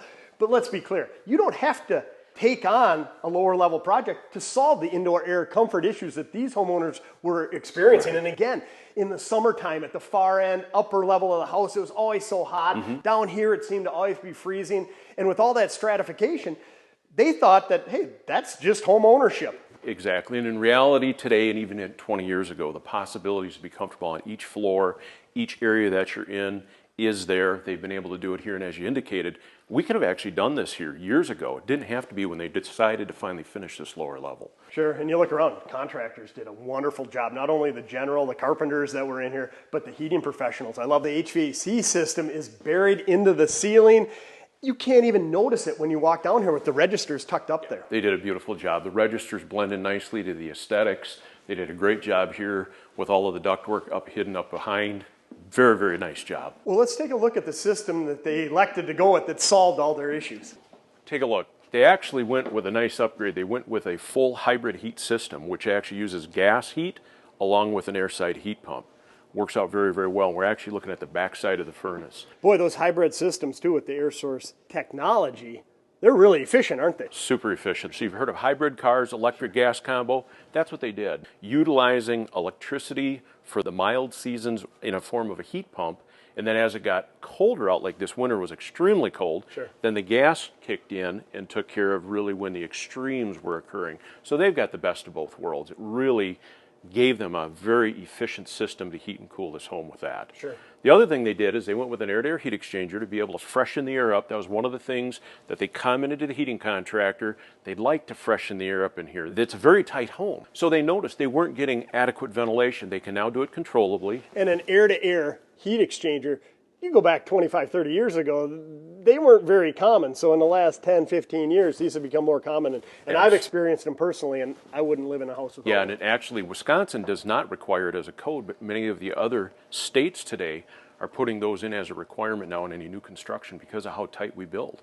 The other thing they did is they opted for UV lights, which you'll see them illuminated here. They went with a very high-end filtration system so that they can filter the air all of the time. In fact, the fan on this furnace, they really don't shut down. So they do constant cleaning of the air so that they have less issues with allergies and those types of things. So they've got the blend of all of these. And the other thing they did is they went with zoning, as we talked. You can see a couple of them up here, the little blue boxes. But what that does then is each floor is controlled separately. So I can control the lower level for one temp. They can have the bedrooms controlled at another temperature.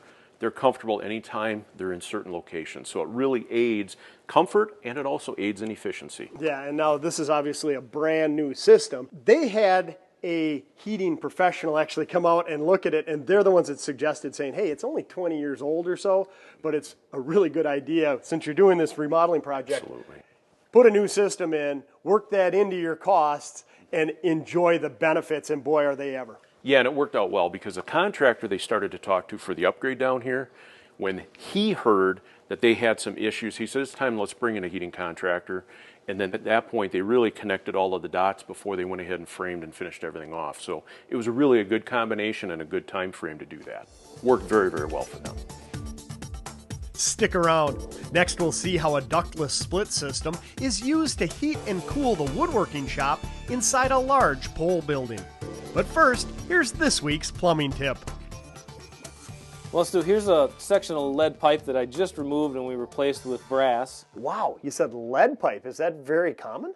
Actually, there's quite a bit of lead like this that's used for water services in this area, and it's very common to see this material coming up out of the floor. But you know, when I hear lead, I get concerned. I mean, lead can be very harmful to one's health. Do I have to be concerned as a homeowner if I have a lead pipe feeding my water line? Well, lead is a concern, but in this area, the good news is after a few years, get a mineral scale buildup on the inside of this piping, and most of the lead leaching stops. Okay, and so that lining inside the lead pipe will stop any of the lead from leaching out that could possibly affect us. But what about throughout the rest of my house? Some of this pipe looks to be pretty old. How do I know if that's lead?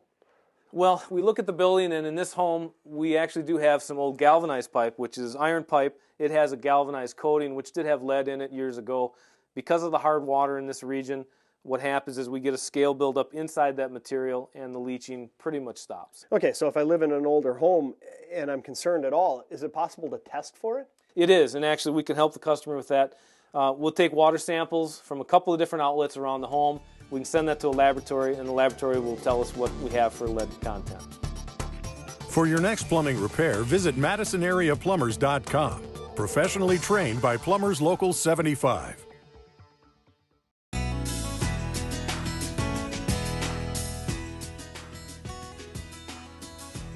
Larry, what a beautiful fall day, and what a gorgeous setting out here. It is. It's beautiful here. This application is pretty cool. They built a 3,000 square foot pole building.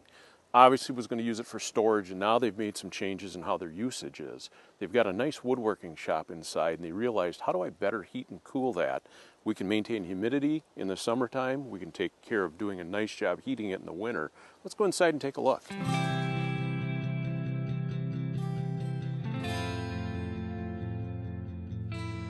Larry, this is a nice shed in here. I can see why they spend a lot of time here.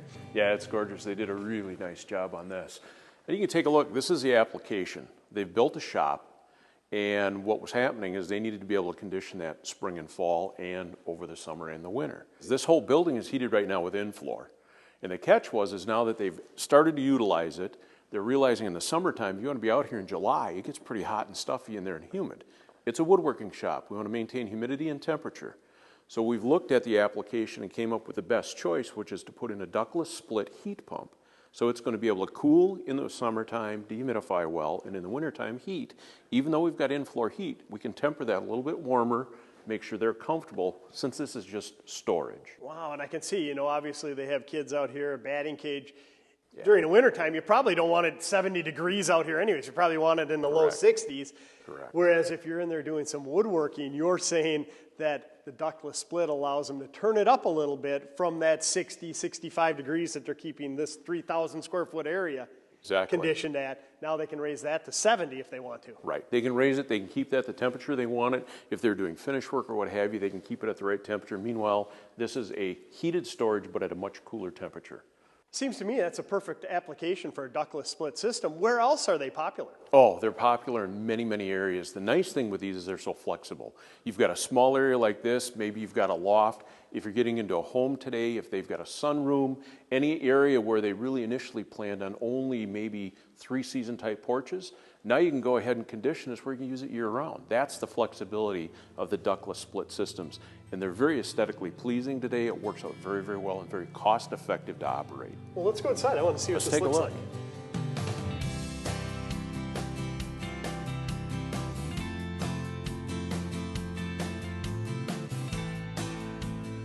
What we have here is actually the indoor section. This is kind of the heart of the whole system. This is actually right now operating in the cooling mode. You can see it's set for 72 degrees, and you can hear how quiet it is. It's actually pumping the air out right now to cool the space and dehumidify it as we're standing here. That blows my mind. It is very quiet, and I can feel it blowing right out here. Now, you said this is the interior component? This is the interior component. So this is going to be providing your heating and cooling depending on the season.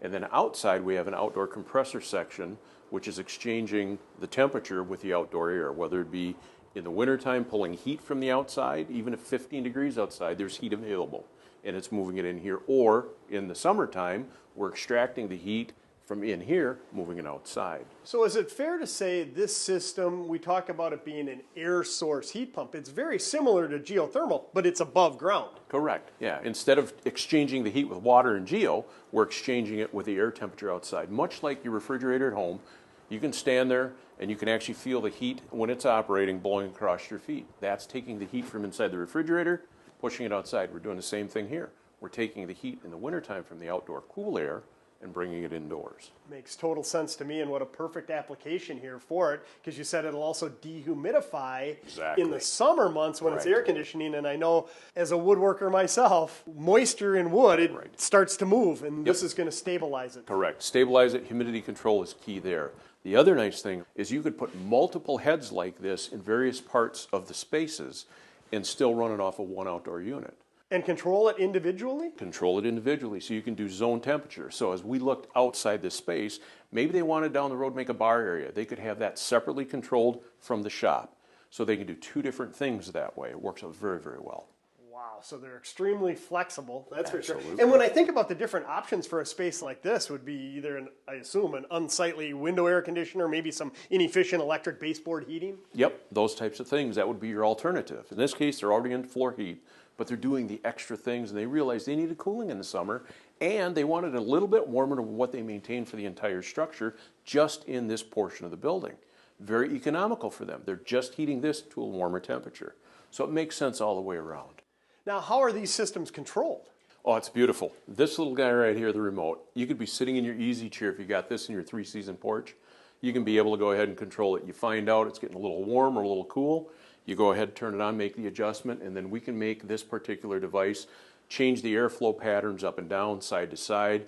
If I happen to set my chair in front of it and I don't want it blowing on me, I can change the angle of the diffuser, and from there, it's going to go ahead and take care of it. That's amazing. I can see the diffuser actually moving up and down. Right. You don't want dust being blown around, so you keep it up high. You put it Exactly. down when you want to get cooled off. I just love these units. And, you know, whether it's a 3-season porch, as you mentioned, a mother-in-law suite, a mechanic shop. I mean, the versatility alone with these systems, it seems like they could be adapted to virtually any situation. That's the beauty of them. They're so flexible in where they can be put and the things that you can now do with them to make areas of your home, commercial building, or in this particular case, a shop, to be able to do the things you want to do without putting a whole ducted system in. That's why we call them a ductless split. Sure, and our professionals that we had installing it today here, I mean, they made it look easy. Most of them are that easy of installations? They're pretty good, pretty easy to do. In this case, it worked out very, very well, and you saw how much time it really didn't take to put in. When you hire the right professional, they know what they're doing, they can get in here, adapt it to the particular structures that we're dealing with. This case, it's a pole building with very heavy, thick walls. Worked out very, very well to still use this type in this application. Sure. Well, again, the industry continues to evolve, and I hope this opens the eyes to homeowners and commercial business owners alike that this could be a solution to many of their heating and cooling problems. It sure can.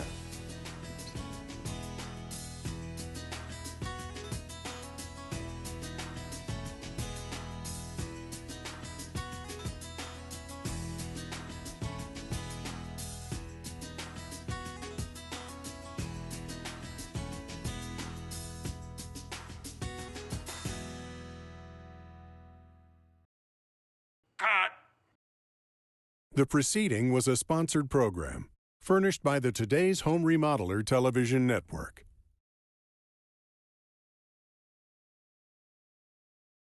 The following is a sponsored program, furnished by the Today's Home Remodeler television network.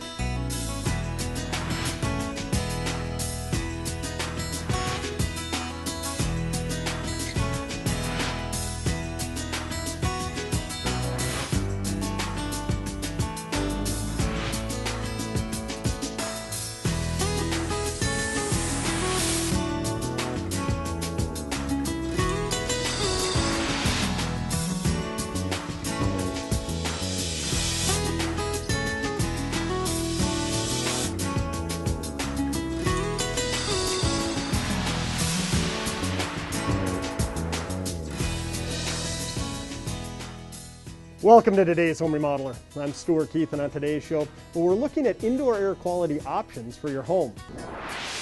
We'll begin with our HVAC specialist, Scott Knockreiner from Temperature Systems, as he explains what indoor air quality is and what it means to a homeowner. Along the way, we'll learn how improving indoor air quality and comfort really begins with continuously circulating the air in your home. And we'll see various components that can be added to new and existing systems, including UV lights in the ductwork, high-efficiency filters, and whole-house humidification and dehumidification systems, all of which can dramatically improve a home's indoor air quality. So let's get started with Scott Knockreiner from Temperature Systems after these messages.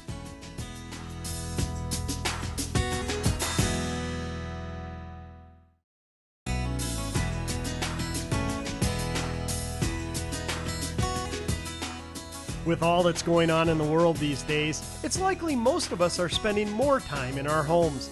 So on today's show, we're going to look at ways to improve a home's indoor air quality and comfort.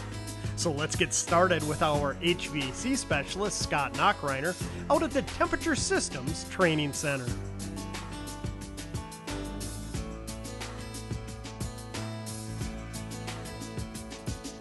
Well, Scott, great to have you on today's show. And you know, I love visiting the training center out here at Temperature Systems, just being able to see the latest technology and behind the covers.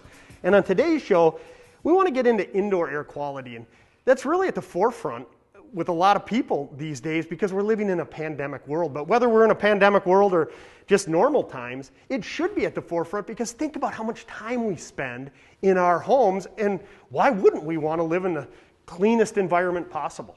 Yeah, absolutely. One of the things that people don't realize is even before the pandemic started, actually 90% of people's times was spent indoors. Wow. Now with the pandemic, you can only assume that that number has even gone further, which makes it more and more important that the air that we have indoors is actually as clean as it can be. And fortunately for all us homeowners out there and business owners alike, there are technologies and products out there that can help us do just that, right? Yeah, absolutely. And one of the things that we'll look at here, this is the blower motor. And when we think about indoor air quality, it all starts with the blower. If you are not able to move the air, you are not able to pull the particles out, you're not able to work on humidity, you're not able to work on a lot of the different things that we talk about in indoor air quality. So when I think about a typical home, there's dead spaces way at the back, and this is why we always talk about why it needs to be designed properly for air movement, because if you're not running that 24/7, those dead areas way in the back are going to be just that. I mean, it's stale, stagnant air. Yeah, absolutely. And one of the things that's changed in the last 10 years or so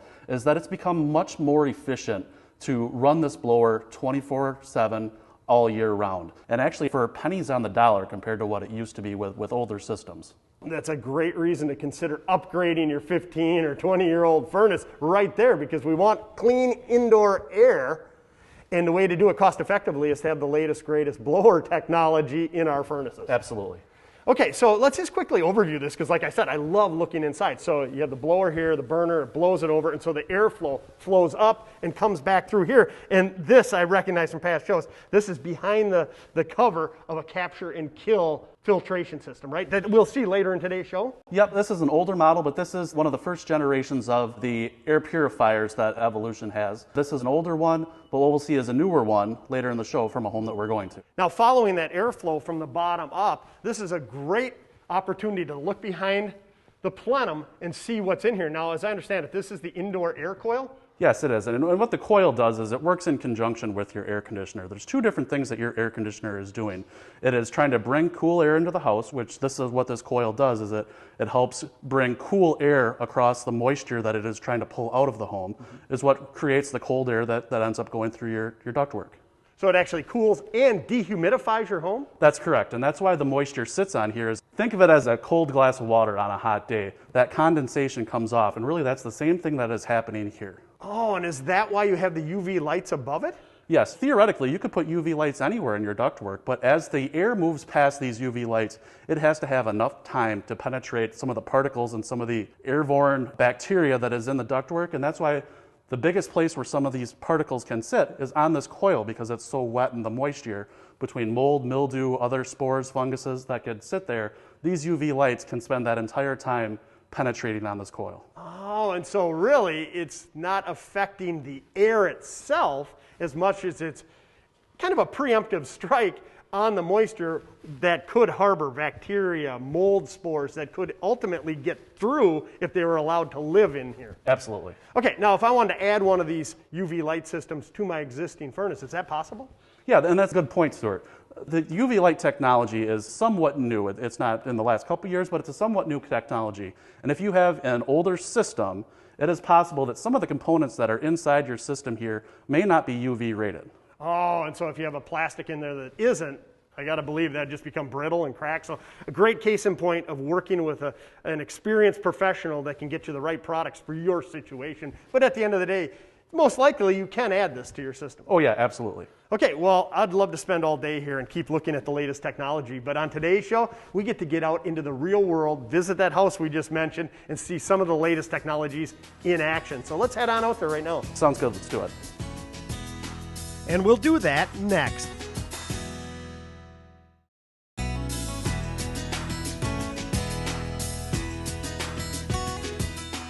In our last segment, we explained indoor air quality and what it means for a homeowner, and learned how UV lights installed in your ductwork can help clean and purify the air before it's circulated throughout your home. Now let's continue with our HVAC specialist, Scott Knockreiner, who shares some filtration options that can dramatically improve a home's indoor air quality.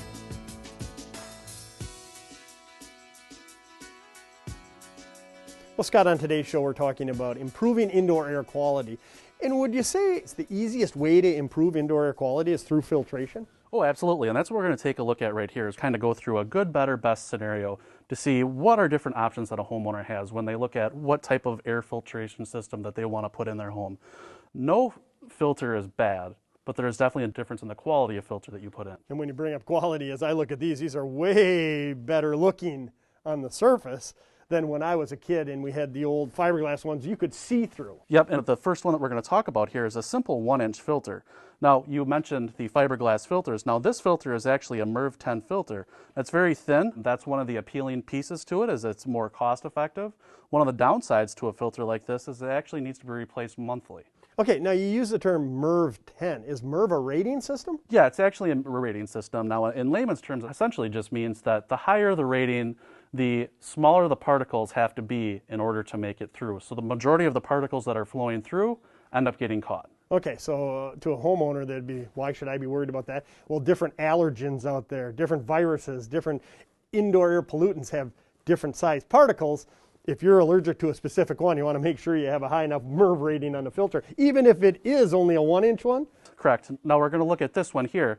Now this is actually a wider filter, and it is a MERV 11 filter, as you'll see. But the nice thing about this filter is that it's actually a little bit bigger. It has a little bit more surface area, meaning that you only have to replace this filter once a year. Okay, so whereas this one, if you're a diligent homeowner, a 1-inch every month, here maybe only a year. So even if this is less expensive initially, if you do it 12 times in a year, chances are this one's going to be more cost effective. Absolutely.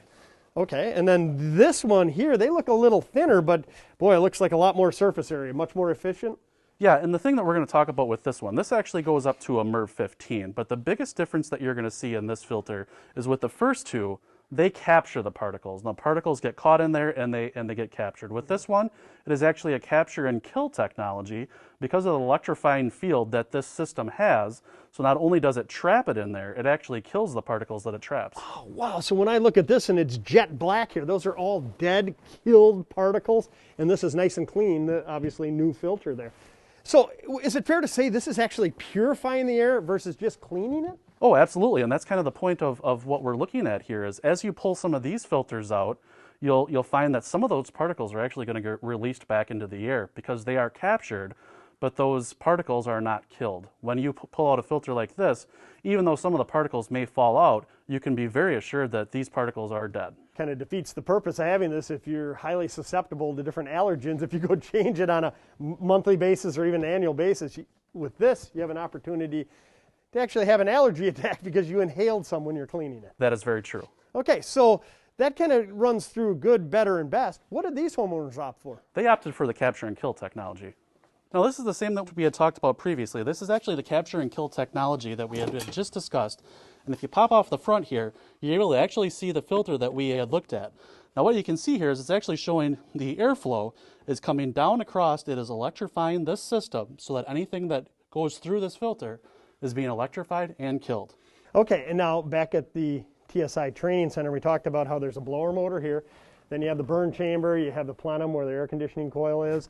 And the air circulates through the house, and that's why it's so important to have this fan running all the time so that it does circulate all the way through the house, down through, because it doesn't get killed, in this case with this system, unless those particulates get onto the filter, right? That's true. Unless those particles are moving through the air and being pulled through the ductwork, it is not able to reach this place where it is captured and killed. Okay, well, it's pretty easy. Keep it running. You're going to have a very effective system. Now, speaking of how effective the system is, does it actually work on a coronavirus, for instance? That's a great question. In the year that we're in, there's a lot of questions on what things are the most effective in a situation like that.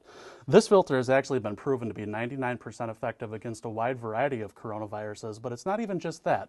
Certainly this year we've cared more about of that specific virus, but it is multiple types of influenza, streptococcus. There's a wide variety of viruses that this will capture and kill. And again, the beauty of the system here is it kills it. So any of the allergens that you might be experiencing, I know my son has allergies, if he were to pull it out to change the filter, if he didn't have this, those could become airborne and he'd have an allergy attack. So it's something to definitely consider. And if a homeowner out there doesn't have this system and they want to put it in, is it easy to retrofit it? Yes, it is. Actually, what I would suggest is calling your local contractor who will give you the opportunity to discuss what options can be added here, but almost always you're able to retrofit these. Stick around. We'll look at humidification and dehumidification options next.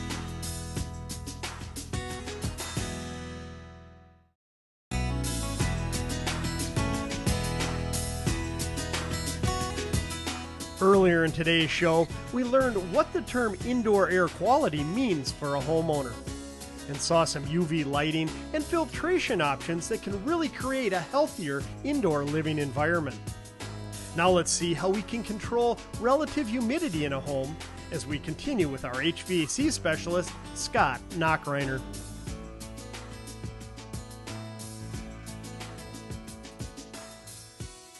Now, Scott, to finish up today's show on indoor air quality, let's cover an aspect that a lot of homeowners out there don't really consider to be indoor air quality, and that's humidification and dehumidification. You're right. When we think about indoor air quality, we're thinking about what are the healthy ways to make the air in your home better. Well, one of the other ways you can make your home better is simply by comfort, and that's where humidity comes into play. Now, whether it's having more humidity in the winter to help things like wood floors or to help you just feel more comfortable as far as cracked lips, a dry nose, or in the summer, if we're looking at trying to decrease the humidity, that system will wring out some of the water that is inside your home. Yeah, well, at first glance, it looks like these homeowners went to the extreme. They have both here. Let's walk through how the system operates. Now, obviously, this is a humidifier that would be used in the winter months. Yep, now this is a bypass humidifier, and I'll take off the cover here just to kind of show you some of the insides here.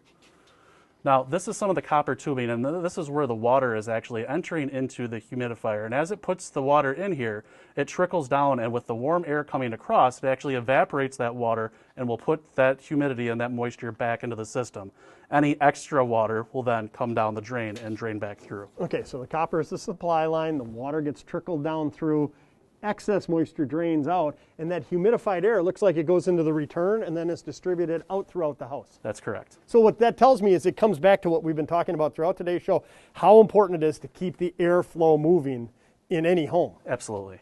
Okay, and again, you want it, as I've read in the past, about 40 to 60%, but you want to be careful of the relative humidity in the house in the cold winter months because you don't want any condensation occurring on your lower parts of your windows. That's correct, and actually this is a very advanced system here, but with this system, it will actually look at what the temperature is outside based on what the humidity level is inside, and it will pull down some of that moisture level, the humidity level, to make sure that there is no condensation that happens on the window. I love set it and forget it systems. That's great. Okay, so that takes care of humidification. What about dehumidification in our summer months? Yeah, what this homeowner has is actually they have a dehumidifier as well, and really we're just looking at completely reversing the process.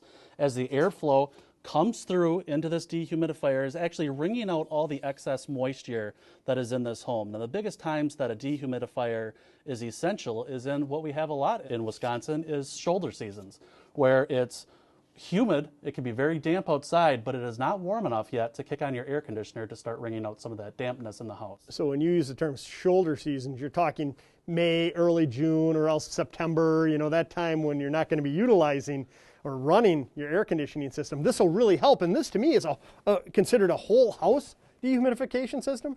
Yeah, you're right. And what it is when we look at how we put all of this back into the ductwork, what we are able to do is eliminate some of the portable units, whether it is a humidifier or a dehumidifier. You eliminate the need for that and a lot of excess electricity that's used by some of those portable units. Oh yeah, I know I've had houses in the past where we've used those, and not only the cost of electricity to run those, but this has a drain line. I don't have to on a daily basis go and empty out that dehumidifier or go fill the humidifier in the winter months. You're absolutely right. Now, Scott, this is obviously a 2 or 3 year old home, new construction, but if I have an older home, is it possible to retrofit either of these or both the systems? Absolutely. Both of these systems are very easy to retrofit into a home. I would suggest just talking to your local professional. Yeah, you want to make sure that it's done correctly. Absolutely. We've covered an awful lot of indoor air quality issues, components, features, technologies on today's show. I wish we had more time, but I appreciate you coming on and showing us this system. Thanks a lot, Stuart. Now here are some key points to help summarize today's show. If you're looking to improve your home's indoor air quality and comfort, consider the following. First of all, remember that in order to clean the air, you need to move the air. So run your furnace fan continuously year-round. Then consider adding some of these components, such as UV lights in the ductwork, pleated filters with a high MERV rating, capture-kill filtration and purification, and a whole house humidification and dehumidification system. Adding any or all of these technologies can dramatically improve a home's indoor air quality and comfort. For more information on the products and technologies featured on today's show, contact your local Bryant dealer. An easy-to-use directory can be found at remodelertv.com.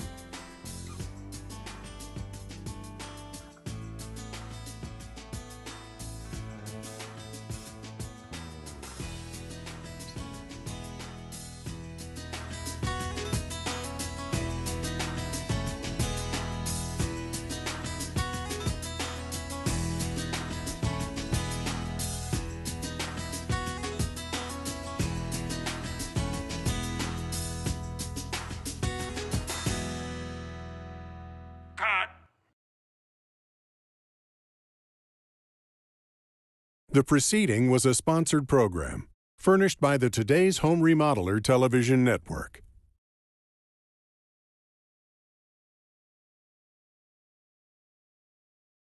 The following program is sponsored by the Today's Home Remodeler television network.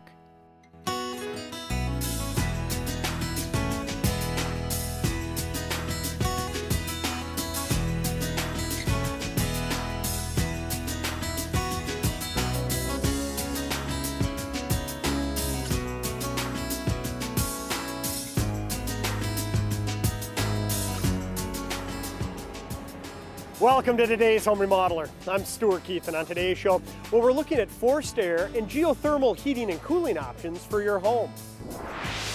We'll begin with Stan Olson from Olson Heating and Cooling, who introduces our project in which the homeowners were looking to increase their comfort and indoor air quality when replacing their furnace with a geothermal split system. Next, we'll see how they were able to install it without disturbing their extensive landscape, using a process called directional boring. And we'll finish up out at a newly constructed home that features a geothermal in-floor radiant heating system. So we have a lot to cover today, and we'll get started after these messages.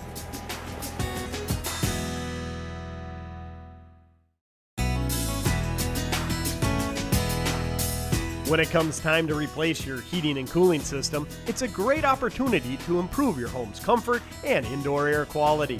So let's begin today's show with Stan Olson from Olson Heating and Cooling out at our project, where the homeowners were looking to do just that. Oh, Stan, what a beautiful location. What brings us out here today?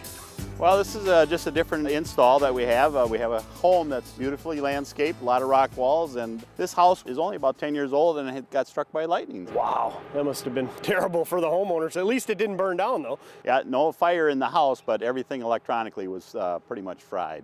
And so they called you in to replace, I assume, the heating system? Yep, it was just a conventional heating system with a forced air and that, but it was a nice system. It was a carrier with a lot of options on it. But now we're going to upgrade it a little bit and actually incorporate all the new equipment, more technology, more comfort, better air cleaning, and actually we're going to add geothermal on this site. Really? Geothermal? Even though there's all these existing rock walls? Yeah, this happens quite a bit in Wisconsin where we have some landscaping walls all the way around the house. We're actually going to do directional boring, and we're going to bring the tube right up into the house, underneath the house and under the rock wall. Wow, that's going to open some eyes. I can't wait to see that process. But let's begin with this forced air system. Can we go inside and take a look at it and see the add-ons that you were talking about? Sure can, Stu. So here it is, the new system. Boy, what a nice clean installation. Well, thanks, Stu. Our guys take great pride in doing the correct sizing and ductwork and making sure that the system also looks good, so we're proud of it when we leave. Yeah, not only does it look good, it's a great opportunity for us to walk through all the add-ons you addressed outside. And let's begin by looking at this double drop. I mean, I'm familiar with what a double drop is on the return, the airflow here, and there's a matching one on that here. side. Mm-hmm. Does that help with indoor air quality?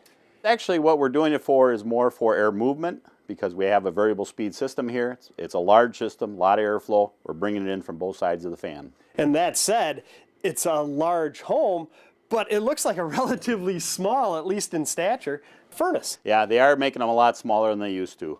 This furnace actually has modulating gas. It also has variable speed on the fan motor, and it also is communicating through the Infinity system.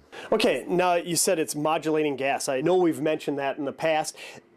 Is that where it actually ramps up as it heats and then ramps down and it makes it more efficient? Exactly. You know, we're not heating this house at 15 below all the time, so it might be 45 degrees outside. We don't need this to run at full bore. We're actually going to slow down the flame, have it run longer. It's going to be more comfortable to you in the house. And a variable speed blower, ECM technology. You've in the past also said, hey, the best way to get the top of the line air comfort, indoor air quality is to run that blower motor year round. Yeah, because most times it'll be running very slow, and we're actually going to bring the air through these capture and kill filters, electronic, and as we move the air slower through, it's actually going to capture more air. So we're going to actually make this home cleaner and more healthy. And speaking of the filters, did they upgrade their existing ones? Yeah, these customers actually took advantage of doing some upgrades on the system.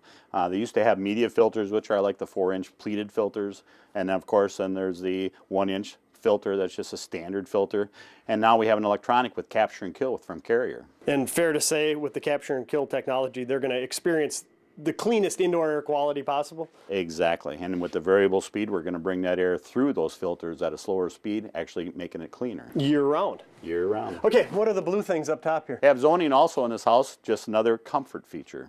Okay, so that's why someone might consider zoning. Can you add zoning after the fact in a retrofit situation? Sometimes, and it all depends. Every job is different. So good reason why you want to communicate with your heating contractor. Correct. Is that a humidifier I see on the backside here? Yep, there's a humidifier also added to this project, and we were doing it for a couple reasons. One, a lot of wood floors, a lot of wood in the house. We're making sure that we don't have any shrinkage, keeping it at a proper level in the dry wintertime. Also, it'll make the customer more comfortable because with a little more humidity in the air, makes temperatures feel better. Sure, not to mention less static electricity, less dry skin around there. Exactly. Heat recovery ventilator, I know we've touched on this in the past. Refresh my memory on why these are so important. Well, this is going to bring fresh air from outside into the house, and we're going to take stale air from in the house and exhaust it outside. But the secret is when it passes through this core, we're going to either save the heat or the cooling and put it back into the house so we're not just losing that. And I know in past shows we've talked about the importance of these being that today's homes are so tightly constructed, there is a lot of really polluted air inside, and that's why you want to bring in fresh air and get rid of the indoor polluted air. And another advantage I remember from shows past, it gets rid of that moisture you see sometimes in the wintertime along a lower edge of a window. Yeah, this is a great retrofit application because a lot of customers do have that complaint. They have too much humidity in the house is too tight. This is just one way to get rid of that humidity that's building up on the window and wrecking their windows. Well, I like that you said that it's retrofit available. So if somebody does have that exact problem, they can contact you or their heating professional to learn more about it. Now outside, you mentioned these homeowners are also opting for a geothermal system. Yeah, they upgraded to a geothermal system. When you looked at the different systems that were available, we have a split system, which is what we're going to be using at this job, which has a normal coil above the furnace like their air conditioner does. And then we're actually going to have a geo unit in the basement that's going to replace their air conditioner to be the heat pump. So explain how the geothermal system works in conjunction with this. You use the term split system. Yep. They make a few different systems. One's a package unit where it's all in one. A split system's a little different. We're actually going to have a gas furnace, still just like it was before, and we're also going to have a coil above it, which will replace the air conditioning coil before. Fair to say, maybe it gets to 15 below in the wintertime, a cold night, that's when this is more likely to kick on? Exactly. So this is going to be in the extremes, and this is also going to be your emergency backup in case you have a failure. Okay. Now, in here you said there's a coil. Must be a pretty big coil that's in there. It's a large 8 coil. This is a 5-ton system, and it happens to have a lot of surface area. It makes it more comfortable for the house. Okay. Through these pipes, is this how it's connected? Yep. Through these pipes will be a line set just like the air conditioner used to have, and come over to the geothermal unit. This is the other component to this package. Sure, and there, of course, there's a loop field outside, and that's really how this system operates. It's taking advantage of the free energy that's being stored in the earth. Exactly. 300% efficient, 97% efficient. So you think of 97% efficient, that seems like a pretty efficient system, but when you're talking 300% efficient, it really becomes a no-brainer. Can you also get domestic hot water out of here? Yeah, we're also going to assist the water heater in this house. So we'll probably end up getting around 60-70% of the hot water usage for this house. Boy, very environmentally friendly and very economical to operate, that's for sure. So at the end of the day, a couple different types of geothermal systems. This one is a split system in which you want a forced air backup versus a package deal that is all in one. Yeah, package unit will be all in one unit. It'll be more designed for the entire house and probably get close to running 100% of the time instead of just 90%. Okay, good. Well, I'm anxious to learn how they're going to get the piping in. I see they cut out a hole here. They're actually going to come underneath and pull the piping. Yeah, as we discussed and you saw on all the rock walls and landscaping, we're not going to actually dig a trench into the house like we normally would. We're actually going to bore under the rock walls and all the landscaping and come in this hole in the basement that we've already pre-cut. Well, I am anxious to learn more about that process. Let's sit outside and take a look at that. Very good. And we'll do that next.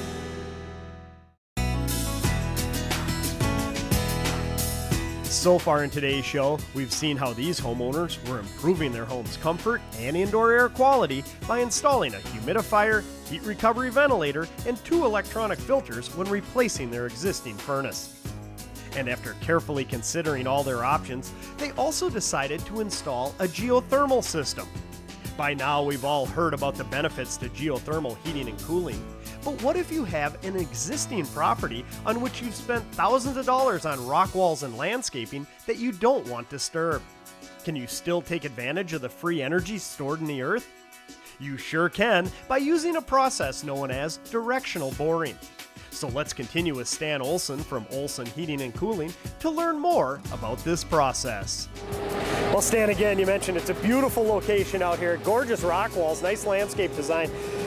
These homeowners, when I talked to them, they at first didn't think they could ever have a geothermal system because they had this existing landscape design.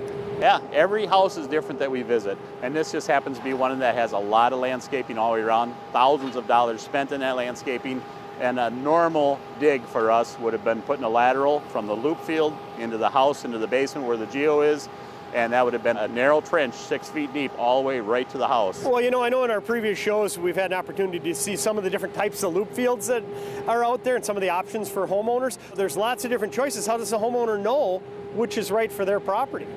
You know, our customers, when they call us in, we do all the correct things. We get them on board, do the manual J's. But then we also, when they get to the next point of geo, then we'll actually do a site visit and start looking at their land and seeing what the topography is and what they have for landscaping.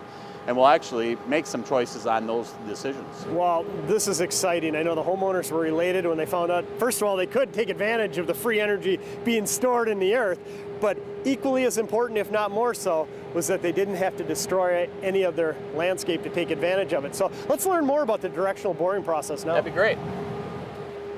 This happens to be our directional boring machine that we're going to be using on this site. As you can see, this happens to be a brand new unit that they're showing off. Okay, so let's walk through how a directional boring machine actually operates. Yeah, this boring machine is actually drilling right now, just like we do in a vertical drill, but we're going to be drilling horizontally under the Earth's surface. Okay, so how do they control it and know where it's being drilled? Well, the topography is going to tell us what we're going to do or what we want to do, and we can actually make some changes, but there's actually a guy at the other end of the tip where the tip is drilling that knows exactly where that tip is at all times. So he knows the depth, he knows the angle, he knows whether he wants to steer left and right, and if he wants to change something, he can tell the driver, the operator of the unit, to actually steer it. He has some type of locator that he's walking along? Yeah, it's just an LCD locator that he can tell all that information on. So the operator is communicating with the guy who has the locator, and you can see all the little flagging tapes. He's marking it every, I don't know, looks like 20 or 30 feet. Yep, just telling us exactly how deep it was at that given point. How many loops are they going to drill here? Well, this happens to be a 5-loop system, so we're actually going to be drilling out 5 separate loops, 250 feet out, probably on the average about 25 feet deep.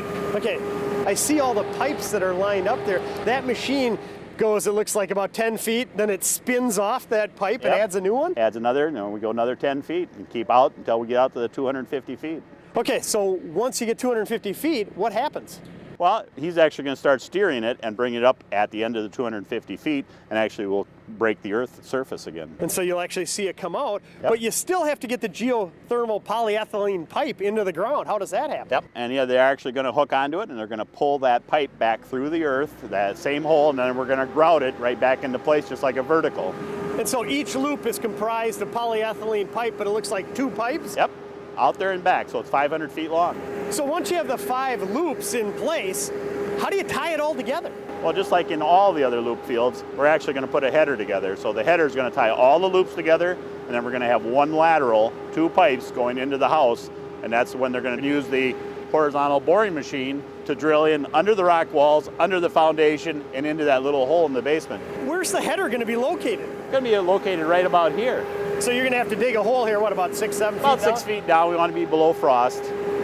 I just can't get over the accuracy of this. If you're able to drill into that hole, it looked like it was like 18 inches by 30 inches. Yeah, it's a very small hole. They're accurate within inches, but that's because with the other end, we know exactly where that tip is at all times. Boy, taking advantage of this technology really opens the doors to, I believe, a number of residences and commercial buildings alone. Yeah, just one more option in our repertoire for geothermal. So when it's all said and done, what do you think is the biggest benefit to using a directional boring machine? A directional boring machine gives us a lot of options. One, we're going to save all of this landscaping. We're not going to have a big lateral going into the house. We're going to have very low impact on the earth. When we're said and done and we're moved out of here and the holes are covered back up, 6 months, you're not even going to know we were here. Stick around. We'll check out a geothermal radiant in-floor heating system next, when we continue with today's Home Remodeler.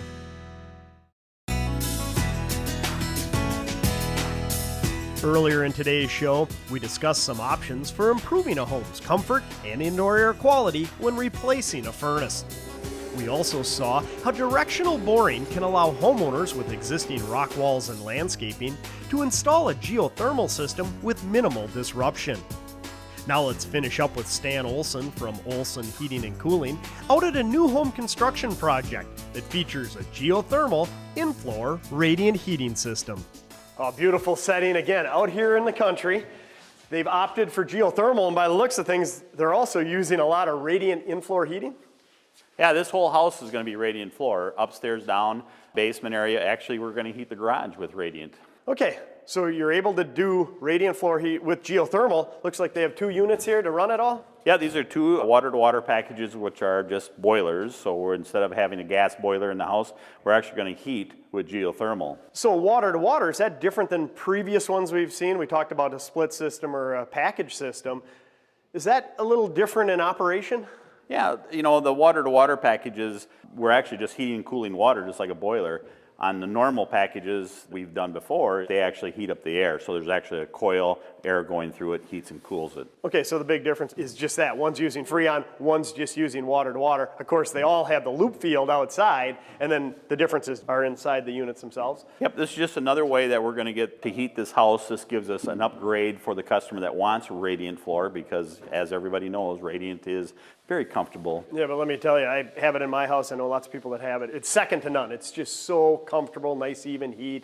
And a lot of people ask me, well, sure, you have radiant floor heat, but how do you cool your house? Here you said they're using it to cool? Yep, we actually have a forced air package, which is also a gas furnace, which we use for emergency backup, but we're actually going to reverse the cooling and heating of this house, and we're actually going to chill the water. So the chilled water gets pumped to the coil above the furnace, and that's what's going to actually cool the house. So this package is going to do both. It's going to heat and cool, just depending on whether it's summer or winter. Sure, and when you talk about cooling using radiant floor system, you're not actually running cooled water through the floor. You're using the ductwork like a conventional system.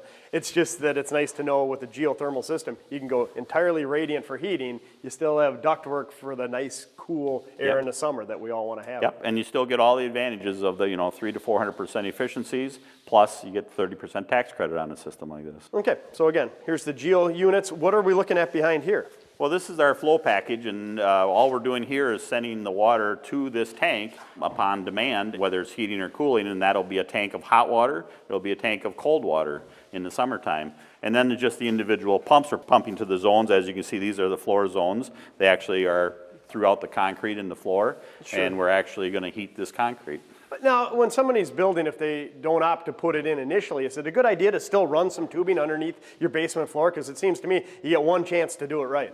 We actually find a lot of our customers will do that, whether they're going to put in radiant or not. It doesn't cost a lot to put in the tubing anyway. You should be insulating under the concrete, so using dense foam R10, whether you put the tubing in or not, that's just a great idea just to get the insulation value and take that cold floor away. Sure, it seems to me it makes sense to do that, but you want to make sure that it's designed properly. It's not just a matter of running tube wherever you want to have some underneath there, right? Exactly. We actually will send this through a CAD program, and it'll actually lay out the whole floor and tell us exactly what the BTUs are that we're going to get out of every square foot of the floor. So our floors are all designed and actually laid out in CAD. Well, if I'm a homeowner that wants the proper system installed, I definitely want to go with an experienced professional, that's for sure. So there's radiant floor tubing underneath the concrete in the basement. What are they doing in the rest of the home?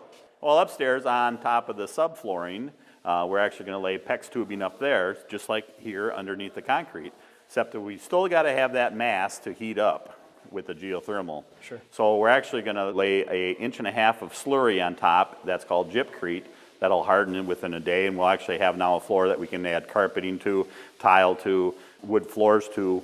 So it'll be just like a normal house. And so you can go with various floor coverings over top of that then? Yeah, you can do just like a conventional house. You can just put anything on top of it, but of course hire a contractor that's used to working with that. Sure. What about wood flooring though? With radiant floor, don't you have to be pretty careful about that? Oh yeah, but once again, with an experienced floor covering guy, he'll be able to lead you in the right direction of what he should be putting on top. Sure. So when it's all said and done, looks like a couple weeks away from completion, these homeowners are going to enjoy all the benefits of in-floor radiant heat throughout their home, and with a properly designed system, air conditioning as well. Yeah, as we've looked at in other shows that we've done with you, Stu, is that you can do everything from a base system all the way up to a full-blown radiant system, still enjoying the 300% to 400% efficiency and getting that 30% tax credit for the customer. Well, Stan, it's been great as usual. Thanks for coming on today's show. Thank you. Now here are some key points to help summarize today's show. When replacing a heating and cooling system, it's a great opportunity to improve your home's comfort and indoor air quality. When researching your options, be sure to consider geothermal technology. These systems are extremely efficient, can be adapted to virtually any design, and can be used in new construction or remodeling. And if you're concerned about damaging an existing landscape, talk to your geothermal specialist about directional boring.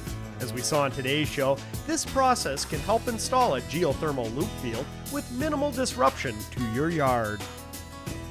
Well, that's all for this week's show. Sure hope you enjoyed it. We'll see you again next time on today's Home Remodeling. For more information about today's topic and upcoming episodes of Today's Home Remodeler, please visit these websites.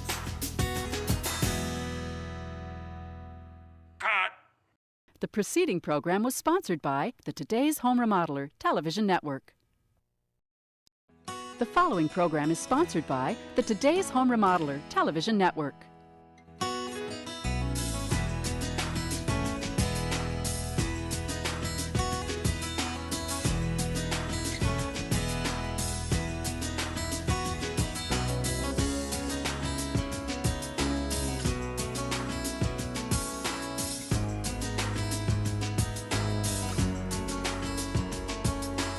Welcome to today's Home Remodeler. I'm Stuart Keith, and on today's show, we're learning more about geothermal technology. We'll begin with Stan Olson from Olson Heating and Cooling, who introduces our project in which the homeowners were looking to lessen their dependency on fossil fuels by replacing their propane furnace with a geothermal system.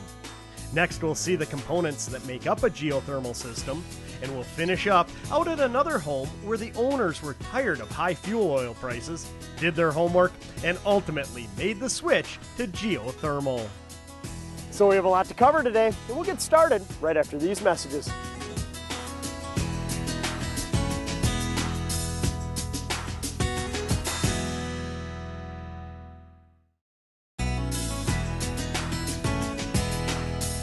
With the record-setting cold winter and incredibly volatile fuel prices, many homeowners are looking for a more efficient means to heat and cool their homes.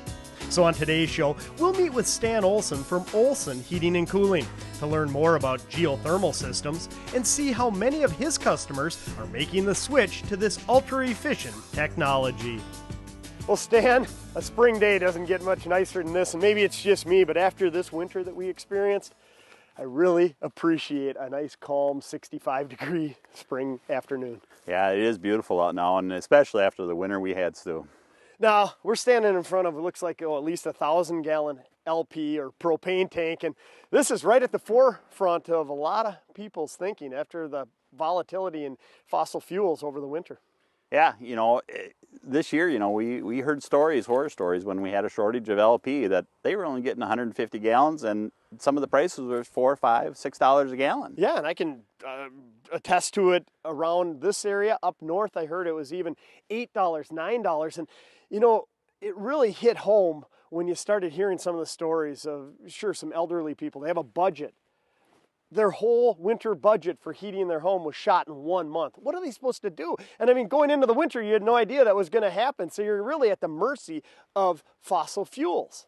Yeah, you know, the LP market was really strange, and you know, what's it going to do this coming year?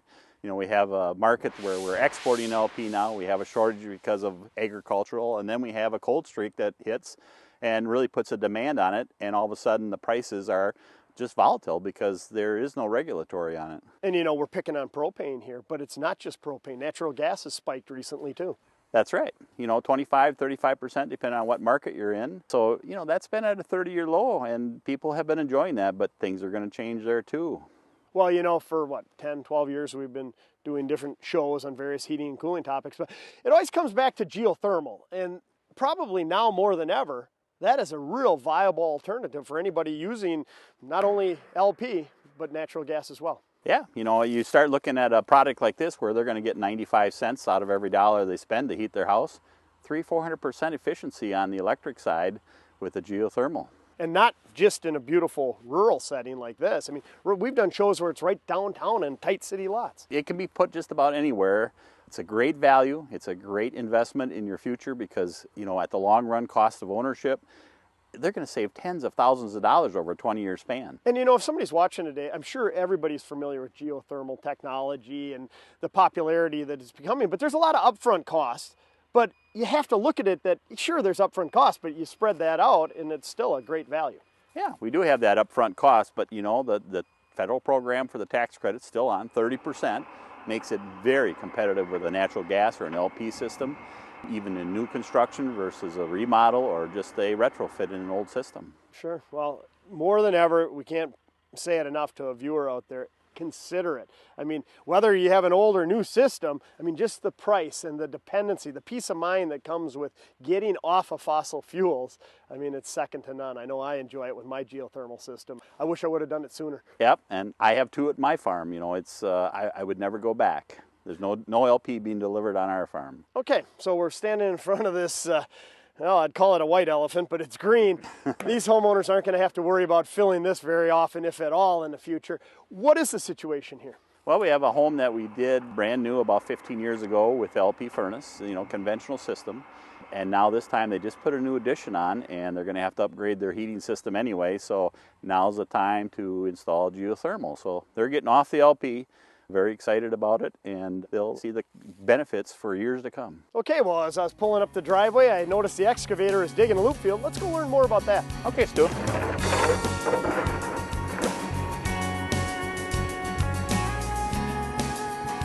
So, Stu, this is the system that we've designed for this property that we're at right now. This is a slinky system. Sure, I remember this from past shows, and as I recall, a slinky system, you don't have to go quite as far out on a horizontal loop field. Yeah, now, you know, there's several different styles, but this happens to be a slinky where it's wider and shorter. Now, what made you select this on this location? First, it starts with the design of the house, and we do the manual J, finding the loads. Then we do the geocalcs, finding out the equipment loads. And with that also comes out with how big a loop field we're going to install. So this one happens to be a 7-ton system with a 5-ton geo. Oh, that's interesting. So you only have a 5-ton geo inside, but your calculations told you needed 7 tons of loop field? Correct, because otherwise we're going to come up short at the end of winter. You know, we're going to actually suck all the heat out of the ground. So we need this little extra space to make it happen. Well, you know, and that's a great case in point. In every show we do, we pound on how important it is to be an educated consumer and really hire a geo professional with the experience and the knowledge to do it right. Because this is a critical stage in geothermal, isn't it? The loop field itself. Oh, design is everything in geothermal. I mean, you can mess up on a gas furnace and be a little oversized, maybe a little undersized, and you get away with it. You'll shorten the life of that system, but on geothermal we have to be right on because we don't want to come up short on the loop field, we don't want to come up short on the geo system that's in the house heating the house, and we don't want to come up short on the CFMs. How many cubic feet per minute we're going to move that air at. Sure, so again, hire a geo professional that's experienced and you're going to get your best value and really the best peace of mind, and that's what it's all about. Okay, so this is a slinky system. What are some of the other loop fields that are out there? Well, we've done racetracks, which is a very popular one where it's long and narrow. It's about a football field long, but it's only 8, 10, 12 feet wide. We have the pond system, which if you have a big enough pond, you can actually put that system in, where we just actually float the loops down at the bottom of the pond. We have the wells, which we do vertical wells. We've done shows in Madison with the vertical wells. Yeah, that was amazing. Remember how tight that city lot was? Yeah, that was tight. You couldn't walk between the well truck and the two houses. Yeah, yet they were able to take advantage of geothermal technology. And after this last winter, I bet they're pretty happy they did. Oh yeah, like I said, I got 2 systems of my own on my farm, and I would never look back. Sure. Well, okay, so once this is completed, how do you tie the loop field into the house? Well, we're going to tie all these loops together in what's called a header, and then we're going to go up the lateral, which is about 200 feet away up to the house, and then 40 feet into the mechanical room. Now, as I look at this, even the trench itself looks to be about 8 feet deep. Is the depth critical, especially after this last winter where the frost is getting down 7, 8 feet? Yeah, in the city where there's streets are not covered, but in where the loop field's going to be, it's going to be a rural setting. It's going to be a place where you're not going to be taking the snow off, and the snow is nothing but insulation. So most places, talking to the diggers that have been digging, we've only seen frost down about 2 or 3 feet where the snow is. Really? And so you never experienced any problems this winter? Have not. And after all, it's not just water that's circulating through those loops. No, we have an environmentally safe antifreeze that's going through the loops that will actually keep it protected below 32 degrees. So in the unlikely event that we don't have any snow on top of the ground and we get 8 feet of frost, it's still not going to freeze. No, I've not seen one yet. The loop field's horizontals, the frost affecting it at all. Okay, so how long until they're done with this particular dig? I think we'll have this section dug out today, and they'll lay the loops today, and probably a lateral. So they'll start backfilling on Saturday and be done. Great. Well, I can't wait to see the inside components. We'll do that a little later. Sounds good.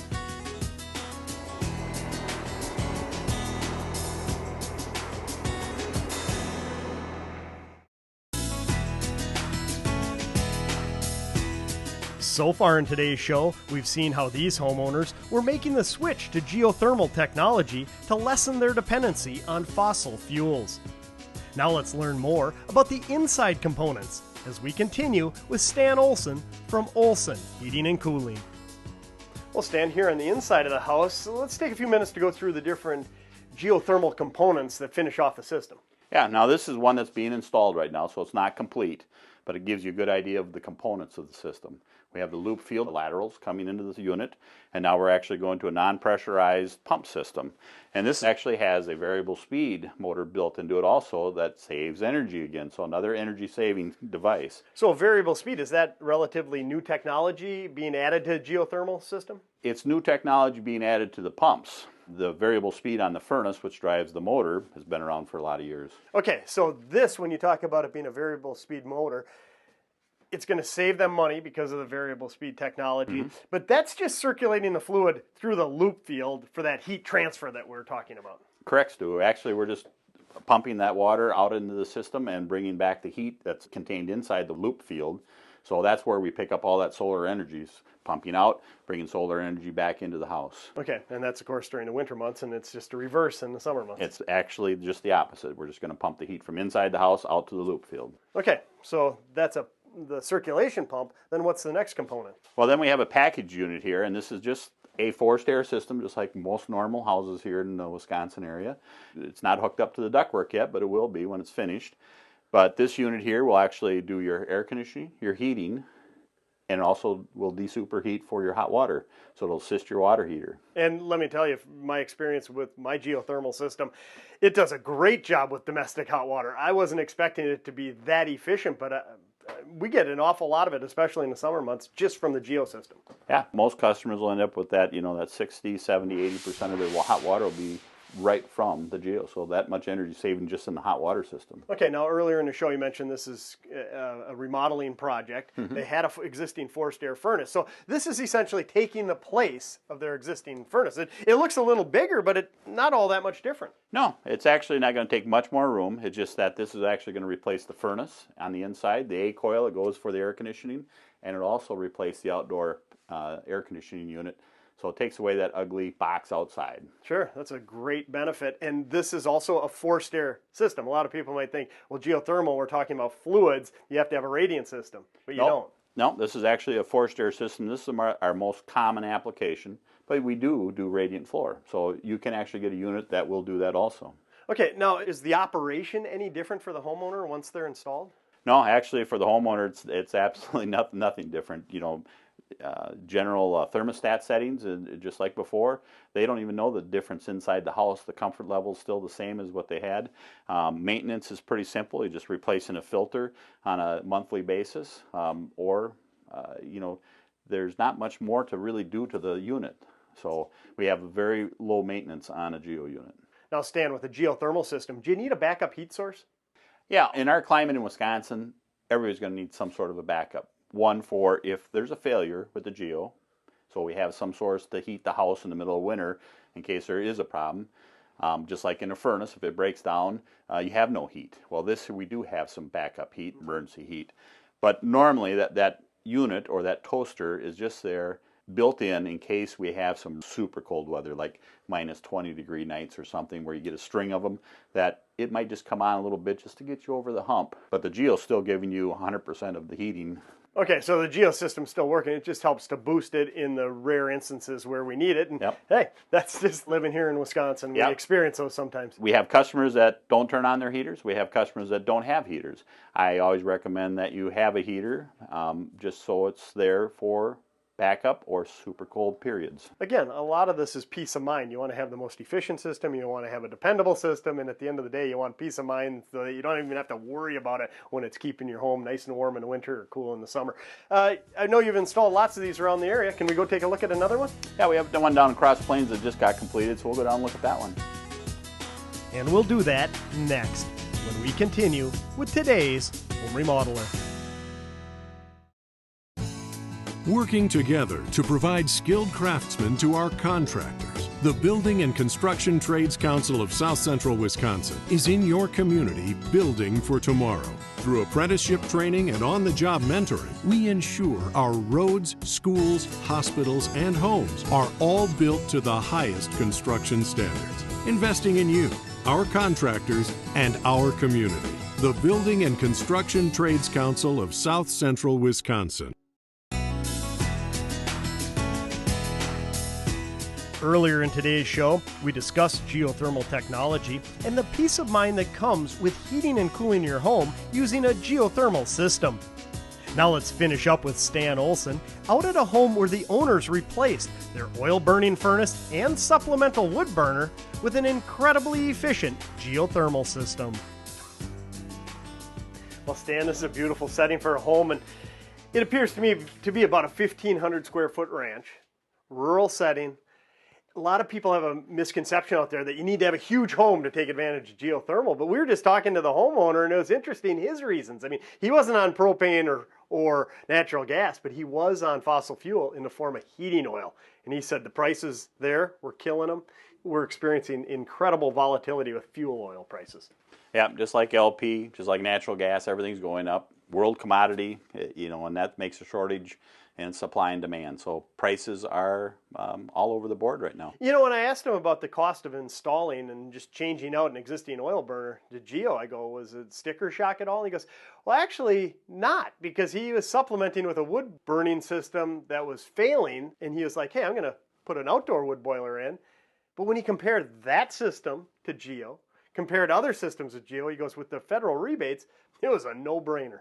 Yeah, and then those rebates are going to be ending pretty soon. So now's the time to really start thinking about it if you're making that step, because 30% is still quite a rebate. They're basically buying your outdoor loop field. Sure, and speaking of loop fields, what type of loop field did you install here? This one here is a racetrack, Stu, and basically it's a long, narrow trench, and it's about 300 feet long, and that's what we put in at this application. How large a system is this? Because it isn't that large a home. Nope, this is a smaller system, so this is a 3-ton system. So a rural setting, racetrack made the most sense, both from an efficiency standpoint and cost effectiveness? Yes, and then it also was its topography and what we had to work with. Well, you know, we talked about the different components. We have the circulation pump here, and there's the unit itself, but at our last setting, I took a look inside and I'm surprised. It's not a very complicated system.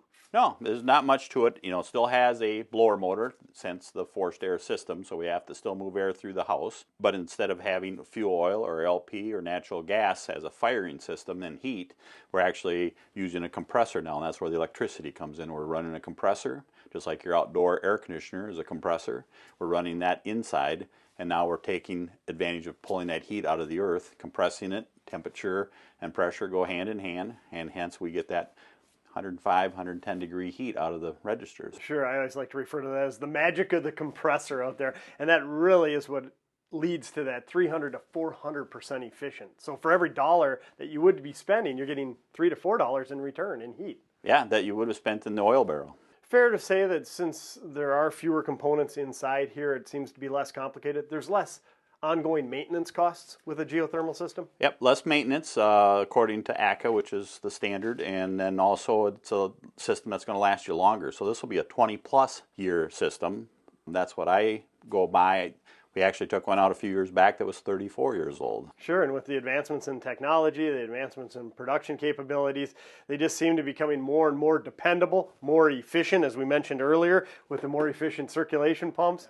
A lot of homeowners out there, if they take care of them, and it's installed properly, they can expect that 20, 30, 40, maybe 50 years of service down the road. And when you look at the payback, and we talk, 5 to 10 year payback period, just think in years 10 through 30, that's money going in your pocket. That's real money that you're saving that you would otherwise been spending if you're using a fossil fuel burning unit.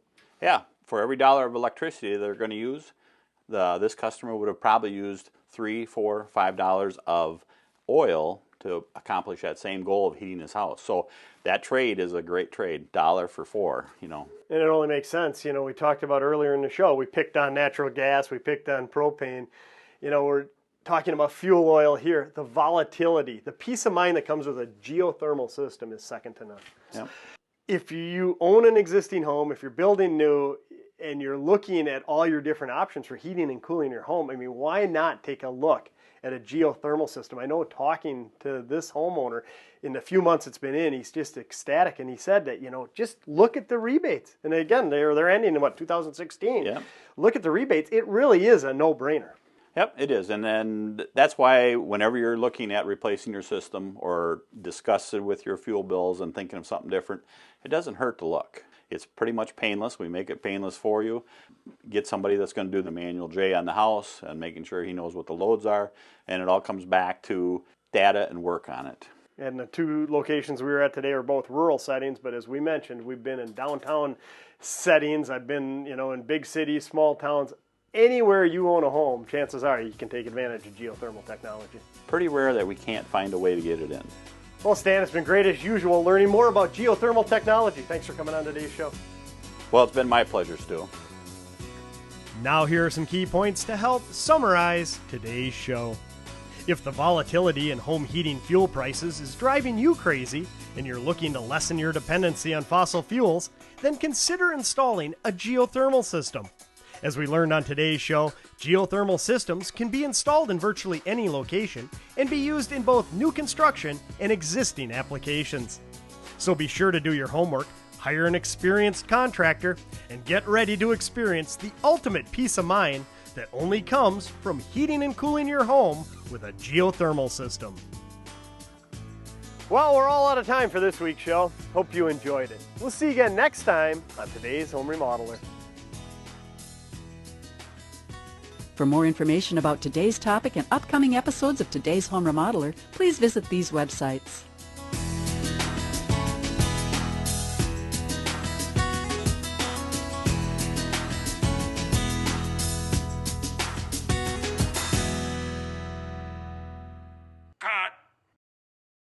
The preceding program was sponsored by the Today's Home Remodeler television network.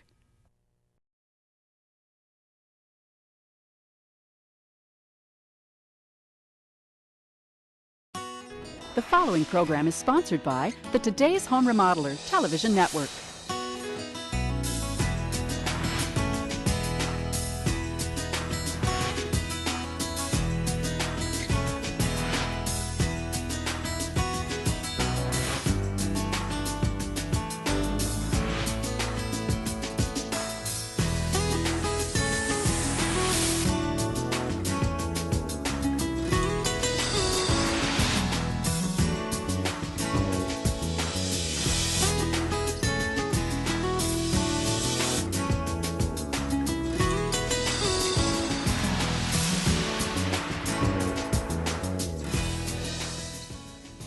Welcome to today's Home Remodeler. I'm Stuart Keith, and on today's show, well, we're learning more about the design process of a geothermal heating and cooling system. We'll begin with Stan Olson from Olson Heating and Cooling, who introduces our project and explains the design parameters used for a geothermal system. Next, we'll explain the importance of properly sizing a loop field, and we'll finish up looking at the geothermal combo unit and its ductwork out at our new home construction site. So we have a lot to cover today, and we'll get started right after these messages.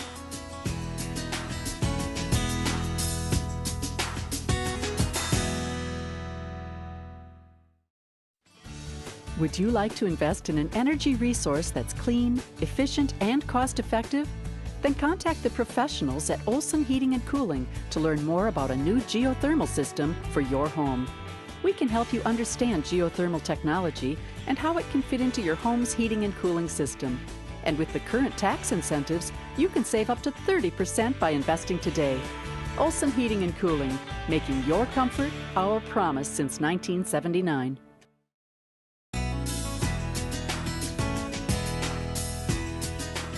Proper design of a home's HVAC system is important for its effective and efficient operation.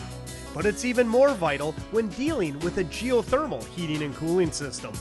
So let's begin today's show with Stan Olson from Olson Heating and Cooling, who explains some of the parameters that go into the design of a system.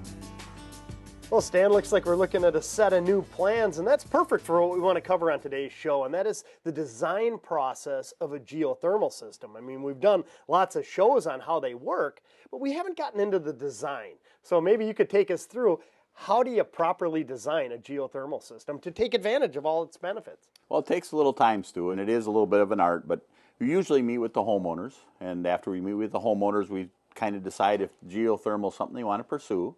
And we'll talk a little bit about budgetary numbers.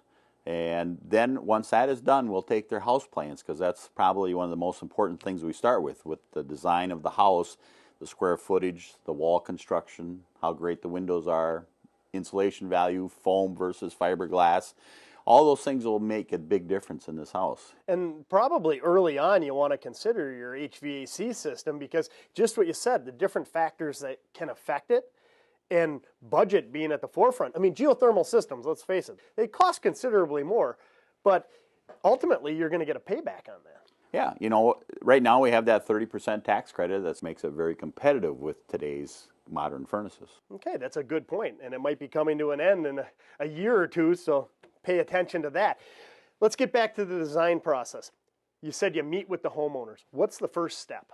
First step is just to talk, one, about budgetary, as we just discussed, but then what are they designing in their home? How are they building this house? What kind of walls, what kind of windows, what kind of insulation in the attic? So that's all the information I have to gather to figure out how this house is going to perform. And then we'll actually run a manual J on the house, and that's where this has been done. And we'll come up with a room-by-room heat loss, heat gain on this residence. So each room actually has a design criteria. So we'll actually take the rec room in this basement, and we'll know exactly what the load is. And with that load is done, then at the final stage, we can actually do the manual D, which will give us the duct layout. And we actually do a CAD layout of the ductwork, as you can see in this plan. So this is a finalized plan that we're actually going to go visit a little later. Oh, so that's interesting. Each room has its own micro design. Now, you use the term load. What exactly do you mean by load? Well, the load is the criteria that we design around. In Wisconsin, by Madison, basically we'll design to -15 and we'll design to 90 degrees unless there's some criteria that the customer has special. But that's a design load. So at -15, we know exactly what the BTU load is for that room. And when you say load, you're really talking about how much energy it's going to take to heat or cool that area? Yep, and keep it comfortable for the customer. And then you take all the loads from each room and combine that together to give a load for the complete house? Yep, and that'll give us the design load for the complete house. And you do those manual J's for forced air or geothermal systems. And of course, the geothermal system also has the loop field. Yep, actually that's the next step, is entering all this data now into a system that we use from Enertech or GeoComfort, and we'll design the equipment size, And then we'll also design the loop field outside, and it'll tell us how big a loop field we have to put in, making sure the design is actually fit for this house, because every house is unique. Boy, it sure sounds like a lot of math, a lot of science goes into designing a proper system. From start to finish, it is a lot of design, and it does take some time, but that's where a qualified contractor will take you through that and do his legwork before any mistakes are made. Okay, because after all, a geothermal system, why not take advantage of all that free energy being stored in the earth? But you can only take advantage of it if it's designed properly. And you know, one of the questions that I know I get a lot, because I have a geothermal system in my house, I love it, but I have a hard time explaining the payback. I just say, boy, I just enjoy the comfort so much, and I know it's costing me less. But is there a way to tell somebody at this stage how much they're going to save? Well, I can show you this project that is already set up on the computer here, and it has a cost analysis for this person and this house. So we can actually take a look at that if you'd like to. Yeah, let's do that. This is the job that we just looked at over there on the blueprints, and this is a cost analysis and design for this house. Wow, and so the manufacturer's provided you software that can actually accurately project the costs?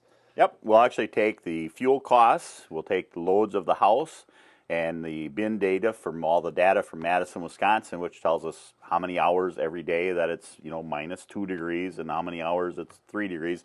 And all that comes together, and we can actually make a projection on what it's going to cost the customer in dollars. And is it just for the first year, or does it actually extrapolate it out? No, in this graph here that we want to look at, this actually takes it out over a 20-year span. The blue line represents an LP furnace, probably a conventional 95% LP with a 13-seat air conditioner and a LP water heater. The bottom line consists of replacing that with a geothermal system from GeoComfort. And as you can see, this customer here would have spent about $110,000 on propane and electricity to run his system over those years. So at the end here, this customer is going to save roughly about $75,000, and that's at today's numbers with a 5% increase as far as energy costs. Oh, wow, and 5%, that to me is pretty conservative, as we saw a couple years ago when it spiked about, 20 or 30%. It never seems to come down more than that. Exactly. But that's nice. It works in some increase. And even though these geosystems cost considerably more up front, you got to look at the big picture. Over 20 years, you're ultimately going to save a considerable amount of money, and that's virtually guaranteed.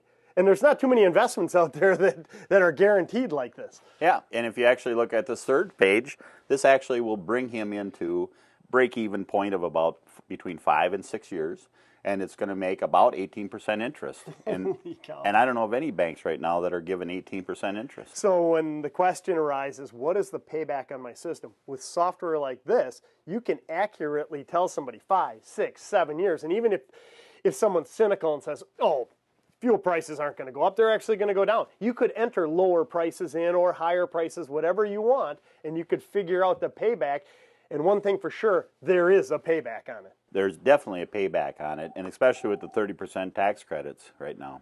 And the other nice thing about this program, this also brings in the design of the equipment, the loop field sizing, and this is where some people might get in a little bit of trouble, because this house actually had a 5-ton system designed for it, but the loop field was 7 tons to make this all work. And that was all determined by the numbers you put in here, and the program told you that even though on the appearance it's 5 tons, it told you to put a 7-ton system in the ground. Exactly. And that's where all the legwork comes into play, and that's where having somebody that's going to design your system to do it properly to make sure that they've done that legwork for you. Well, it certainly makes sense to me.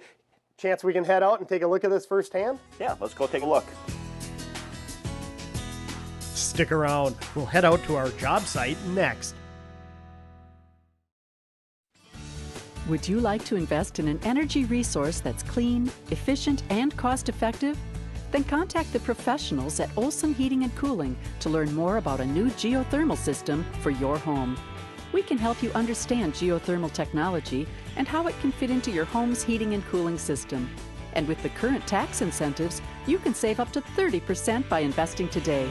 Olson Heating and Cooling, making your comfort our promise since 1979.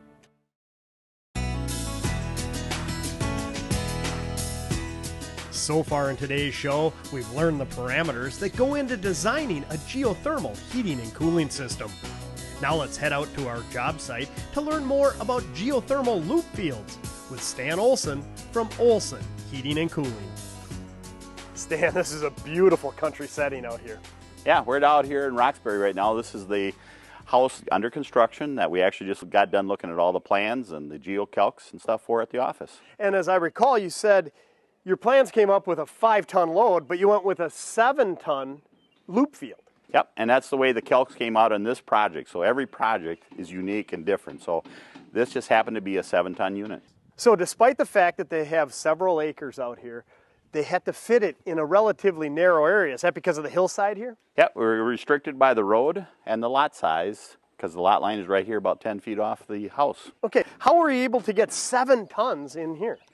Well, this happened to be a slinky system, and we actually put 3 on the upper side where we dug out 8 feet down, put the dirt over on the 4-ton side, and then when we got that in, we put the 4-ton dirt over here and then dug up 8 more feet down, put it up on the upper hill that was already done. So we had to put it in segments on this one. If there's a will, there's a way, that's for sure. That's what I've learned in all the shows we've done.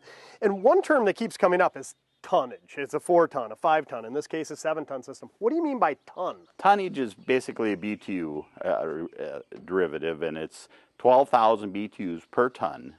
And that gives us the tonnage output of this loop field. And that all goes back to the design we were talking about, the loads in the different rooms and the cumulative effect on the house. Correct. Even though that this is a 5-ton equipment setting, it's a 7-ton load setting on the loop field. So is it really that big a deal if you don't put enough tonnage in your loop field? Yeah, this came out to be 7 tons. So if we would have, say, put a 4-ton, 5-ton, or 6-ton loop field in here, when it gets to be the cold part of winter where we've actually depleted some of the energy out of the solar energy that's sitting on the earth, we would actually probably run out maybe January, February. March we'd have been a little bit cold probably. So it does matter on the size of that loop field. So the size of the loop field is very important. And again, when you say run out of energy, after all, as I've learned from previous shows with you, you're extracting the heat that's being stored in there. So the actual temperature of the ground could be depleted if it's not big enough? Yeah, this is really nothing more than a solar collector. We're just going to take the sun's energy that's sitting in the earth and bring it into the house to heat it in the winter. Sure, and conversely, in the summertime, you're dumping the heat back in, so that's helping recharge it as well? Regenerating that loop field again. So if you're going to err on the size of a little bit too big versus too small, again, it comes back to consumer being educated, make sure you're going with a reputable contractor who has all these tools from the manufacturers to design and implement the right system. Correct. Now, there are a number of different types of loop fields out there. We've covered them in the past. I remember that one down near New Glarus. It's like 300 feet long. I think you called it a racetrack? Yep, that's a racetrack, 300 feet, 8 feet deep, and depending on the tonnage, how wide it'll be. And then we also have verticals, which we have done one in Madison, if you remember, that between the 2 houses that barely fit. You know, that was amazing. And just quickly, I've been pulled over 3-4 times at gas stations, grocery stores, and they're like, did you really put a geothermal system between those 2 houses right downtown? And yeah, that was a good example of how you can put it anywhere. And then we also have pond loop systems where you can actually bury it into the water, but not very many people have a pond in their backyard. Okay, well, that pretty much takes care of the outside components. We've talked about the design on the inside. Now let's go see the real world setting and look at that ductwork and some of the equipment. Sounds good. And we'll do that next. Would you like to invest in an energy resource that's clean, efficient, and cost-effective? Then contact the professionals at Olson Heating and Cooling to learn more about a new geothermal system for your home. We can help you understand geothermal technology and how it can fit into your home's heating and cooling system. And with the current tax incentives, you can save up to 30% by investing today. Olson Heating and Cooling, making your comfort our promise since 1979.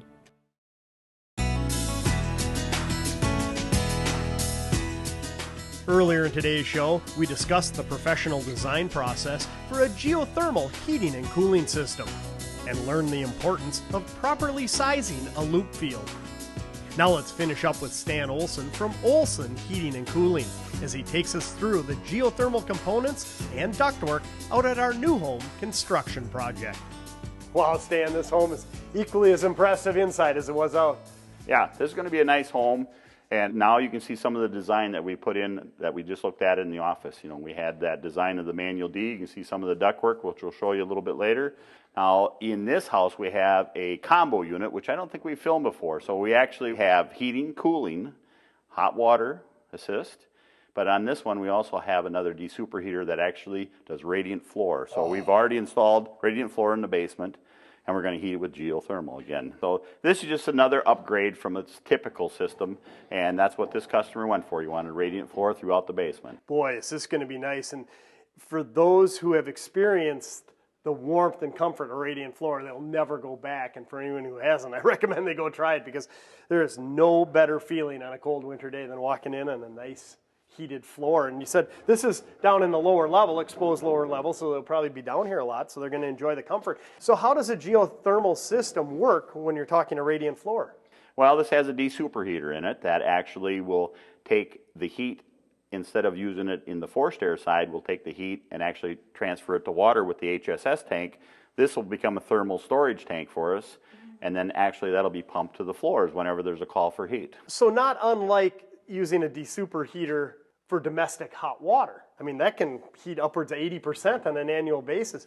It's that efficient as well on radiant floor side? Yeah, it's exactly the same efficiency as your forced air side on the geothermal.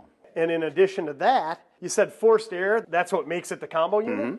That requires the ductwork, because I remember when we were talking about the design, we talked about ductwork. Yes, and as you can see, a lot of the ductwork's already up, so it's all about sizing, and that's where that CAD drawing comes in, the manual D, that this has already been sized. And as you can see, a lot of our stuff, like the radius turns on the plenum, that actually is not a T, which causes a lot of turbulence. We actually design it to have a vein in it and actually turns. So that makes it more efficient as far as air movement is concerned? Exactly. Quieter, better efficiency, less noise at the registers. And speaking of noise, the guys obviously upstairs are doing some work there. That's not what they're going to experience once this is all done. Exactly. So we also have an ECM motor, very efficient, combo unit. And this here is just basically hooked to the loop field that moves the water from the loop field to the geo and back out to the loop field. Okay, so you're circulating fluid. The magic of the compressor generates the heat. But how do you extract it in a forced air system? I mean, a traditional forced air system, you're burning LP or natural gas and you have a burn chamber and it distributes the heat. How do you get that warm air out of a geo system? Well, in the geo, what we do is we actually have an aluminum microchannel heat coil.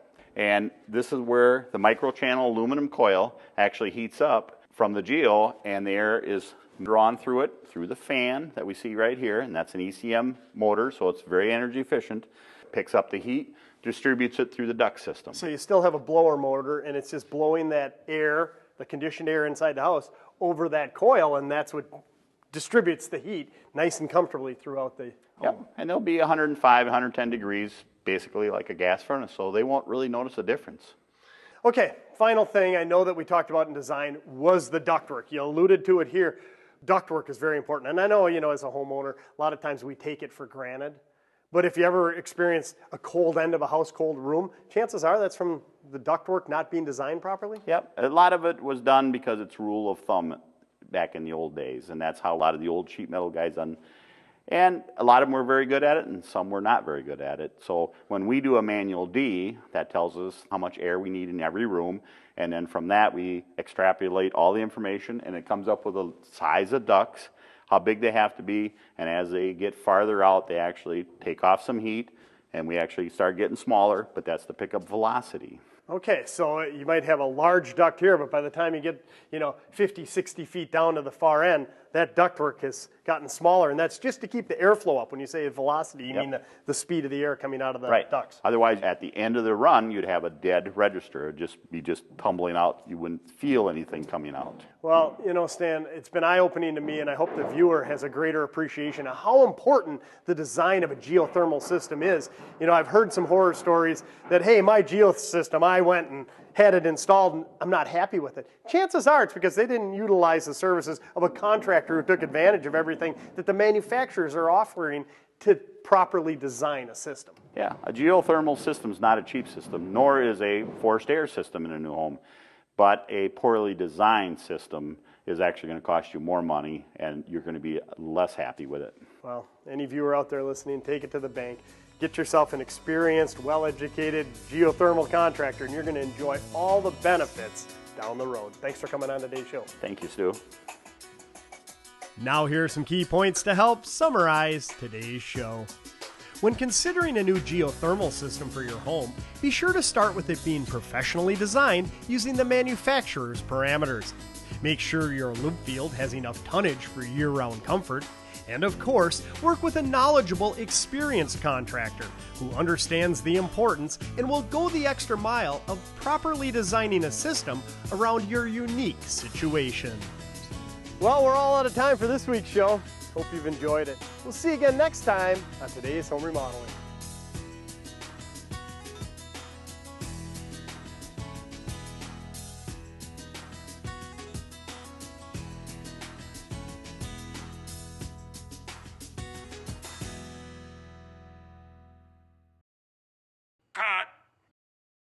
The preceding program was sponsored by the Today's Home Remodeler Television Network. The following program is sponsored by the Today's Home Remodeler Television Network.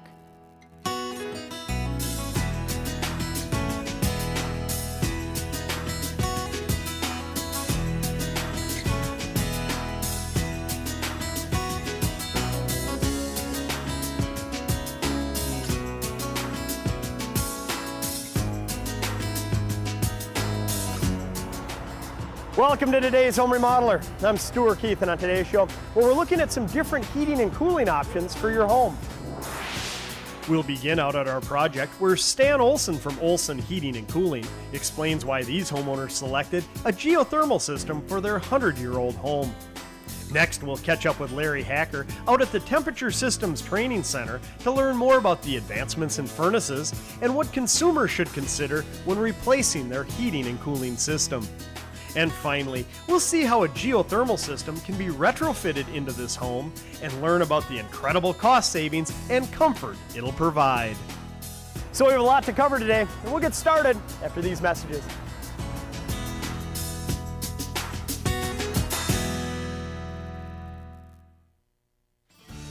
Would you like to invest in an energy resource that's clean, efficient, and cost-effective?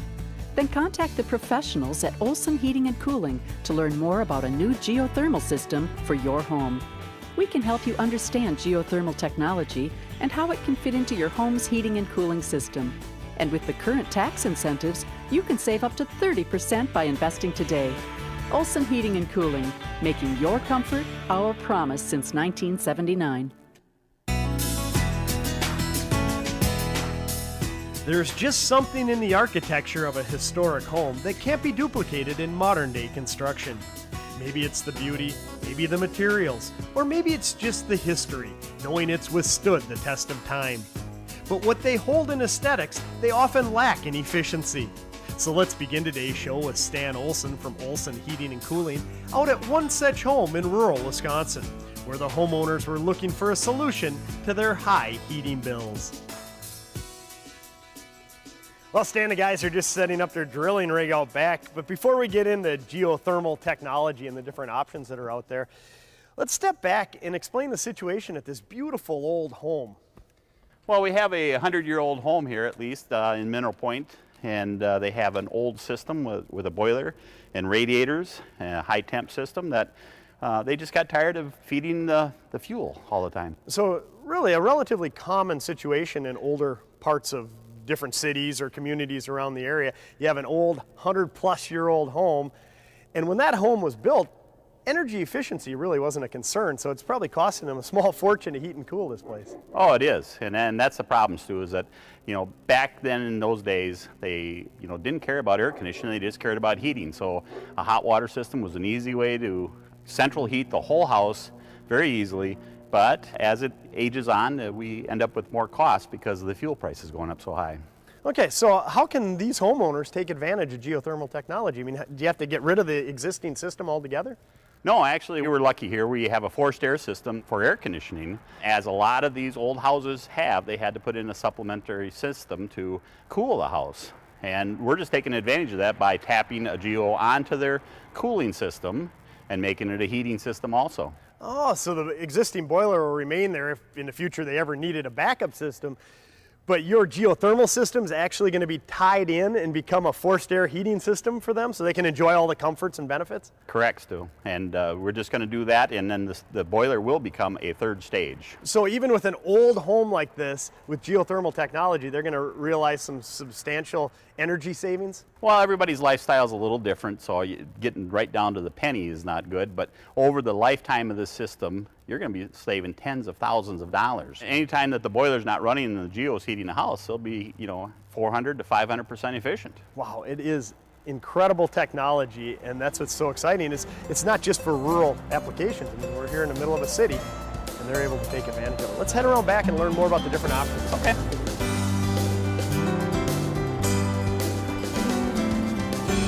As we mentioned out front, the guys are out back here starting the drilling process. And before we get into the different options there, let's just step back and briefly explain the theory behind geothermal technology.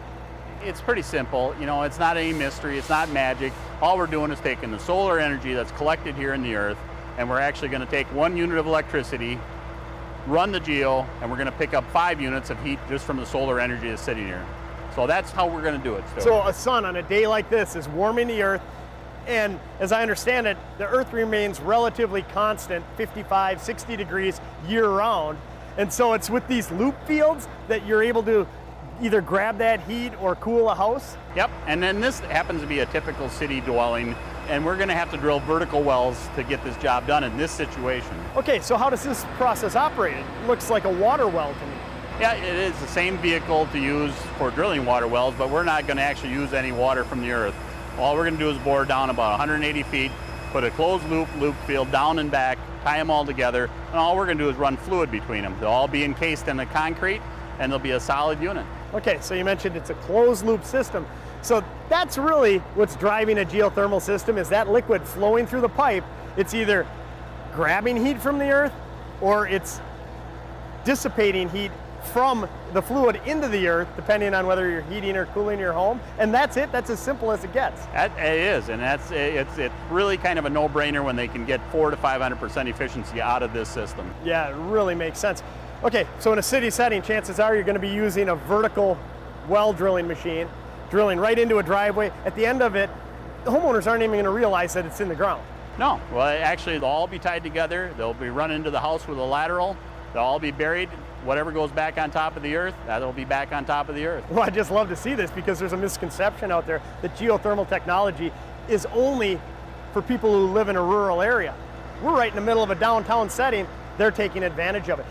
Okay, they do that in a city setting. What about out in the country? On the country, we will run horizontals quite often, and there's different options. There's racetracks, there's actually slinkies, you have pond loop systems, but they're all closed loop systems.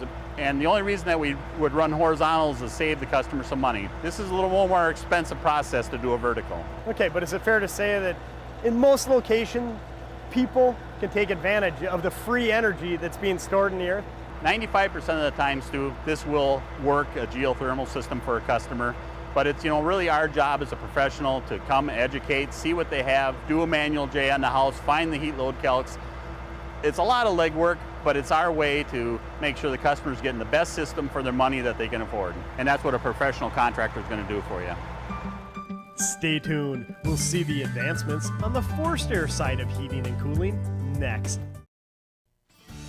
Would you like to invest in an energy resource that's clean, efficient, and cost-effective? Then contact the professionals at Olson Heating and Cooling to learn more about a new geothermal system for your home. We can help you understand geothermal technology and how it can fit into your home's heating and cooling system. And with the current tax incentives, you can save up to 30% by investing today. Olson Heating and Cooling, making your comfort our promise since 1979. In our last segment, Stan Olson from Olson Heating and Cooling explained why these homeowners were adding a geothermal system to their 100-year-old home. Now let's turn our attention to more traditional forced air furnaces out at the Temperature Systems Training Center, where Larry Hacker explains the advances in the industry and what factors consumers should consider when replacing their heating and cooling systems. Well, Larry, it seems like only yesterday we were in your training facility talking about 70 and 80% efficient furnaces and how 90% was the top of the line. Really, that's all changed of late, hasn't it? Now 92 really is the bottom of the line all the way up through 98.5 AFU. Well, in this segment, what we want to do is speak to the consumer who needs to replace their furnace. What are the different options out there? What are the attributes of each model that we should be considering? And what are the different cost savings associated with each of these? On the gas side, the cost savings is pretty high all the way across the board now. 92 AFU is typically the minimum today, all the way up through 98.5. What that means to the consumer is for every dollar of gas purchased, 92 to 98.5 cents of every dollar is going to heat your home versus being wasted out through the chimney in the older furnaces or going out through the vent pipings that we use today. Okay, so that's good news for us as a society, as us as homeowners, that with 92 and above, we're getting pretty good efficiency. It's costing us less to heat our homes. Exactly. On the gas side, it costs us less. The thing to key in today, though, is how do we also save electrically?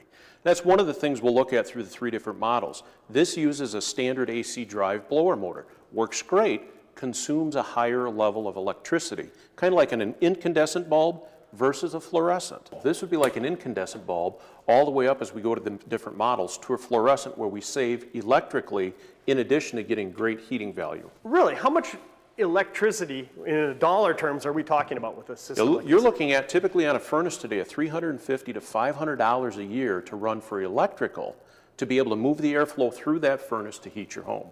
Wow, that's a lot. So if we step up to this one, what efficiency is this? This moves up on the gas side up to a 95 to a 96 AFU.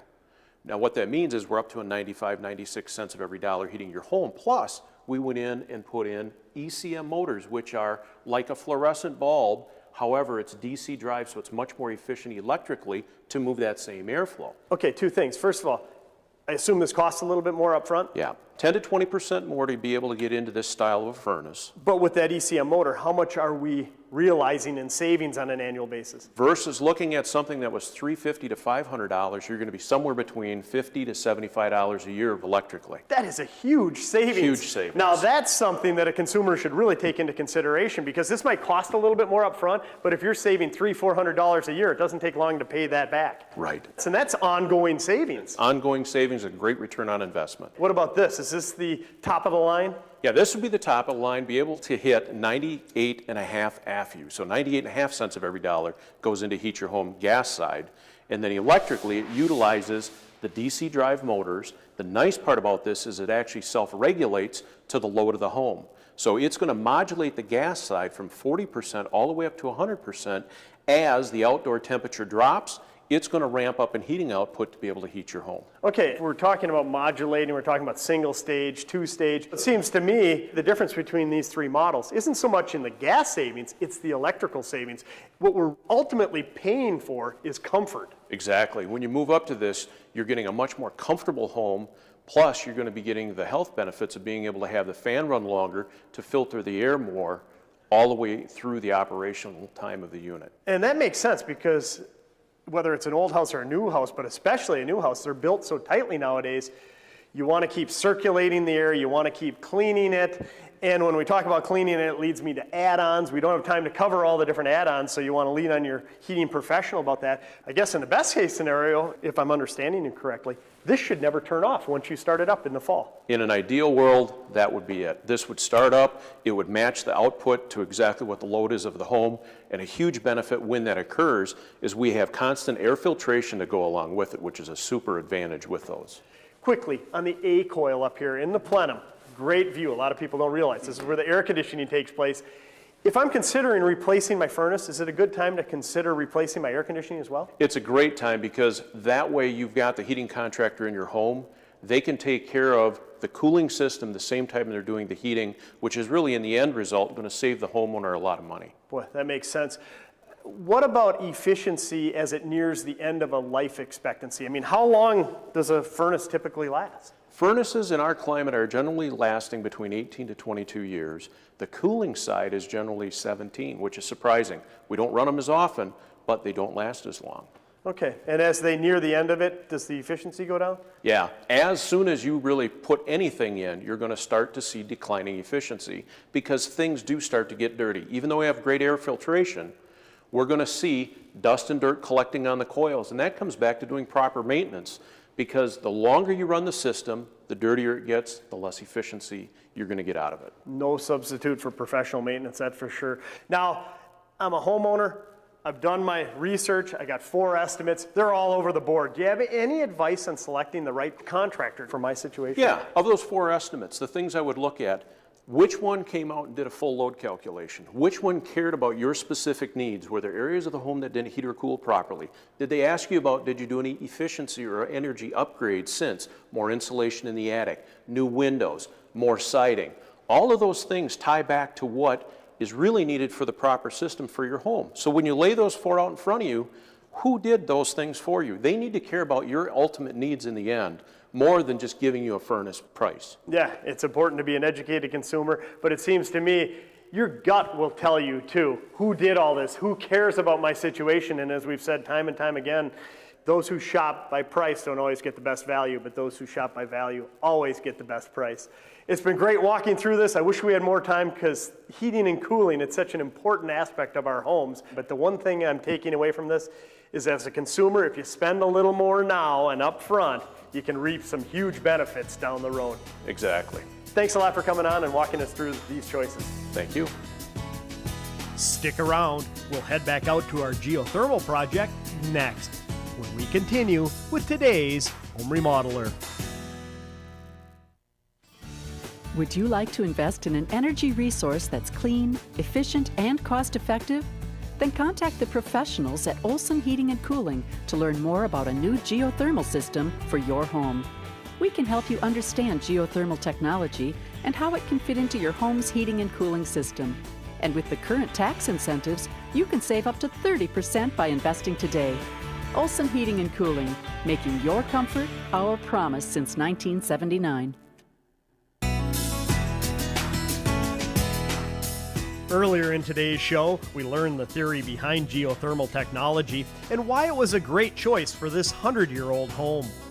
We also discussed what a homeowner should consider when replacing their forced air furnace, as we visited with Larry Hacker out at the Temperature Systems Training Center.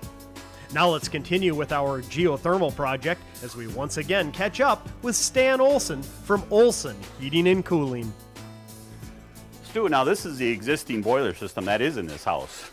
And what we're looking at is a high temperature system, very typical for this age of house. It's a central boiler system, creates hot water, goes to all the big cast iron radiators. And when we talked earlier in the show, it was high temperature because of that, because you needed a lot of heat going to those radiators, and they weren't necessarily the most efficient, most comfortable systems. And back in the day, 100 years ago, they weren't thinking of energy efficiency. Well, exactly. You know, fuel was cheap back then, and things have changed over the last century, so things have gone up. Sure, so you probably run into it quite frequently. If there's a viewer watching today, you live in an older home, chances are you have a boiler like this. It's costing you much more than it needs to heat your home. But the second side of that, you don't get to enjoy air conditioning. Well, that's correct, and a lot of these old homes have opted for air conditioning and have put ductwork in for central air.